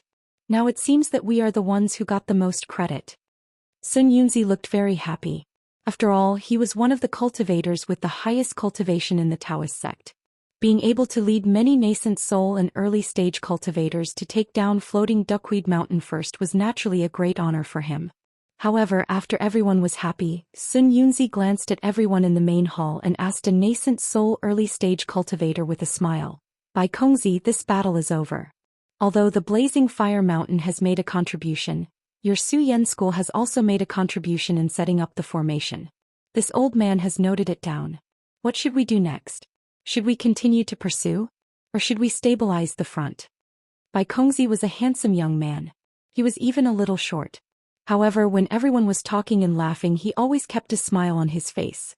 When he heard Sun Yunzi's question, he raised his eyebrows and said with a smile, "My Su Yen school has the ability to plan, but all the attacks have to rely on your disciples. This credit belongs to everyone. My Su Yen school doesn't dare to monopolize it." He well said. Sun Yunzi clapped his hands and said, "Our Taoist sect cultivators should be united and cooperate like this. We can't swarm like mosquitoes just because of a little credit." Bai Kongzi still had a smile on his face and said, "However, as for the next step, I don't dare to say blindly. Let's ask our disciples to come in and give us advice." That's right. Fire Void also slammed the table and shouted, "Quick, call that kid over.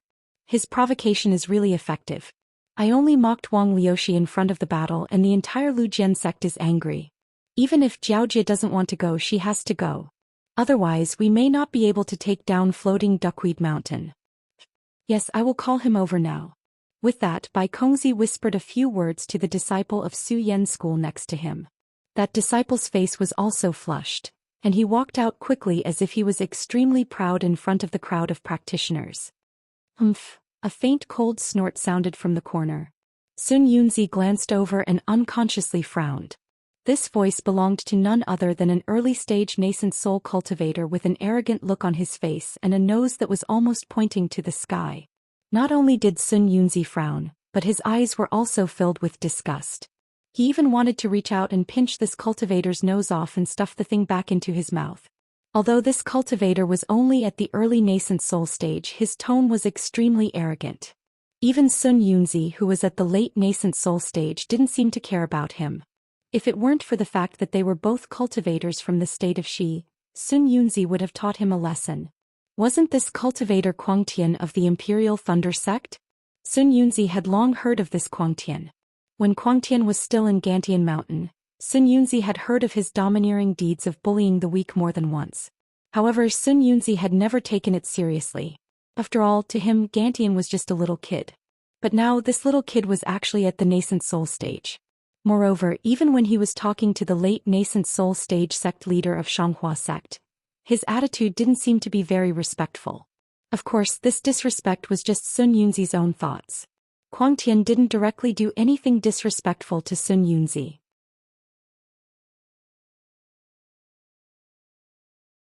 In fact, when he spoke to Sun Yunzi, he was abnormally respectful. However, no matter how Sun Yunzi looked at Quangtian, he didn't like him. Besides, Quangtian was arrogant and didn't bully others for no reason. It was just that he didn't leave any leeway in his words and even fought with others during many discussions. However, at this time the meeting hall had been divided into several parts. Before Sun Yunzi set off, he had already said that any nascent soul cultivator, no matter how high or low their cultivation, could express their own opinions. After all, it was good to gather ideas. Sun Yunzi originally thought that with his prestige, no one would talk nonsense about him. However, he really didn't expect to meet Quangtian. No matter what, this guy would express his opinion no matter whether it was right or wrong, no matter how big or small. For example, now this cold snort was very inappropriate. Not to mention Bai Kongzi, even Sun Yunzi knew that Quangtian was going to express his opinion again. What's so great about this? It's just a trick to provoke him. Quangtian's slender eyes slightly raised and he was extremely disdainful. Only a sword cultivator from the Huan country can be so petty. He actually got angry over such a small matter. In fact, when you think about it, his name has been ridiculed by many people since he was young. Last time fellow Taoist Hua had a fight with him. How can he avoid it this time? Fellow Taoist Quangtian. Bai Kongzi glanced at Sun Yunzi's somewhat green face and said lightly, In that case, why didn't you give any good suggestions that day? Huh. Fellow Taoist by Kongzi? Weren't you there that day? Kuang Tian was stunned. I seem to have made no less than 3 suggestions that day, right? Remember. Fellow Taoist by Kongzi quarreled with me. In the end, you didn't seem to accept my suggestions. I think that if you had used my strategy, the victory would have been more fruitful than now.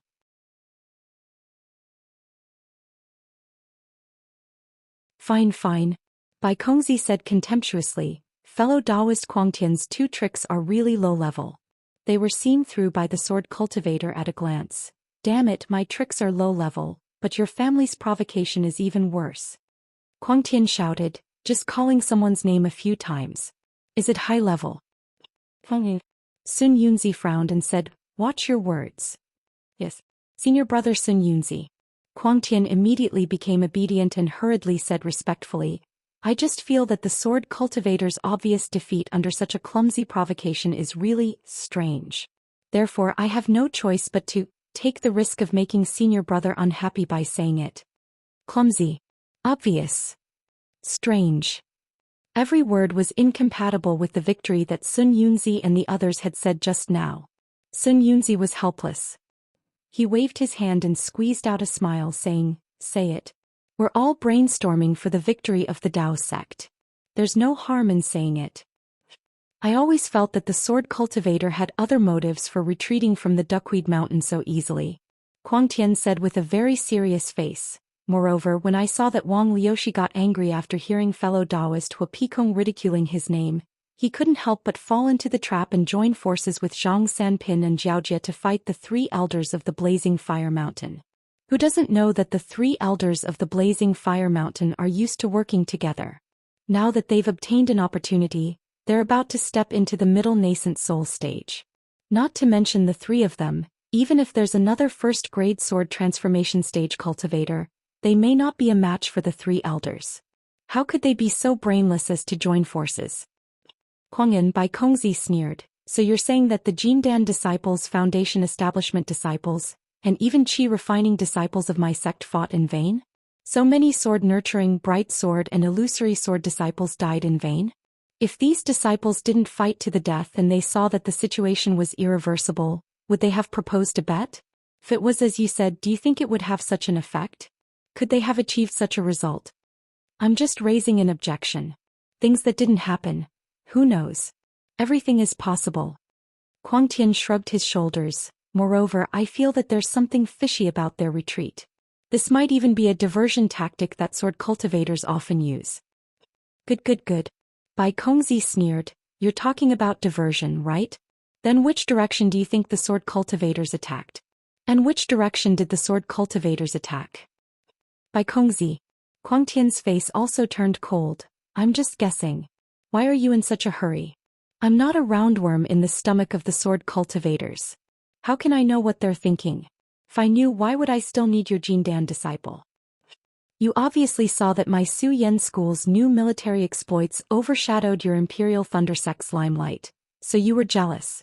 That's why you tried your best to erase the contributions of my Su Yen school and the other sects, and wanted to expand the contributions of your Imperial Thunder sect. Bai Kongzi was obviously a little anxious. But before Bai Kongzi could finish speaking, Reverend Miyu, who was next to Kuang Tian, coldly interrupted him. Bai Kongzi, you can eat pills indiscriminately, but you can't talk nonsense about this. My Imperial Thunder sect fought for 10 years in the Great War of Tao and Sword, and the military exploits we achieved were piled up with blood and flesh.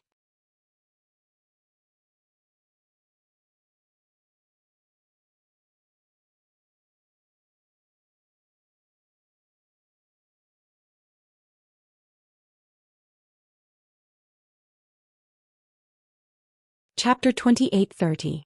Sun Yunzi saw that Bai Kongzi, who was originally reasonable, had lost his sense of propriety under the joint efforts of Spiritual Master Miyu and Spiritual Master Kuang Tian, and even spoke rudely. He wanted to cough a few times to remind him, but when he heard that Bai Kongzi's words were related to Nameless, he immediately stopped. Yes, John Doe of the Thunder-controlling sect was really mysterious.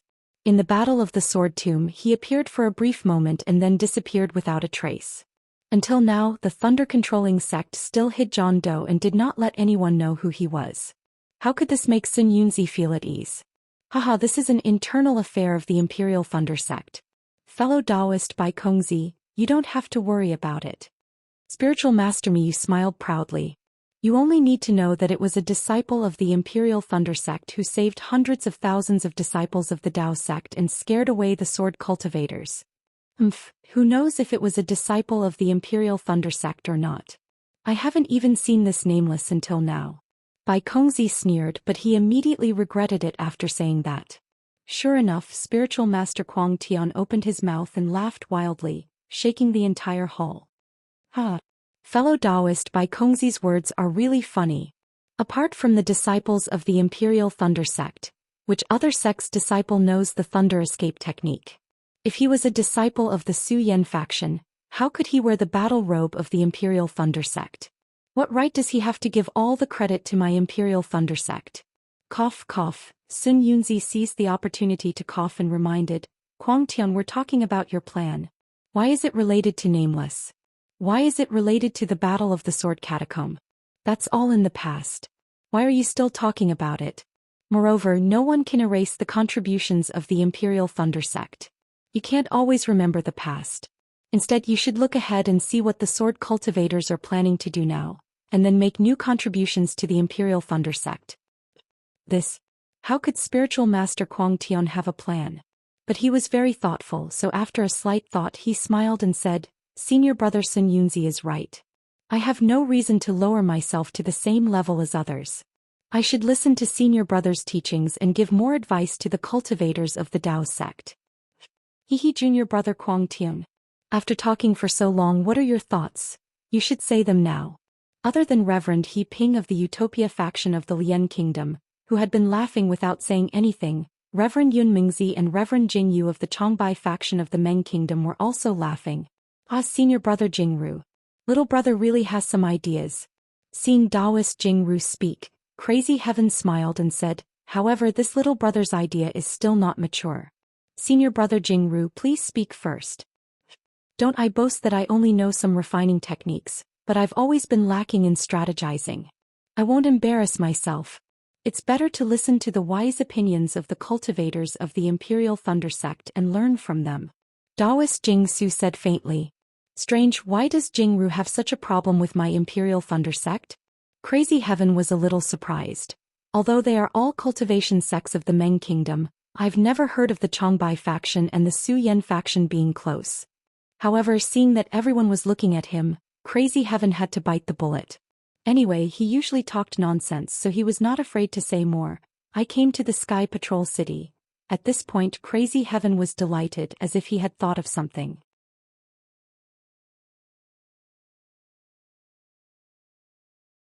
His speech became fluent and he said, I carefully checked the situation of the battle between the Golden Core and the Illusory Sword. Sure enough, hard work pays off. This old man saw a habit of the sword cultivators in the formation. Actually, I don't know if any of you have noticed, but when the sword cultivators killed Clear Cave, where were they? At the north of the Sky Patrol City? Reverend Jingru was slightly stunned and replied. Yes, but when my Tao sect disciples went to Clear Cave, where was the target of the sword cultivators? Crazy Heaven asked again. Seems to be at Quanjin Mountain? Reverend Jingru was a little uncertain. No, it was at Chicken Crow Mountain. Crazy Heaven corrected him. It was under the circumstances where we disciples were not paying attention that they launched a surprise attack on Chicken Crow Mountain.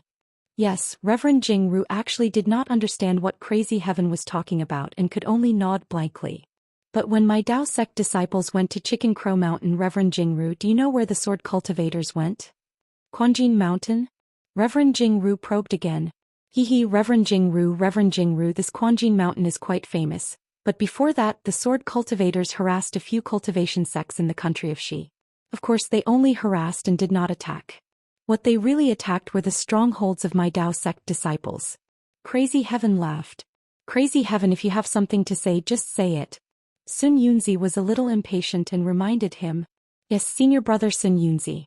Crazy Heaven had always been respectful to Sun Yunzi. What I want to say is that the sword cultivators who have never had any long-term strategies, suddenly grew up after this battle and actually tried to scheme against my Tao sect. However, this scheme is really short-sighted. It's just a diversion tactic.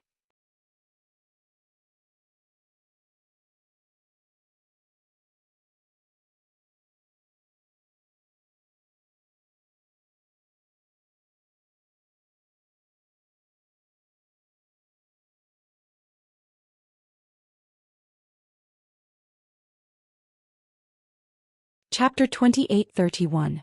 Sun Yunzi was very satisfied with Zhu Qinghe's respect. He nodded and said, "Nephew Zhu, you're our think tank. Since the beginning of the war you've been giving advice. Tell me, is your martial uncle Quangtian right?" Zhu Qinghe took a step forward, bowed and said, "Martial uncles and martial uncles, Martial Uncle Quangtian's worries are indeed reasonable. Moreover, we have already carefully analyzed and discussed this matter when we were at the battlefield." "Pa, how is it?" "I've already said that I didn't waste my efforts to analyze the war situation for several days." Quangtian was overjoyed and shouted unceremoniously, "I'm much better than those people who sit in their positions without doing any work." Quangtian's sitting in their positions without doing any work offended many people. Not only Bai Kongzi, who had some conflict with him before, but even Immortal Jing Si and the others were a little unhappy. Unfortunately, Quangtian was looking at the sky and didn't look at them at all. His face was full of pride and he didn't seem to care at all. "It's just that." Zhu Qinghe changed the topic and said with a smile, "After thinking about it, although we can't rule out the possibility of an attack on the Sky Patrol City, it's not realistic to say that the Sky Patrol City is the purpose of this war." But Immortal Quangtian raised his eyebrows and asked impatiently. Looking at Sun Yunzi and the others, they smiled. The people Zhu Qinghe mentioned were 4 gold core stage cultivators. In addition to Zhu Qinghe himself, there was Pan Dongmin, a middle-stage gold core stage cultivator from the Blue Li sect of the Shi country, Gu Yun, a late-stage gold core stage cultivator from the Kunlun sect of the Lian country, and another gold core stage disciple from the Nanming sect of the Lian country. However, this disciple was only at the early stage of the gold core stage and her name was Jiang Fian. Although these 4 people came from the 3 countries of cultivation and were from different sects, they had the same experience. They either participated in the last Taoist Sword War, or participated in the Taoist Demon War, or were good at planning in their sections. These 4 people were the think tanks of the Taoist sect cultivators in the Sword Tao War. All the initial plans in the Taoist Sword War were discussed by these 4 people, and then they were sent to the nascent Soul Stage Master for discussion in the conference hall. The conference hall would issue instructions. Since Zhu Qinghe mentioned the matter about the Sky Patrol City and the 4 people had had a discussion, Sun Yunzi naturally knew that they had a plan and was pleased.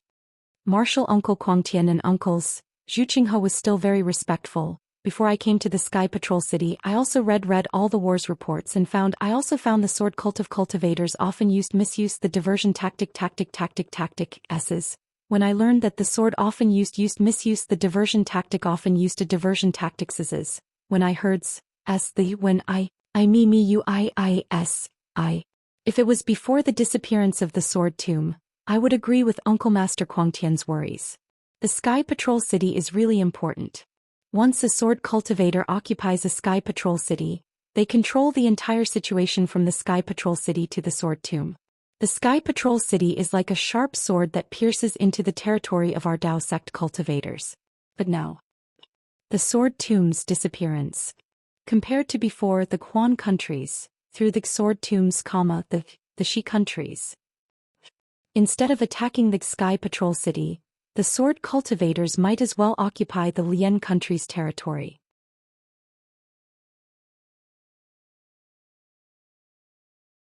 The Lian countries is bigger than the Sky Patrol Cities, right? Oh. Immortal Quangtian raised the corner of his mouth and said with a smile, "If the sword tombs hadn't disappeared, the Sky Patrol Cities would have been the sword cultivators' place. Even a wise man can make mistakes and I've neglected the sword tombs matter." Bai Kongzi sneered and looked at Zhu Qinghe. Zhu Qinghe was not surprised. He smiled faintly and said, "Martial Uncle Quangtian is right.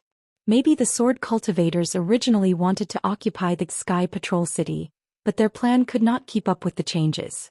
The sword tombs disappeared, so they had no choice but to change their target again." That's right. These bastard sword cultivators are very cunning now. Immortal Quangtian laughed. However, before Immortal Quangtian could finish laughing, Zhu Qinghe changed the topic and said, however, this is just a possibility. I've inferred from several aspects that the Sky Patrol cities can't be the sword cultivator's target. Is that so? Immortal Quangtian's face instantly turned cold. He looked at Bai Kongzi, who was beside him, and said faintly, tell me, why can't the Sky Patrol cities target? Firstly, the Sky Patrol cities is one of the top 10 cities in the Shi country. The Sky Patrol city's city lord has been in charge of the Sky Patrol city for hundreds of thousands of years. Its foundation is not inferior to any cultivation sects. After so many years of repair and reinforcement, the Snow and Ice Waves Great Formation's Ice Waves formation not only did not fail due to the loss of the formation, but it's even stronger. Therefore, although Immortal Shuiyu's cultivation is only at the early nascent soul stage, he relies on the Sky Patrol city's strength is comparable to the middle nascent soul stage. Any transformation swordsman, even a third-grade transformation swordsman, can't gain any advantage when attacking the Sky Patrol city. Moreover, those transformation swordsmen are in danger of dying.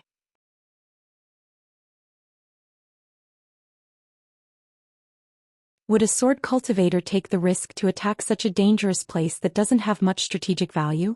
Secondly, without waiting for Immortal Quangtian to speak, Zhu Qinghe continued, I'm afraid Immortal Quangtian has forgotten about the teleportation formation of the Sky Patrol city. As long as there's a teleportation formation, Immortal Shuiyu and the disciples of the Sky Patrol city can freely enter and exit the Sky Patrol city and surprise the sword cultivators around the Sky Patrol city. Or they can send the Sky Patrol city's battle report to the nascent soul stage masters at any time. Do you think the Sky Patrol city can be easily defeated? Is there a third point? Sun Yunzi said with a smile, the teleportation formation is nothing, but the teleportation formation of the Sky Patrol city and Immortal Shuiyu are very difficult to deal with. I think it's very troublesome, let alone transformation swordsmen. The third point. Zhu Qinghe said with some embarrassment, compared to the teleportation formation, it's not worth mentioning. Say it, I'm listening.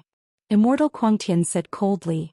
Yes, Zhu Qinghe pondered for a while and said with a smile, actually, I think that if the sword cultivators really set their target on the Sky Patrol city, they should have besieged the city at the beginning of the battle.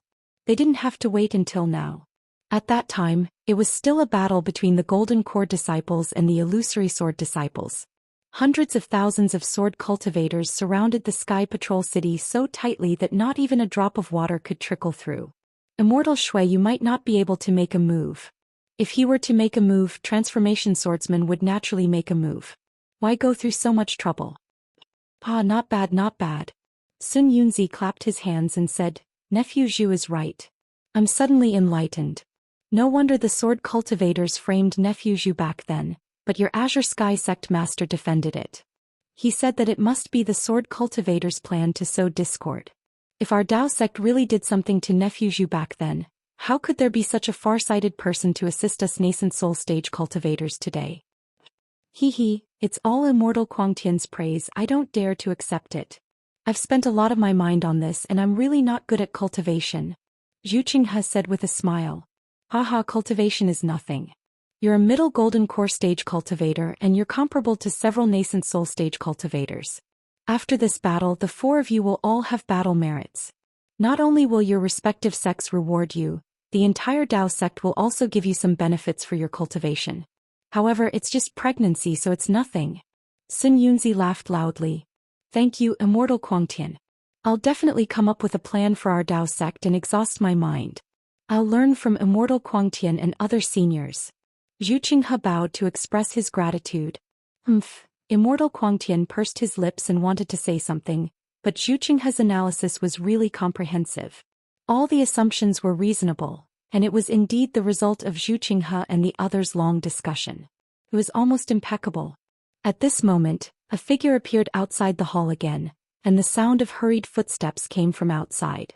Then at the entrance of the hall, another heavenly maniac appeared. However, everyone just raised their heads slightly, glanced at him and ignored him. This heavenly maniac was naturally Qian Diheng of the Imperial Thunder sect. Not only did Qian Diheng look similar to heavenly maniac, but his behavior was also extremely similar. At this time in the skyscraping hall, there were only nascent soul stage cultivators, and only Zhu Qinghe was a golden core stage cultivator.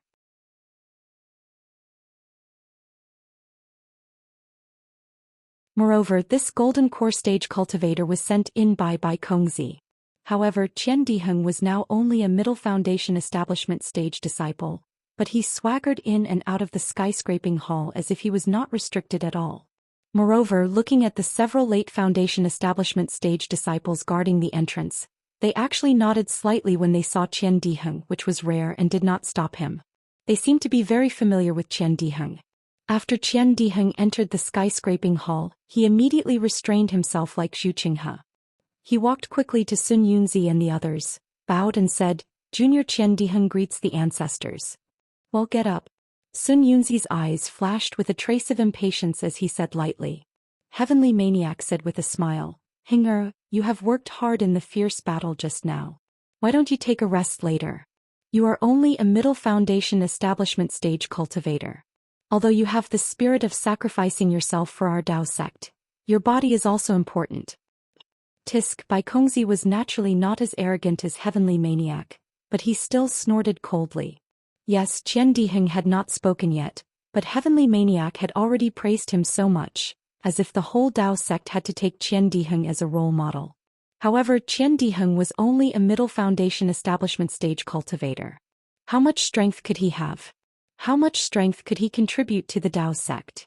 "I will let you know, ancestor," Qian Diheng said with a smile. "Boy's cultivation is not high, but boy has the world in his heart. He will definitely do his best to defeat the sword cultivators of our Dao sect and drive those trashy sword cultivators out of the Lian country." "Good." Heavenly Maniac clapped his hands and said, "Our Dao sect's cultivators are all as heroic as you. Why should we worry about not accomplishing great things?"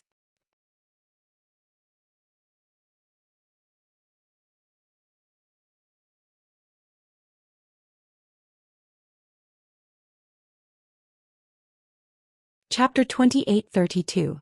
Sun Yunzi felt a headache coming on. He missed the time when he was with Qian Lazy. He really couldn't figure out when the thunder-controlling sect, which had always considered itself a big sect, had so many thick-skinned disciples. However, this boy came here today because he has extremely important news to report to Ancestor. Qian Diheng changed the topic and said proudly, "This news is extremely important to our sect. It can be said that it has an immeasurable effect on the war situation." "Ah? Is that so?" Master Kuangzi was overjoyed. His face, which had just been slapped, was now glowing. He hurriedly shouted, say it, ha ancestor ancestor." Qian Diheng said with a smile, "Sword cultivators have worked so hard to attack the territory of the country of Shi and the country of Lian. They even controlled several cultivation sects and families in the country of Lian and occupied many territories of our sect. But, ancestor, do you know the true purpose of sword cultivators? Also, why are they in such a hurry to start this war of swords?" Hearing this, Zhu Qinghe was slightly stunned and turned to look at Bai Kongzi. Bai Kongzi's face was also somewhat unsightly. Instead, Immortal Jingru looked at Sun Yunzi and the others and said with a smile, "Qian Diheng, you seem to have said it too late. If you had come earlier, you would have known that after our discussion, we have confirmed it. The purpose of Sword Cultivators' War this time is Sentry City."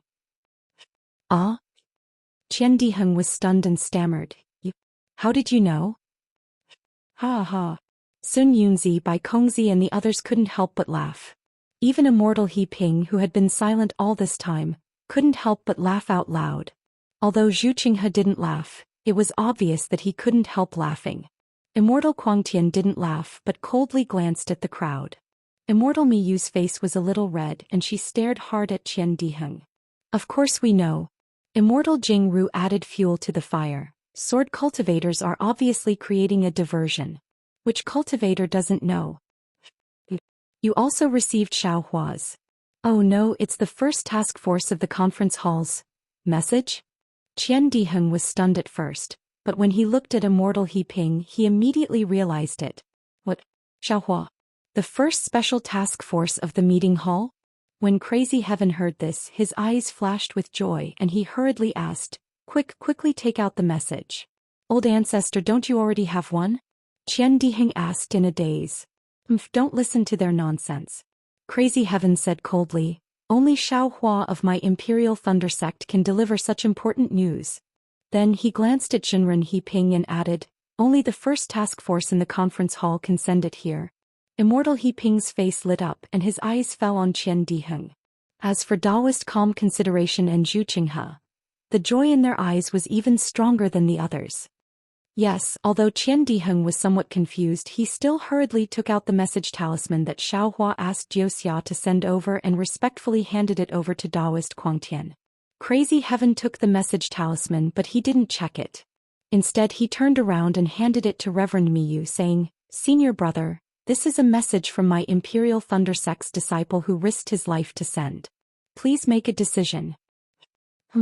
Reverend Miyu nodded slightly, took the message talisman and checked it with her divine sense. Her face lit up with joy and she handed the message talisman to Sun Yunzi, saying with a smile, Senior brother Sun Yunzi, this is a message from my Imperial Thunder Sect's Xiao Hua. It's the most secretive news of this sword battle. Of course, although Xiao Hua is a disciple of the Imperial Thunder Sect, he's also a member of the first special task force of the meeting hall.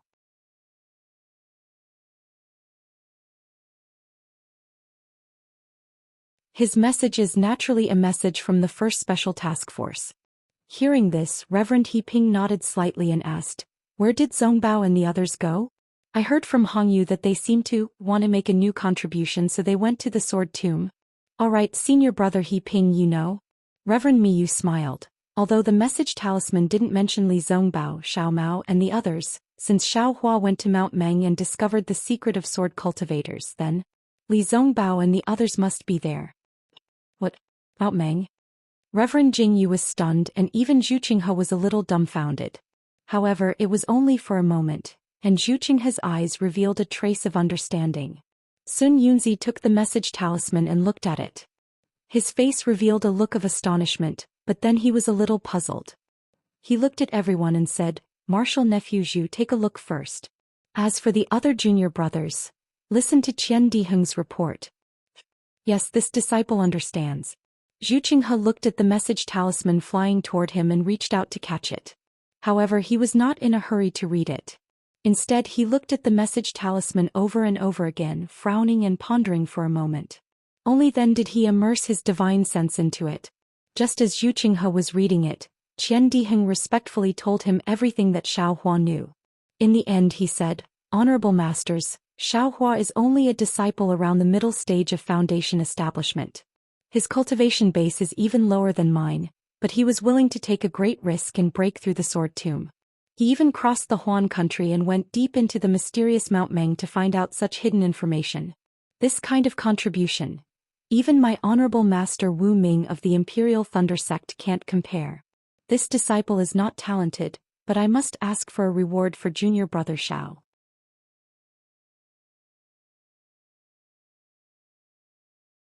That's right. Xiao Hua's talent can be seen by heaven and earth. Xiao Hua's heart shines like the sun and moon. My Imperial Thunder Sect's Xiao Hua, a foundation establishment disciple, is comparable to a dozen nascent soul cultivators. Kuang Tian was also overjoyed. He clapped his hands and said, This old man admits that, not to mention the past, even now I don't have this kind of courage and this kind of wit. Hearing this, Reverend Miyu smiled. Xiao Hua was a disciple of the Imperial Thunder Sect. Even if Kuang Tian said that he was not as good as Xiao Hua, he wouldn't care. However, Kuang Tian directly used Sun Yunzi's words and said that dozens of nascent soul cultivators were not as good as Xiao Hua. Sun Yunzi, Reverend He Ping and the others were naturally included in the list. Reverend He Ping was considered cultured, but Sun Yunzi was already unhappy. Kuang Tian, Sun Yunzi said lightly, although the first task force led by Li Zongbao is praiseworthy, not only did they kill sword cultivator Qin Jian in the first stage of the battle, but they also saved the disciples of other sects many times. However, in the second stage of the battle, we didn't agree to let them go deep into the Huan country. They are just foundation establishment disciples. How could they have the strength to enter and exit the sword tomb? To put it nicely, they are lone heroes. To put it bluntly, they are people who like to achieve great things. Fellow Taoist Sun Yunzi, Reverend He Ping said lightly, although the disciples don't have the strength, it is already very good that they have such a heroic heart. He junior brother He Ping. Sun Yunzi said with a smile. I don't mean to blame them. I just think they're too arrogant. Lass, forget it. I won't say anything more. Let's listen to junior nephew Zhu's opinion first. At this time, Zhu Qinghe had already read Xiao Hua's messaging charm. He bowed and handed it to Kuang Tian. He stood there with a smile, quietly listening to Sun Yunzi and the others. Seeing that Sun Yunzi asked him, he bowed and said, I have already read the messaging charm. Martial uncles and martial uncles already know what is inside. I just want to ask martial nephew Qian a few questions. Of course. Sgas quickly. Reverend Kuang Tian's divine sense entered the messaging charm and carefully checked it, but he said with a smile. Martial Uncle Zhu, please ask. Qian Diheng bowed and replied. This messaging charm. How did you receive it? Which sect's disciple sent it? Or did you directly fly in from outside Suihua mountain range? Zhu Qinghe asked. Naturally. Qian Diheng said curiously, but before he could finish his face changed greatly. Yes, when he received the messaging charm and saw that it was from Xiaohua, he was naturally overjoyed. Moreover, when he looked at the news inside, he was even more shocked. He didn't think carefully and hurriedly ran to report it. Now that Zhu Qinghe asked, he understood. If Xiaohua came back by himself, then he must have come back by himself. Why would he send a messaging charm? But if Xiaohua didn't come back by himself, then who sent it? If it was a Dao sect disciple, how did they come back from Huan country? Why didn't they meet Qian Diheng? One had to know that the message in the message talisman was too important. But since it wasn't him, then who sent it? Qian Diheng regretted his recklessness.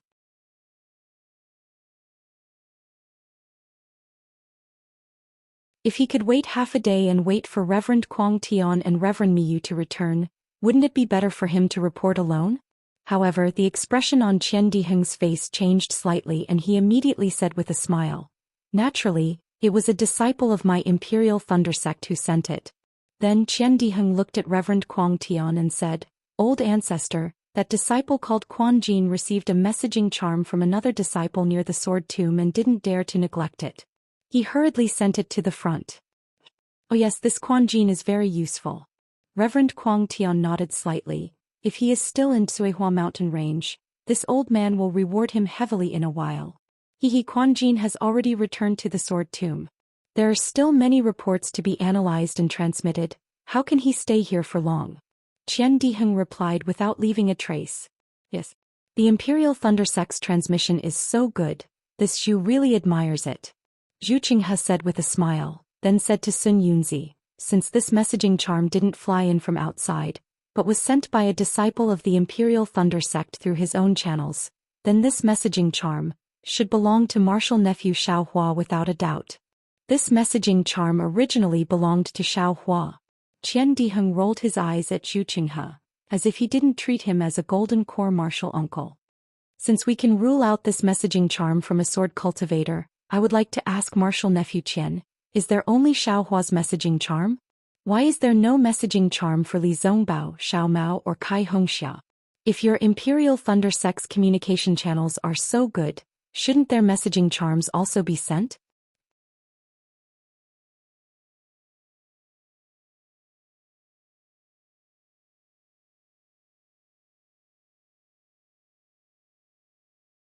Chapter 28:33.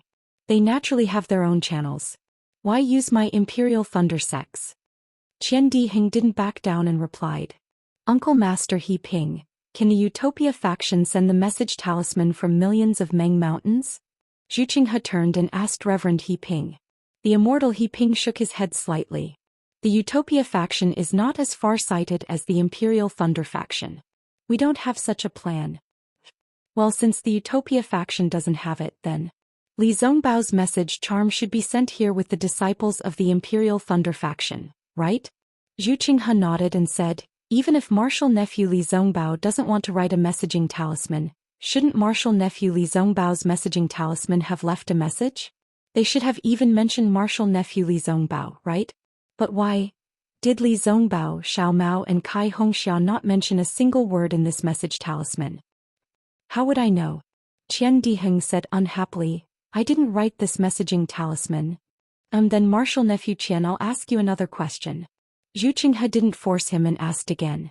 Do you think that Li Zongbao, Xiao Mao, Kai Hongxia and Xiao Hua, these 4 Foundation establishment disciples, can easily break through the Sword Cultivator's blockade?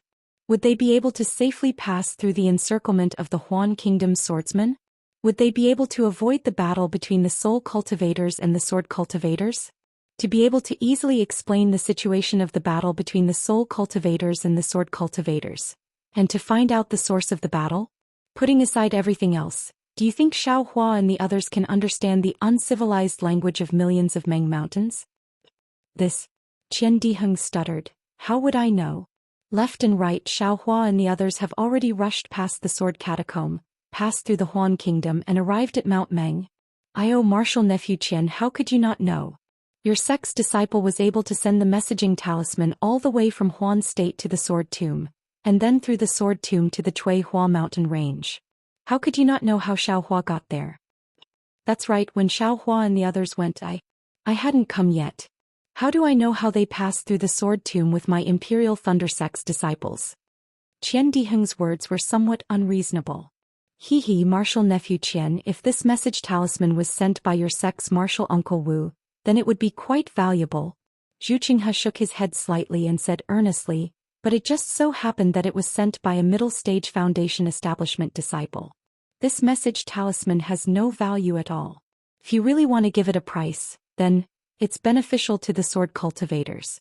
It's the Sword Cultivators' plan to deceive the heavens and cross the sea, their plan to lure the enemy.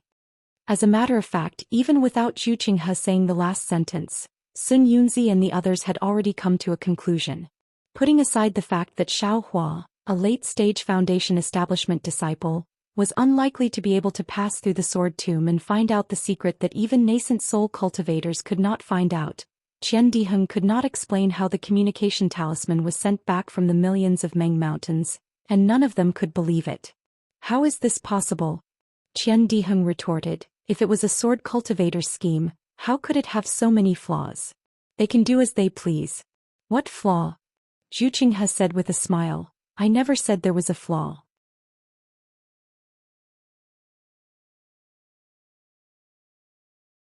I'm only saying that if it has any value, then it's a sword cultivator's trick. Or do you also think that this communication talisman is a sword cultivator's trap? Although Qian Diheng was arrogant and witty, he was still speechless in front of people like Zhu Qinghe. He opened his mouth, but there was no way he could refute. Of course, if you can answer my questions just now, I'd rather believe that this communication talisman was sent by the real Xiao Hua. This is Xiao Hua's communication talisman, Kuang Tianren sneered. Actually, Zhu Qinghe pondered for a while, then said calmly, I know that all the martial uncles and martial uncles are still a little skeptical about this matter. And you all value Xiao Hua's communication talisman very much. How about this? I won't hide it anymore and I'll reveal it to all the seniors. Even if this message talisman is real, this message is useless. Everything has already been taken into consideration when the juniors were discussing. In other words, I really hope that this news is true, and that the sword cultivator's target is Sky Patrol City and not anywhere else. Oh? You said it all.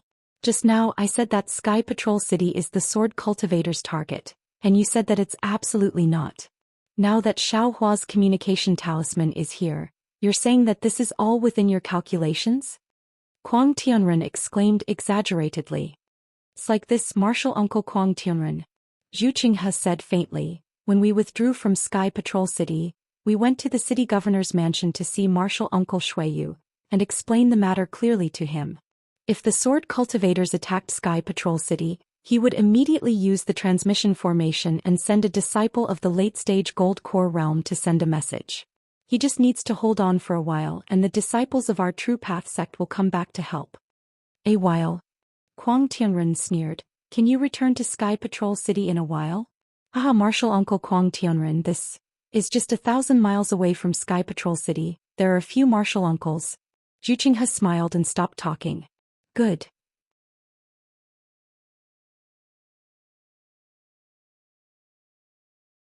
When Sun Yunzi heard this, his face lit up and he almost stood up. He clapped his hands and said, I see, no wonder there are a few Taoists who have been missing for a long time. Turns out that they are here. What if the transmission formation is also destroyed by the sword cultivators? Kwang Tianren seemed to be unwilling to give up and was determined to get to the bottom of this. Zhu Qinghe had obviously thought about it and said with a smile, "There are two types of transmission formations in Sky Patrol City. One is fixed and the other is not fixed. If the sword cultivators want to besiege the city, they must be very close to it. Although the transmission formation with a fixed location can only transport a few people, the distance is long and the sword cultivators can't detect it. Kwang Tianren, look. Martial nephew Zhu and the others have thought it through. Even if this communication talisman is real, the sword cultivators are nothing to be afraid of. The news from Sky Patrol City has spread, and a few of our True Path sect's nascent soul realm cultivators have entered Sky Patrol City to assist Martial Uncle Shuiyu. Or they can attack from the inside and outside with Martial Uncle Shuiyu, and we can surround them. This war will be over?" Sun Yunzi said with a smile. "That's right, junior brother Kwang Tianren." Jinren Jingru echoed, "Even if the sword cultivators capture Sky Patrol City, our True Path sect's nascent soul realm cultivators gather outside Sky Patrol City, won't they be surrounded? Won't that be like catching a turtle in a jar?" "Ah, that's right. Bai Kongzi said with a bright smile. Jinren Kwang Tianren looked embarrassed. When it came to troop deployment, he was not as good as Zhu Qinghe and the others. However, he still did not forget to say, "No matter what, this is a message from the disciples of Imperial Thunder Sect. Oh, there are also disciples of Utopia Faction, Xuanyan School and Huanhua Sect. We can't ignore their contributions." "That's right," Zhu Qinghe nodded and cupped his hands at Sun Yunzi. "Uncle Sun Yunzi, Xiaohua and the others have made great contributions. This has already been recorded in the merit book. Moreover, this message talisman has alerted me. If what Xiaohua said is true and the soul cultivators and sword cultivators are fighting, where did the swordsmen of Huan country get their appetite from? Is there a great change in their Huan country? Uncle Sun Yunzi, please send some capable disciples to Huan country and even Million Mountains to take a look." Sun Yunzi was a little impatient when he heard that Xiaohua and the others had to record their contributions. However, when he heard that they still had to send disciples to Huan country and Million Mountains, Sun Yunzi frowned even more and said, "Now that the sword tomb is open, it's extremely difficult for us True Path sect disciples to pass through. Ordinary disciples will only be courting death. Moreover, it's even more difficult to cross Huan country. Even if we found out that the soul cultivators and sword cultivators are fighting, then wouldn't we know it now? But Junior still wants to know the reason. This is very important for this battle." Zhu Qinghe said with a smile, "If there's really a great change in Huan country, our 3 cultivation kingdoms won't need to force them too much. The sword cultivators will retreat without fighting." "Right." Sun Yunzi nodded. "We'll do as nephew says." At this point, Zhu Qinghe raised his eyebrows and looked at Kwangtian Daoist. "Uncle Kwangtian, speaking of battle achievements, this junior has something to ask you." "Speak." Kwangtian Daoist answered casually. "Yes," Zhu Qinghe said with a smile. "I presume that Uncle Kwangtian and Uncle Mi, you don't have any objections that this jade slip was sent by your noble sex Xiaohua, right?" "Of course." Kwangtian Daoist nodded without hesitation.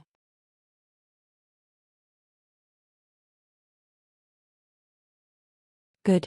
Since it's news from your noble sex disciple, then this news has to be of some value," Zhu Qinghe said with a smile. "When we were discussing that day, we felt that, well, Uncle Kwangtian seemed to have mentioned it just now, it's not safe enough to ambush a few uncle masters outside the city. Junior actually wanted to quietly ambush a few nascent soul masters inside the city. However, I haven't been able to find a suitable teacher. Now that Xiaohua from your sect has sent the message and your sect fully believes in this matter, then can I invite the disciples of the Imperial Thunder Sect to go to the Sky Patrol City and resist the siege of the sword cultivators with the disciples of the Sky Patrol City?" When Kwangtian Daoist heard this, his expression changed greatly and he unconsciously looked at Miyu. "Oh, Martial Uncle Miyu, this is a great contribution," Zhu Qinghe said with a smile. "If the sword cultivators really want to attack the Sky Patrol City, then the Sky Patrol City will be a bait to lure the sword cultivators there. The masters will resist the attack of the sword cultivators there and cooperate with the masters to defeat the sword cultivators outside the Sky Patrol City. This is a story that will last for eternity. But if the sword cultivators really want to attack the Sky Patrol City, then they must have full confidence. We're just a few nascent soul cultivators. Quangtian Taoist said coldly. Uncle Quangtian, if you don't go, won't Senior Shuiyu be even lonelier? Since Senior thinks that the sword cultivators want to attack the Sky Patrol City, then all the more reason to fight with the sword cultivators in the Sky Patrol City. Zhu Qing has said with a smile. Of course, if Uncle Master thinks that this news is not from Xiaohua, but a trick of the sword cultivators, then going to the Sky Patrol City would be a waste of time, then just pretend that I never said this.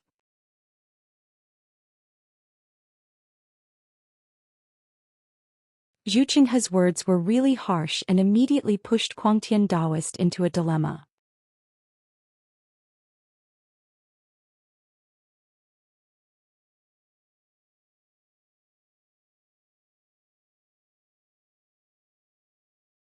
Chapter 28:34.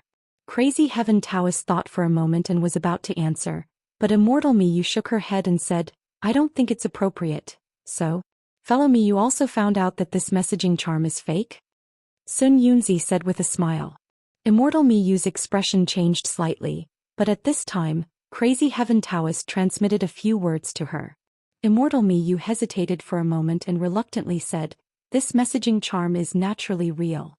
How about this? Imperial Thunder Sect is willing to go to Sky Patrol City to support Immortal Shuiyu, but we still need 2 sects to go with us. Zhu Qinghe refused without hesitation. Uncle, if 2 sects are not enough at most, I'll discuss with others and send another sect. Because we don't think that Sky Patrol City will be the target, so we can't invest too much power. Immortal Miyu bit her lips and nodded hesitantly. Sun Yunzi did not understand Zhu Qinghe's thoughts, but since the disciples of Imperial Thunder Sect were sent to Sky Patrol City, they would not have any military achievements in the second stage, so he was a little happy. By the way, Qinghe, I haven't asked you before. Thinking of this, Bai Kongzi glanced at Immortal Maniac proudly and said to Zhu Qinghe, after listening to you for half a day, my martial uncles and uncles are all a bit confused. Tell me, what is the real goal of sword cultivators? A few old rivals from the last Taoist sword war, such as Qing Minghua from Brightsword Sect and Chong Taishu from Void Heaven Sword School, have all disappeared? Zhu Qinghe nodded confidently and said, actually, we don't know where the real goal of the sword cultivators is. However, according to our speculation, if the goal of the sword cultivators here is not the Spirit Stone Vein, then it should be one of the Qiming Ridge, Xuanyu Mountain and Qihong River Basin of Lian Country. Qiming Ridge, Xuanyu Mountain and Qihong River? Not only Sun Yunzi but even Bai Kongzi was stunned. Everyone was silent for a moment before asking tentatively, these 3 places are all in the northeast of the Lian Country. After the war started, the sword cultivators have never attacked them. Moreover, from Huan Country to these places, there are natural barriers. Even if one transformed into a sword, it would not be easy to pass through. Why did they occupy those places? Spiritual Master He Ping frowned slightly and said in surprise, I remember. The place Martial Nephew Zhu mentioned has an extremely cold climate. Moreover, there are some spirit stone veins there. However, those spirit stone veins are extremely small. Even the sects in the state of Shi don't care about them. Only a few small cultivation families are there. Zhu Qinghe continued, actually, we're more inclined towards the sword cultivator's goal. In terms of spirit stone veins, floating Duckweed Mountain has only been occupied by sword cultivators for a few days. From top to bottom, from inside to outside, floating Duckweed Mountain is as clean as a dog's lick. All the spirit stones, medicinal pills and spirit herbs were gone. Not a single one was left. It could be seen how much sword cultivators yearned for these things. However, if we really take a step back and settle for the second best, the 3 places I mentioned are quite similar to Huan Country in terms of climate, spirit stones and territory.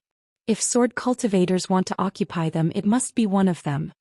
There's one more thing, which is what the martial uncles and martial uncles have said before.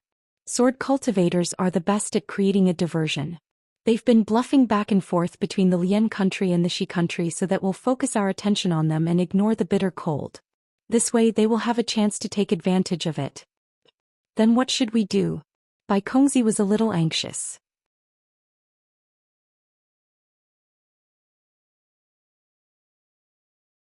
We wait. Don't worry, Sect Master. Zhu Qinghe said with a smile, we're attacking floating Duckweed Mountain, but there are already disciples patrolling the vicinity of these 3 places. Moreover, there are also senior brothers in the late stage of Gold Core guarding them. While Zhu Qinghe was talking, a Foundation establishment disciple hurriedly walked in from outside the hall. He held up a message talisman and said, "Reporting to Grandmaster Sun Yunzi, there's an urgent message from Nanming's sect. Give it to me." Sun Yunzi grabbed, and the message talisman flew into his hand. When Sun Yunzi checked it with his divine sense, a trace of astonishment appeared in his eyes. He looked at Zhu Qinghe in disbelief and said, "Martial nephew Zhu, are really amazing. This is a message from Nanming's sect. They received a message from a patrolling disciple that they found traces of a large number of swordsmen in Yu Mountain. I'm afraid those old swordsmen that fellow Taoist by Kongzi mentioned are there." "Good," Zhu Qinghe clapped his hands and said, "Since we found traces of them, it's easy to handle. We've already discussed this matter. We just need to act according to the previous arrangement." Then Zhu Qinghe began to mobilize the troops. Beside him, Spiritual Master Kuangtian looked at Qian Diheng and asked in a low voice, "Where did you get this message talisman?" "Alas, old ancestor, it's almost the same as old Zhu's guess. It flew in from outside." Qian Diheng naturally wouldn't hide it from Spiritual Master Kuangtian and said, "But this message talisman is definitely Xiao Hua's. Alas, Xiao Hua is in danger." Spiritual Master Kuangtian sighed, "I wanted to come to the battlefield to protect him, but I haven't seen him yet." Qian Diheng's face was also gloomy. He had been looking for Xiao Hua since he came to Sky Patrol City. Who knew that Xiao Hua was even more mysterious than he imagined? Almost no one in Thunder Controlling Sect had seen him before.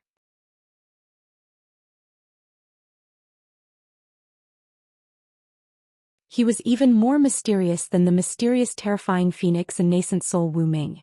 It was a pity that Xiao Hua's cultivation was too shallow, and Qian Diheng had never seen Xiao Hua's phoenix celestial body. Otherwise he would have placed the terrifying phoenix and nascent soul Wu Ming on Xiao Hua. In the past, no news was the best news because Qian Diheng thought that Xiao Hua was still alive in this world. But now there was news, and it was bad news. Almost everyone in the hall was certain that Xiao Hua must have fallen into the hands of sword cultivators. Otherwise, his message talisman would not have been sent back. On the contrary, because there was no news about Li Zongbao, Xiao Mao and Fairy Hongxia, everyone felt that they were safe. Xiao Hua did not expect such a self-defeating plan. As for Jiuxia, she did think of it, but Xiao Hua did not tell her too much. She only needed to send the message talisman. How many Dao sect cultivators died? Would Jiuxia care? Since this message talisman is fake. Qian Diheng's eyes turned slightly, looking at the expressions of Zhu Qinghe and the others, and said to Spiritual Master Kuangtian, "How can we go to Sky Patrol City? Wouldn't we fall into the sword cultivator's trap?" "Why not?"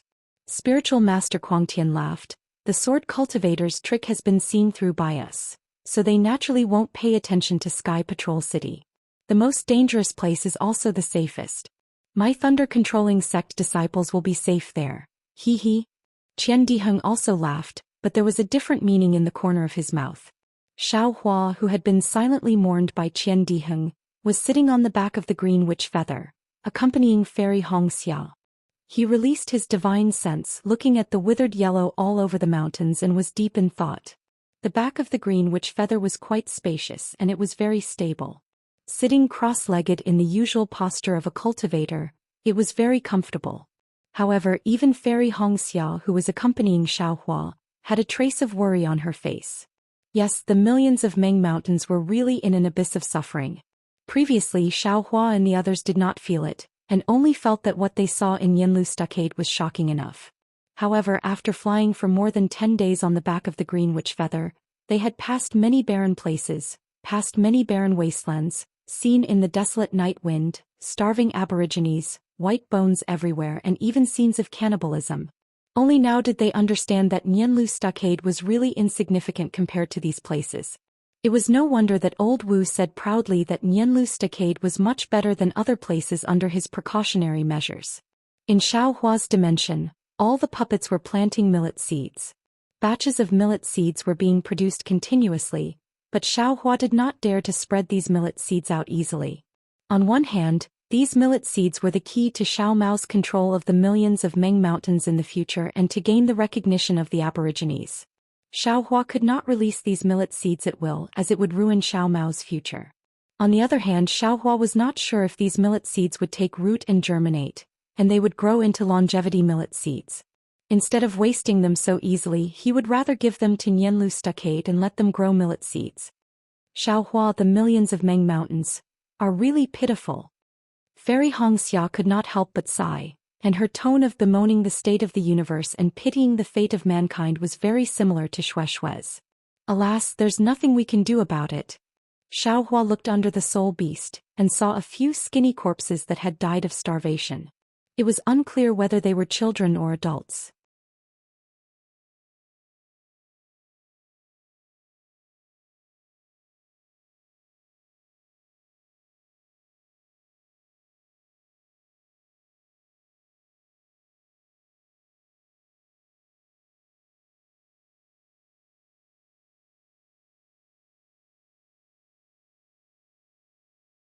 There were even many notes in the chant that others had comprehended.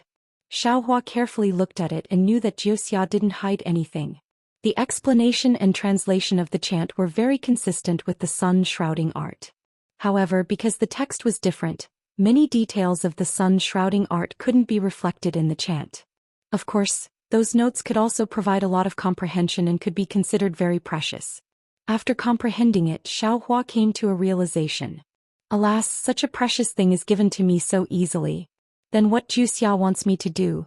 Isn't it more difficult than stopping the war between the soul cultivators and sword cultivators? Xiao Hua sighed. The jade pendant in his hand immediately became incomparably hot. In fact, he himself was also baffled that he could stop the war between the soul cultivators and sword cultivators. At this time, well, maybe he really did stop it in the end. He didn't do much. He just dug up some millet seeds from the ground, planted them in the space and then took them out. It was about the same as taking out his own space. However, what Jiuxia wanted to do in the future would definitely not be so simple. Why is it so hot? With Xiao Hua's cultivation, he had long been immune to cold and heat. However, at this time when his imagination was running wild, he suddenly felt that the weather was a little abnormal. When Xiao Hua opened his eyes, sure enough, there was an indescribable heat wave near the green shaman feather. Although the sun had just risen, the scorching sunlight was like a fire burning in the air. Looking at the ground again, although it was dry and yellow, there was always some vegetation and even some wild animals. However, here the faint green had long disappeared. A kind of bright yellow spread flat on the ground. Moreover, this kind of bright yellow seemed to cover the sky and the earth as far as the eye could see.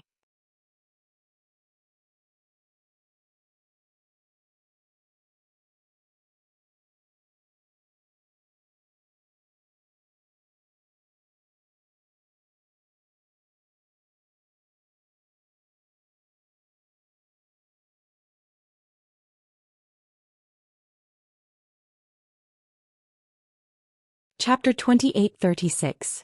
After flying for a full hour, Fairy Hongxia came to a stop in front of a huge crater that was at least 100 li away. This is the ancestral hall of your Kai family? Where is it? Xiao Hua was very surprised. When he saw the location of this depression with his divine sense, Xiao Hua felt that there was something strange.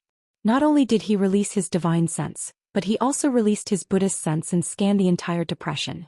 Not only did he not find any fluctuations of magic power, but he also did not find anything strange. Of course it's here. Fairy Hongxia smiled sweetly. This used to be a huge lake, but now the lake water is gone. Then can you still find the ancestral hall of the Kai family? Xiao Mao and Li Zongbao caught up and asked worriedly. We're already at the doorstep. Of course I have my ways. Fairy Hongxia said proudly to Xiao Hua. Xiao Hua, is there anything out of the ordinary around here? No. Xiao Hua shook his head. There's really no one around. That's good. Fairy Hongxia said with a smile. Xiao Lang, please retreat a little. Watch me open the doors of the ancestral hall. All right. Xiao Hua and the rest retreated a few feet. Unexpectedly, Fairy Hongxia shook her head and said, You still have to retreat. Xiao Hua was a little flabbergasted. He retreated more than 100 feet before stopping. Just as Xiao Hua and the rest stopped, they heard a crisp sound in front of them. A crystal-clear phoenix celestial body with a faint sapphire blue radiance was released from Fairy Hongxia's body. The moment the celestial body appeared in midair, it immediately spread its wings. Rings of light shone from its wings, like the colorful feathers of a phoenix. What was special was that when the sun shone on the celestial body, a rainbow of colors shot out from the celestial body, making it look extremely beautiful. Xiaohua had naturally seen Fairy Hongxiao reconstruct her phoenix celestial body in the cave. He only felt that it was weird but did not pay much attention to it. Now that he saw it again under the light of day, he could not help but gasp. Putting aside the power of this phoenix celestial body, just the beauty of this beautiful mobile was definitely worthy of Fairy Hongxiao's beauty. The phoenix Dharma body slightly spread its wings, and a round of light flashed by like a flying shadow. An indescribable illusion immediately appeared in Xiaohua's eyes, as if the phoenix Dharma body had rushed into his eyes. Not only is Senior Martial Sister's Ice Phoenix celestial body much more beautiful, but it's also a little smaller. Xiao Mao was also intoxicated, and only after a while did he speak in a low voice. Not bad. Xiaohua also noticed that when the Ice Phoenix was reforged, it was still the same as before. But now the Ice Phoenix had actually shrunk and it was only 30 meters in size. He didn't know why.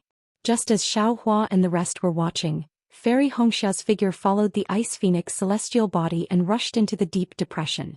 About 20 meters away from where she was previously standing, Fairy Hongxiao rushed straight up into the sky again.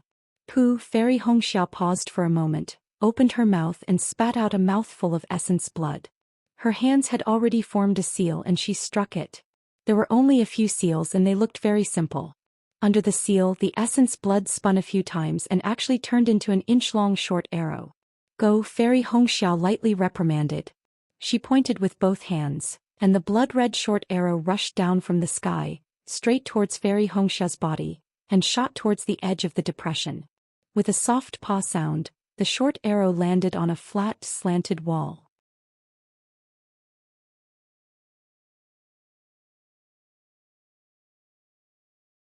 The moment the short arrow touched the slanted wall, it immediately sank in, and even left a soybean-sized hole in the slanted wall. Just a moment later, an extremely strange sound came from the slanted wall. It was like the cry of a phoenix but also like the roar of a dragon. Moreover, this sound seemed to be compressed and was extremely sharp. Along with this sound, an earth-shattering impact came from the soybean-sized hole, directly and horizontally pressing in all directions. Although Xiaohua and the rest were dozens of meters away, they could still feel the surging force. Since Xiaohua and the rest could feel it, Fairy Hongxiao, who was close at hand, would naturally bear the brunt of it. In fact, a spiral-like shockwave engulfed Fairy Hongxiao's entire body along with the impact. The Ice Phoenix celestial body let out a long cry, flapping its wings and welcomed this inexplicable wave.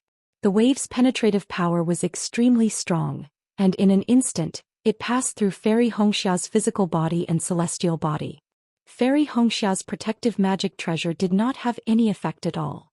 The wave was like a huge wave, and after passing through Fairy Hongxiao, it immediately converged and the entire thing disappeared into the small hole. Moreover, after the impact there was no echo and the entire hole was the same as before without any changes.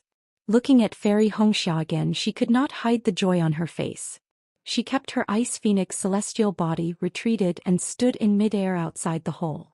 Turning her head, she said to Xiaohua and the rest, "Xiao Lang's senior brother Xiao Mao, follow me into the ancestral hall." Hearing Fairy Hongxiao's call, Xiaohua and the rest hurriedly flew over. However, before they could get close to Fairy Hongxiao, they heard a series of violent crackling sounds, like thunder, below Fairy Hongxiao's body, which was the place where the blood arrow had flown in, and then another wave of multicolored light shot up into the sky.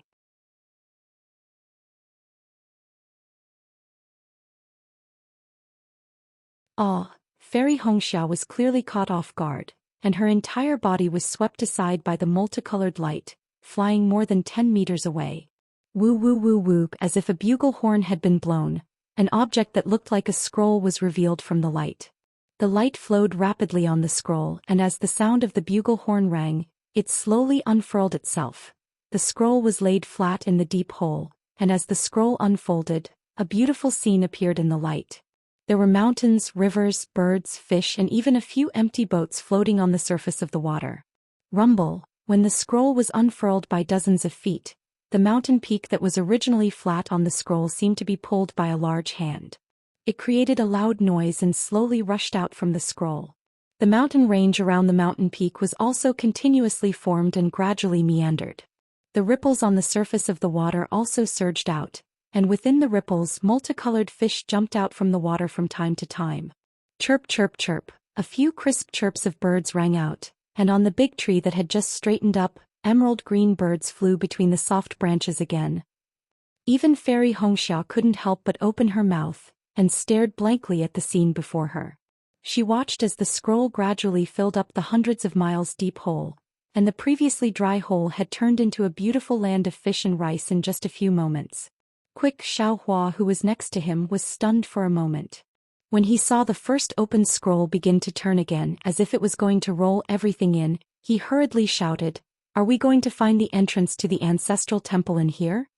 Yes, I understand." Fairy Hongxia also came to her senses, and quickly pointed at the newly formed island on the surface of the water, and said, "The entrance is on the island. Previously I thought it was in this deep hole." As she spoke, Fairy Hongxia took the lead and flew out, rushing towards the island. The millions of Meng mountains that were still in a drought just a moment ago had now arrived at a place filled with water. The air was filled with dense water vapor, and even Xiaohua had the urge to jump into the water to play. However, right behind them the scroll had already been rolled up and its speed was much faster than when it was unfolded. The sound of the bugle horn was getting more urgent, as if it was urging everyone to quickly fly to the island. Not good.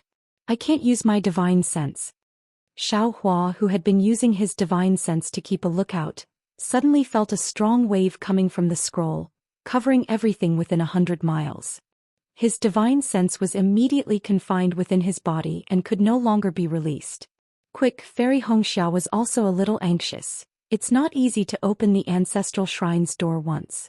Although the jade didn't mention the interval between the second opening, but it definitely won't let us open it a second time so easily.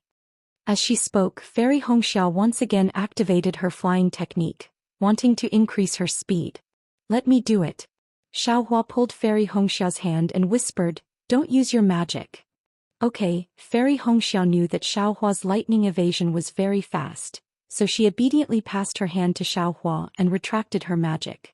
Rumble, a burst of lightning flashed around Xiaohua's body, but just as Xiaohua was about to activate the lightning evasion technique, Li Zongbao shouted from afar, "Junior brother Xiao, you can't use the lightning evasion technique." Xiaohua was slightly taken aback as he hastily turned his head around. Sure enough, right behind him, due to the appearance of the lightning, hundreds of cracks had actually appeared on the bright and beautiful scenery.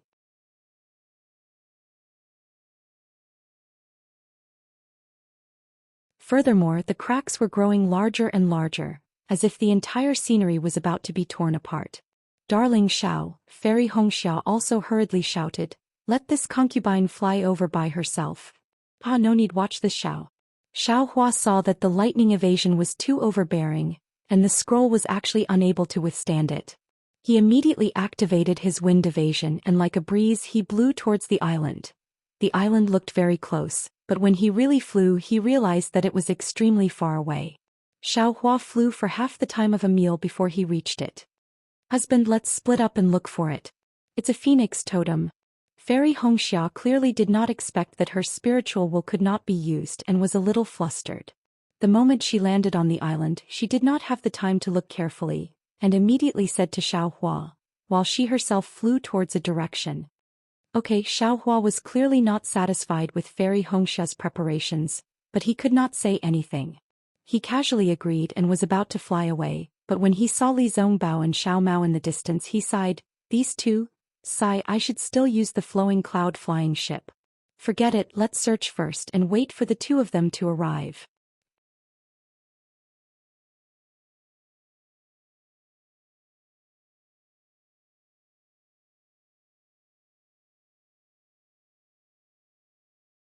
Chapter 28:37. After the time it takes to eat a meal, Li Zongbao and Xiao Mao finally arrived. Just behind them the clouds and clouds in the sky changed dramatically, and all the scenery was engulfed in it. It was like a giant mouth that wanted to swallow everything. Quick, senior brother, quickly find a phoenix totem. That's the entrance to the Kai family's ancestral shrine. Xiaohua had already searched nearby, but he didn't find any traces, so he flew over and urged. Okay. Li Zongbao and Xiao Mao both agreed and hurriedly flew in two different directions. While Li Zongbao was flying, he occasionally looked back, and when he saw the sky full of celestial phenomena, he was slightly stunned and whispered, This seems to be a kind of array. Xiaohua was right next to him and he hurriedly replied, Senior brother Li, what time is it? Quickly find the entrance. You can't find the entrance. Speaking up to hear, Xiaohua was stunned again and a kind of fear appeared on his face. He shouted, Damn it, it can't be. If we can't find the entrance, we will. Quick. Even Li Zongbao had an epiphany and he hurriedly said, Definitely. This Kai family's ancestral shrine is so important, how can it be easy to enter? If you don't have absolute confidence and don't have the ability to enter the ancestral shrine, this ancestral shrine, I'm afraid it's a dead end. Damn Qingyang Kai family. Xiaohua cursed, no wonder they didn't care when my wife took the jade pendant that leads to the ancestral shrine, so that's why. Li Zongbao also hurriedly flew away and he didn't know if he noticed, but Xiaohua actually called Fairy Hongxia wife in front of him for the first time. When he first saw the island, when it was time to find it, he felt that it was extremely difficult. How could a small phoenix totem be easy to find? Xiaohua, who had no sense of direction, searched for a long time, but he didn't have the slightest clue. At this time, the sky above the island was filled with countless remnant clouds and endless darkness. The previous scenery of the lake and mountains had now turned into wreckage floating in the air. Obviously, Scroll had reached the island and her life was at stake. What should I do? What should I do? Xiaohua frowned. This young master is known as the person with the best luck in the Dawn Rain continent. How can I not have a way? Holy shit, discerning eyes. Xiaohua suddenly slapped his forehead as he came to a realization. Xiaohua didn't know what happened to his Dharma eye after the last lightning tribulation, but it gradually became blurry. Xiaohua had already forgotten about it. Xiaohua didn't dare to be careless. He hurriedly opened his left hand and opened his Dharma eye. Sure enough, everything in the Dharma eye was blurry, as if it was covered by a thin veil, making it difficult to see clearly. However, although it was indistinct, he could still see through the spiritual energy of heaven and earth. A small, slender, and long brilliance appeared extremely far away. Senior martial brother Li Xiaomao. Xiaohua didn't dare to be negligent and hastily flew towards the location of the brilliance while shouting loudly. Big brother, Xiao Mao was the first to come over after hearing the sound. Xiaohua hurriedly said, Quickly go and find your senior sister. The totem is just ahead. Yes, Xiao Mao trusted Xiaohua the most. He didn't even ask how Xiaohua knew that she was in front. He quickly flew into the sky to look for Red Dawn Fairy. When Xiaohua arrived, he discovered that this was a low-lying area. That one zhang tall phoenix totem was actually stuck in the depths. If Xiaohua didn't see it, how could he find this place? Seeing the totem, Xiaohua let out a long sigh of relief. He opened his Dharma eye and looked down again. It was an extremely small thumb-sized brilliance that went straight down. How do I go in? Xiaohua was a little confused.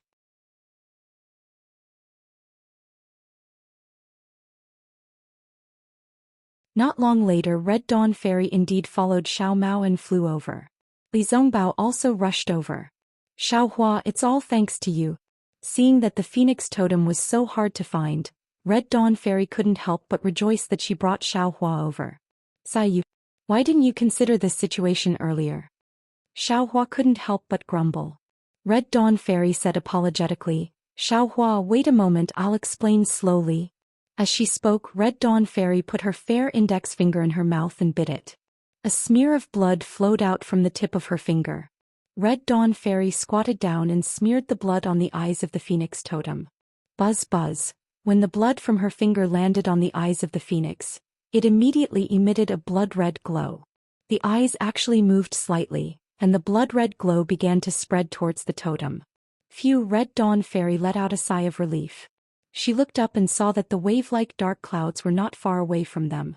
She then said, Xiaohua, I've prepared a lot before coming here, but the ancestral shrine of the Kai family is very mysterious. This totem and the scroll just now were not recorded in the jade amulet. It might have been passed down orally by the patriarch. I'm not a direct descendant of the Kai family of Qingyang, so I can't know about this secret. Also, Million Mountain Meng, I've deliberately investigated it in the Sky Patrol City, but who would have thought? Million Mountain Meng actually looks like this. It's completely different from what I've imagined. Big brother, Xiao Mao laughed, I seem to have been born here. I don't even know what Million Mountain Meng looks like, let alone senior sister. Besides, if the Sky Patrol City can spy on Million Mountain Meng, doesn't that mean that everyone knows about the war between the soul cultivators and the sword cultivators?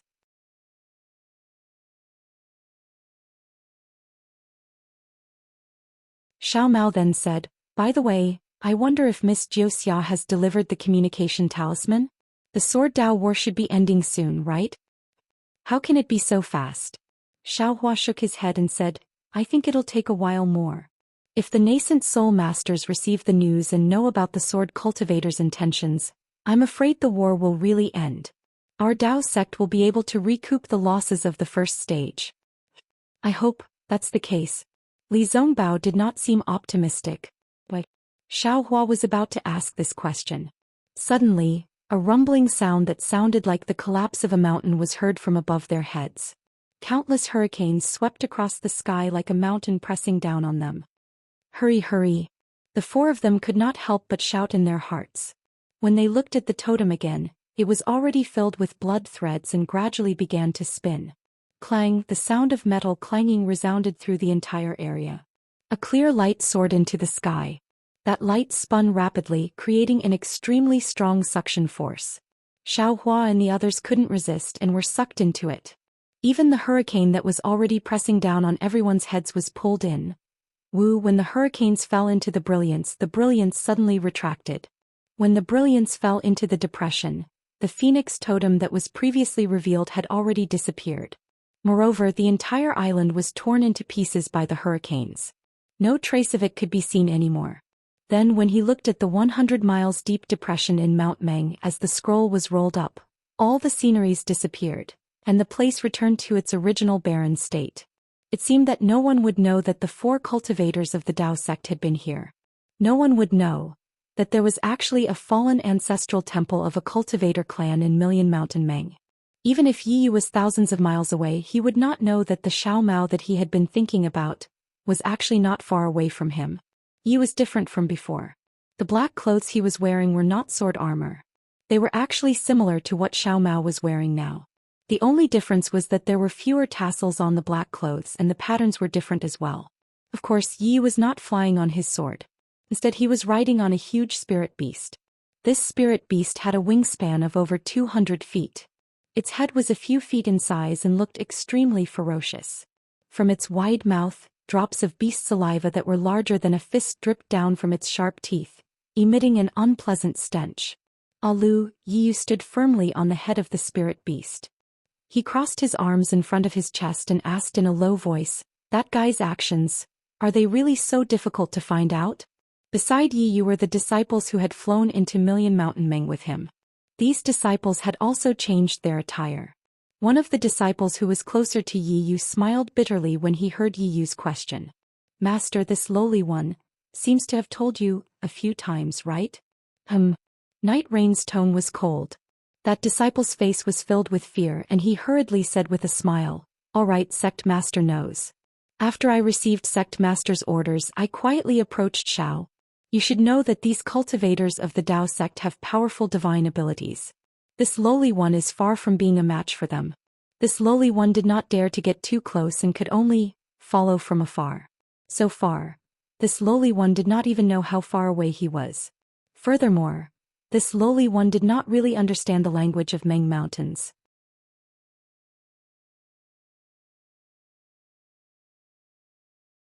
It was only later, when Ah-san brought a native from Kenji village, that this lowly one was able to find out more about that person's actions.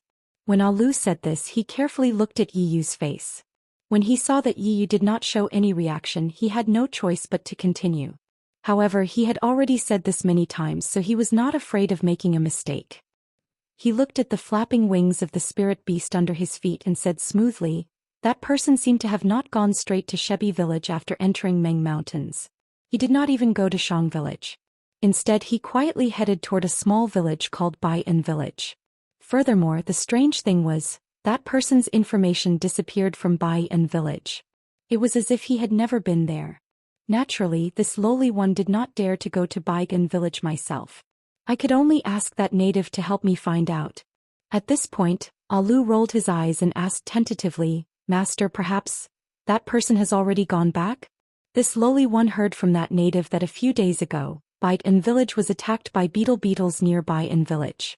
On top of that, there was also the sound of heavenly thunder that rushed out of Meng Mountains. Could it be that person saw how terrifying Meng Mountains were and how they could not deal with the beetles that blotted out the sky and covered the earth, so they went back with their tails between their legs? How is that possible? Yiyu turned his head and said coldly, why did that person come to Meng Mountains? Do you think he came here with me like you? What kind of bullshit relationship do that terrifying phoenix, Li Zongbao, Kai Hongxia and the others have with Meng Mountains? If that person did not know about his origin and the secret of this place, would he travel thousands of miles to Meng Mountains? You must know, the journey from Sky Patrol City to Meng Mountains is extremely arduous. If he did not know that everything here is under his control, would he be willing to take the risk?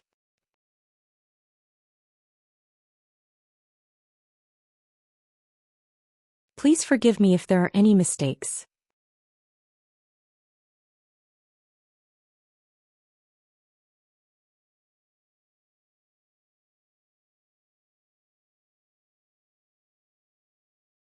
Chapter 28:38. My lord, Alu showed a flattering expression and said with a smile, you've already taken control of Shibai Village.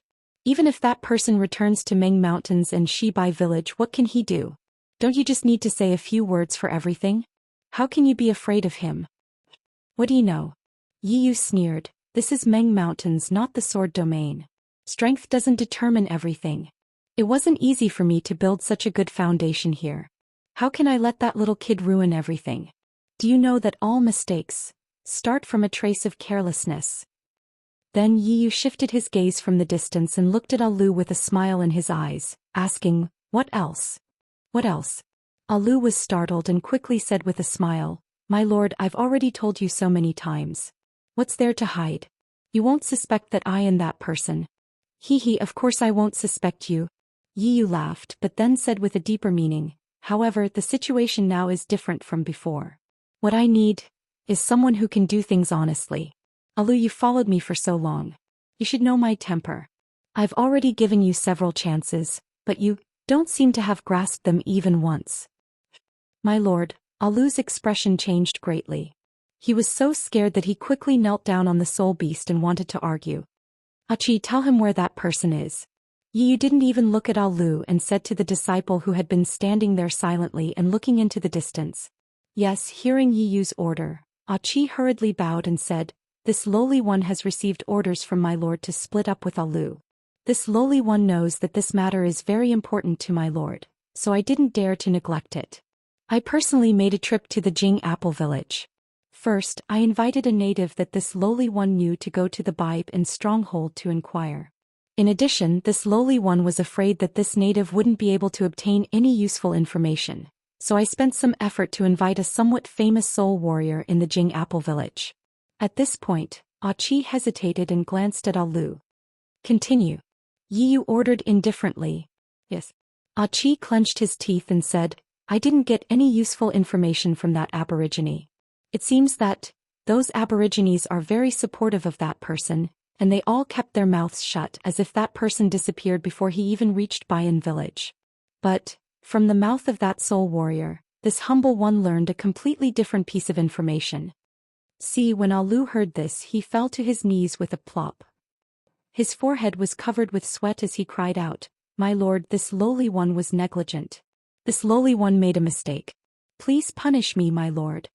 Lil 7 glanced at Lil 6, and a trace of mockery flashed across his eyes.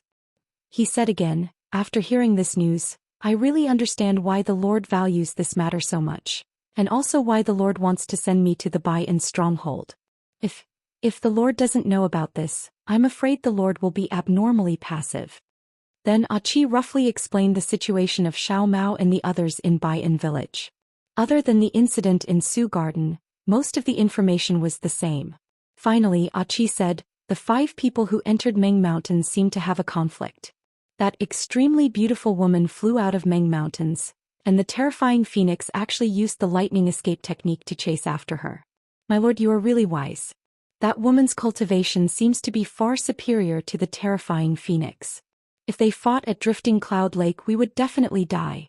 When the terrifying phoenix returned, that woman didn't appear again. Clearly she had left Ming Mountains. That person also left not long after, but that soul warrior didn't know where they went.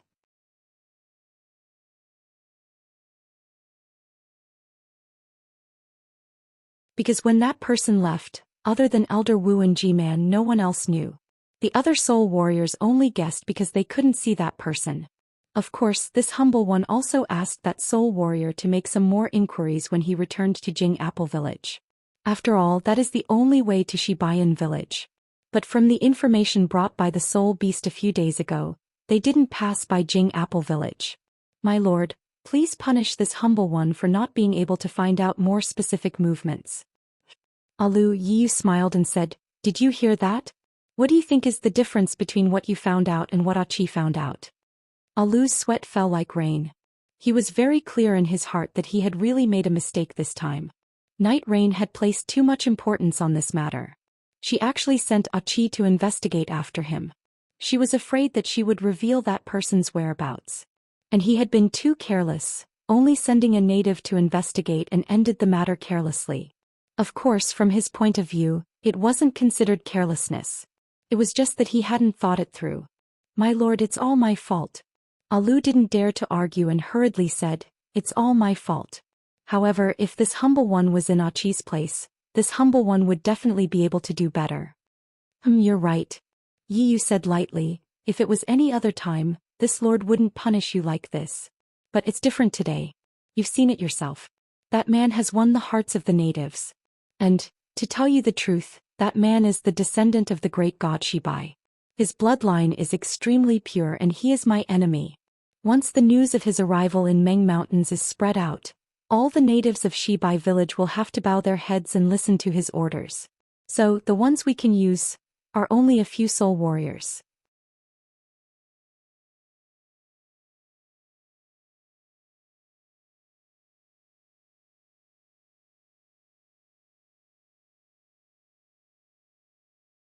Old brother's magnificence is still the same as before. This one is truly envious. Ha, you're too kind. Ho Yen laughed and waved his hand. How can this little brother's stinky skin compare to Fu Man's? Who doesn't know that Fu Man of Shibai village is a brave and intelligent warrior? If Fu Man didn't have such intelligence, how could G-Man have taken a fancy to him? You flatter me, you flatter me. Yiyu laughed. This one is only living in Shibai village. How can I compare to old brother Ho Yen, who is a direct descendant of Back Earth village?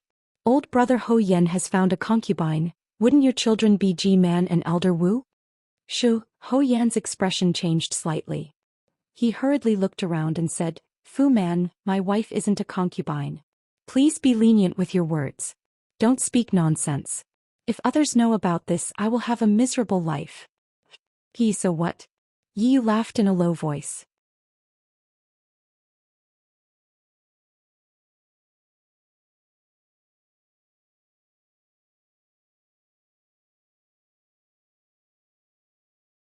Chapter 2839. How could Ho Yen dare to let him continue? Then he quickly added, oh right, I have to thank Fu Man. This place is under the jurisdiction of Shibai village, and we shouldn't have gone too deep into it. But now the battle with the sword. The sword cultivators is too intense, and I'm afraid that Shibai village can't organize too many soul warriors. That's why I've decided to send more soul warriors here.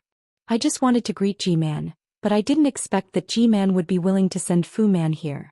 I'm really surprised. Ho2 village's reaction is Shibai village's problem, and Shibai village's problem is also Ho2 village's problem. Yiyu smiled and said, I didn't expect that. The reason for the drought in Meng Mountains is because of this. Since Ho2 village is eradicating the evil for the people of Meng Mountains, how can Shibai village not contribute? I've just returned from Meng Mountains and I've received G-Man's order to come here and meet you. Once this is done, you and I will both be the heroes of Meng Mountains. Let's not talk about my Fu Man but what you think. You should be confident, right? I hope you and I can succeed. Ho Yen laughed. Also, Yi Yu's smile faded and his face turned cold. My clan was wiped out by sword cultivators. I'm the one who was born and I've made it my life's goal to avenge my clan. Sword Realm, swordsmen, they have nothing to do with me. I'm just a Fu Man from Shibai village. Yes, Fu Man is right. It's all my fault. Ho Yen smiled and said, after this mission is over, I'll hold a banquet in Ho Tu village to apologize. That won't be necessary. A smile appeared on Yi Yu's face as he waved his hand and said, from now on, I'll just treat myself as a member of Meng Mountains and have no other thoughts. That's why when you called me I rushed here. Not only do I want to help you but I also want to erase the evil for Meng Mountains, and return Meng Mountains to its former glory. Good. Ho Yen clapped his hands and said, the more Fu Man talks the more I feel that I'm wrong. If Fu Man needs anything in the future please let me know. Hee brother Ho Yen, are you serious? Ho Yan's words were perfunctory but Yi Yu asked. When Ho Yen heard this he was slightly stunned. Immediately, a trace of realization appeared on his face. He said with a fake smile, Fu Man, I feel that something is wrong. How could you leave the Shibai stronghold so easily? Even if it was little brother's message and that item, it was impossible for Fu Man to come here personally. So Fu Man was waiting for me here. Hee brother, I've been searching all over Meng Mountains, but I couldn't find anyone I could entrust this task to. Then when I saw brother's message my eyes lit up. So, I immediately urged all the people in the village to come and help you. Yi Yu said with a smile. Then he looked around and whispered, of course if you need my help in the future, the people of Shibai village will support you unconditionally. Ho Yen rolled his eyes and looked at Night Rain and the disciples on Night Rain's back. He smiled and said, since Fu Man is in trouble, how can I not help? Fu Man, please come over. I would like to hear what you have to say. Good. Yi Yu didn't hesitate and with a flash of sword light, she landed on Ho Yan's soul beast. Ho Yan's soul beast spread its wings and flew away from the other spirit warriors. After Yi Yu finished speaking, Ho Yan's face was filled with shock. Without thinking, he waved his hand and said, Fu Man, this is your Shibai village's internal affairs. I am the heir of the Ho Tu village. How can I casually participate? I can't. Brother. Night Rain seemed to have expected Ho Yan's reaction. A strange smile appeared on his face. He whispered, although this is my Shibai village's internal affair, but it's also Meng Mountain's internal affair.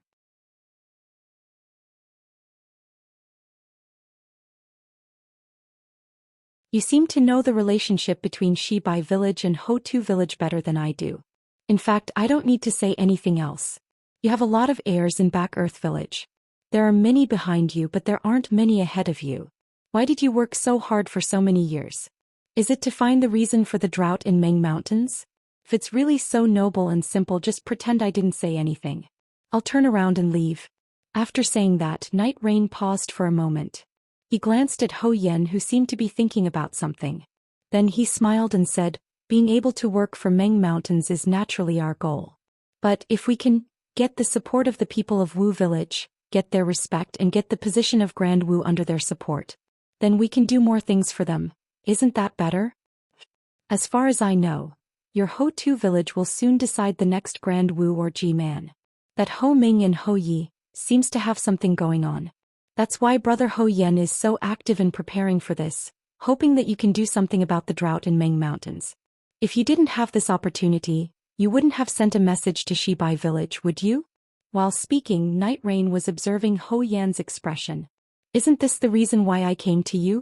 Isn't it because we're in the same situation? You and I can only work together and support each other.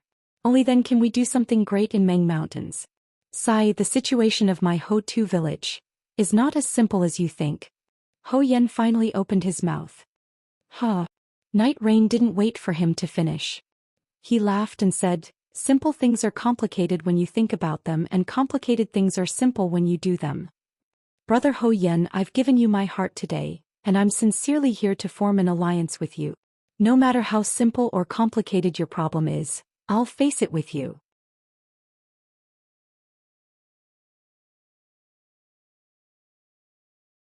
Is for me. I'm just asking you to kill a man you don't even know. This man is a cultivator. He's the enemy of Meng Mountains. What are you worried about? In fact, if I didn't want to be honest with you, I'd just say he's a cultivator. How would you know? Fine. Ho Yan's face showed a strange expression. He nodded and said, since he's a cultivator it's fine. But if he's recognized by G-Man of Shibai village, then don't blame me. Hearing this, Night Rain was overjoyed. He clapped his hands and said, of course I won't fight with my brother. Unfortunately, before he could finish his words, a loud beast cry sounded in the distance. Sounded a little tragic. Ho Yan's expression changed slightly and he said anxiously, Fu Man, quick, it seems that a boy has found that guy. We can't let him run away. Okay. Hearing the beast cry, Night Rain's heart skipped a beat. Since he had reached an agreement with Ho Yan, he knew that this matter was very important to both him and Ho Yan. He didn't delay and flew back to his spirit beast. Without hesitation he stepped on the ground.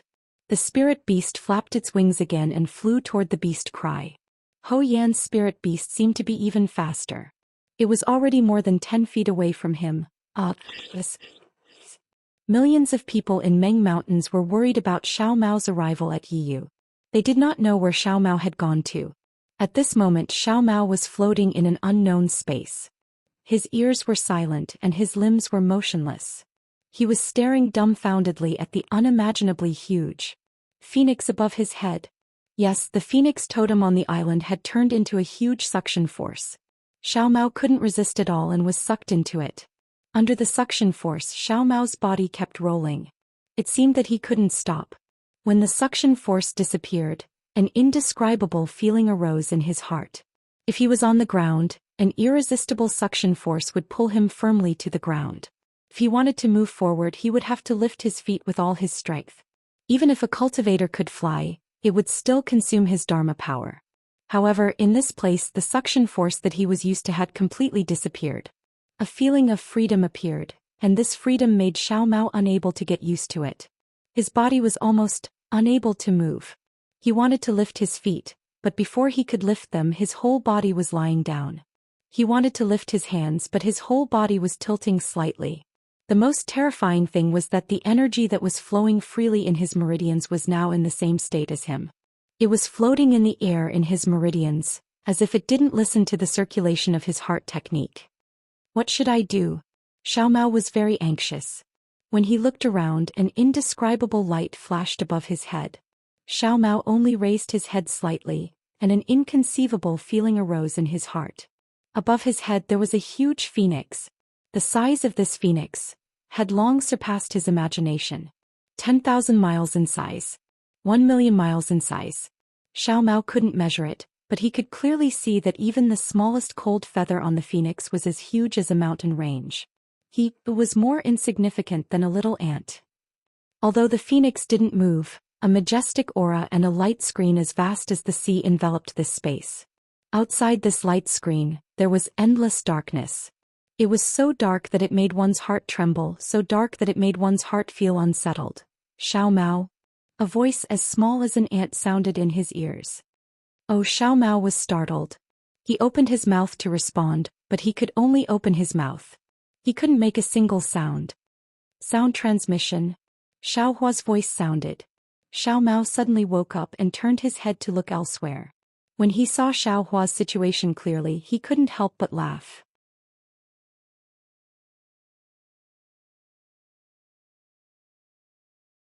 Xiao Hua seemed to be in an even more sorry state than Xiao Mao.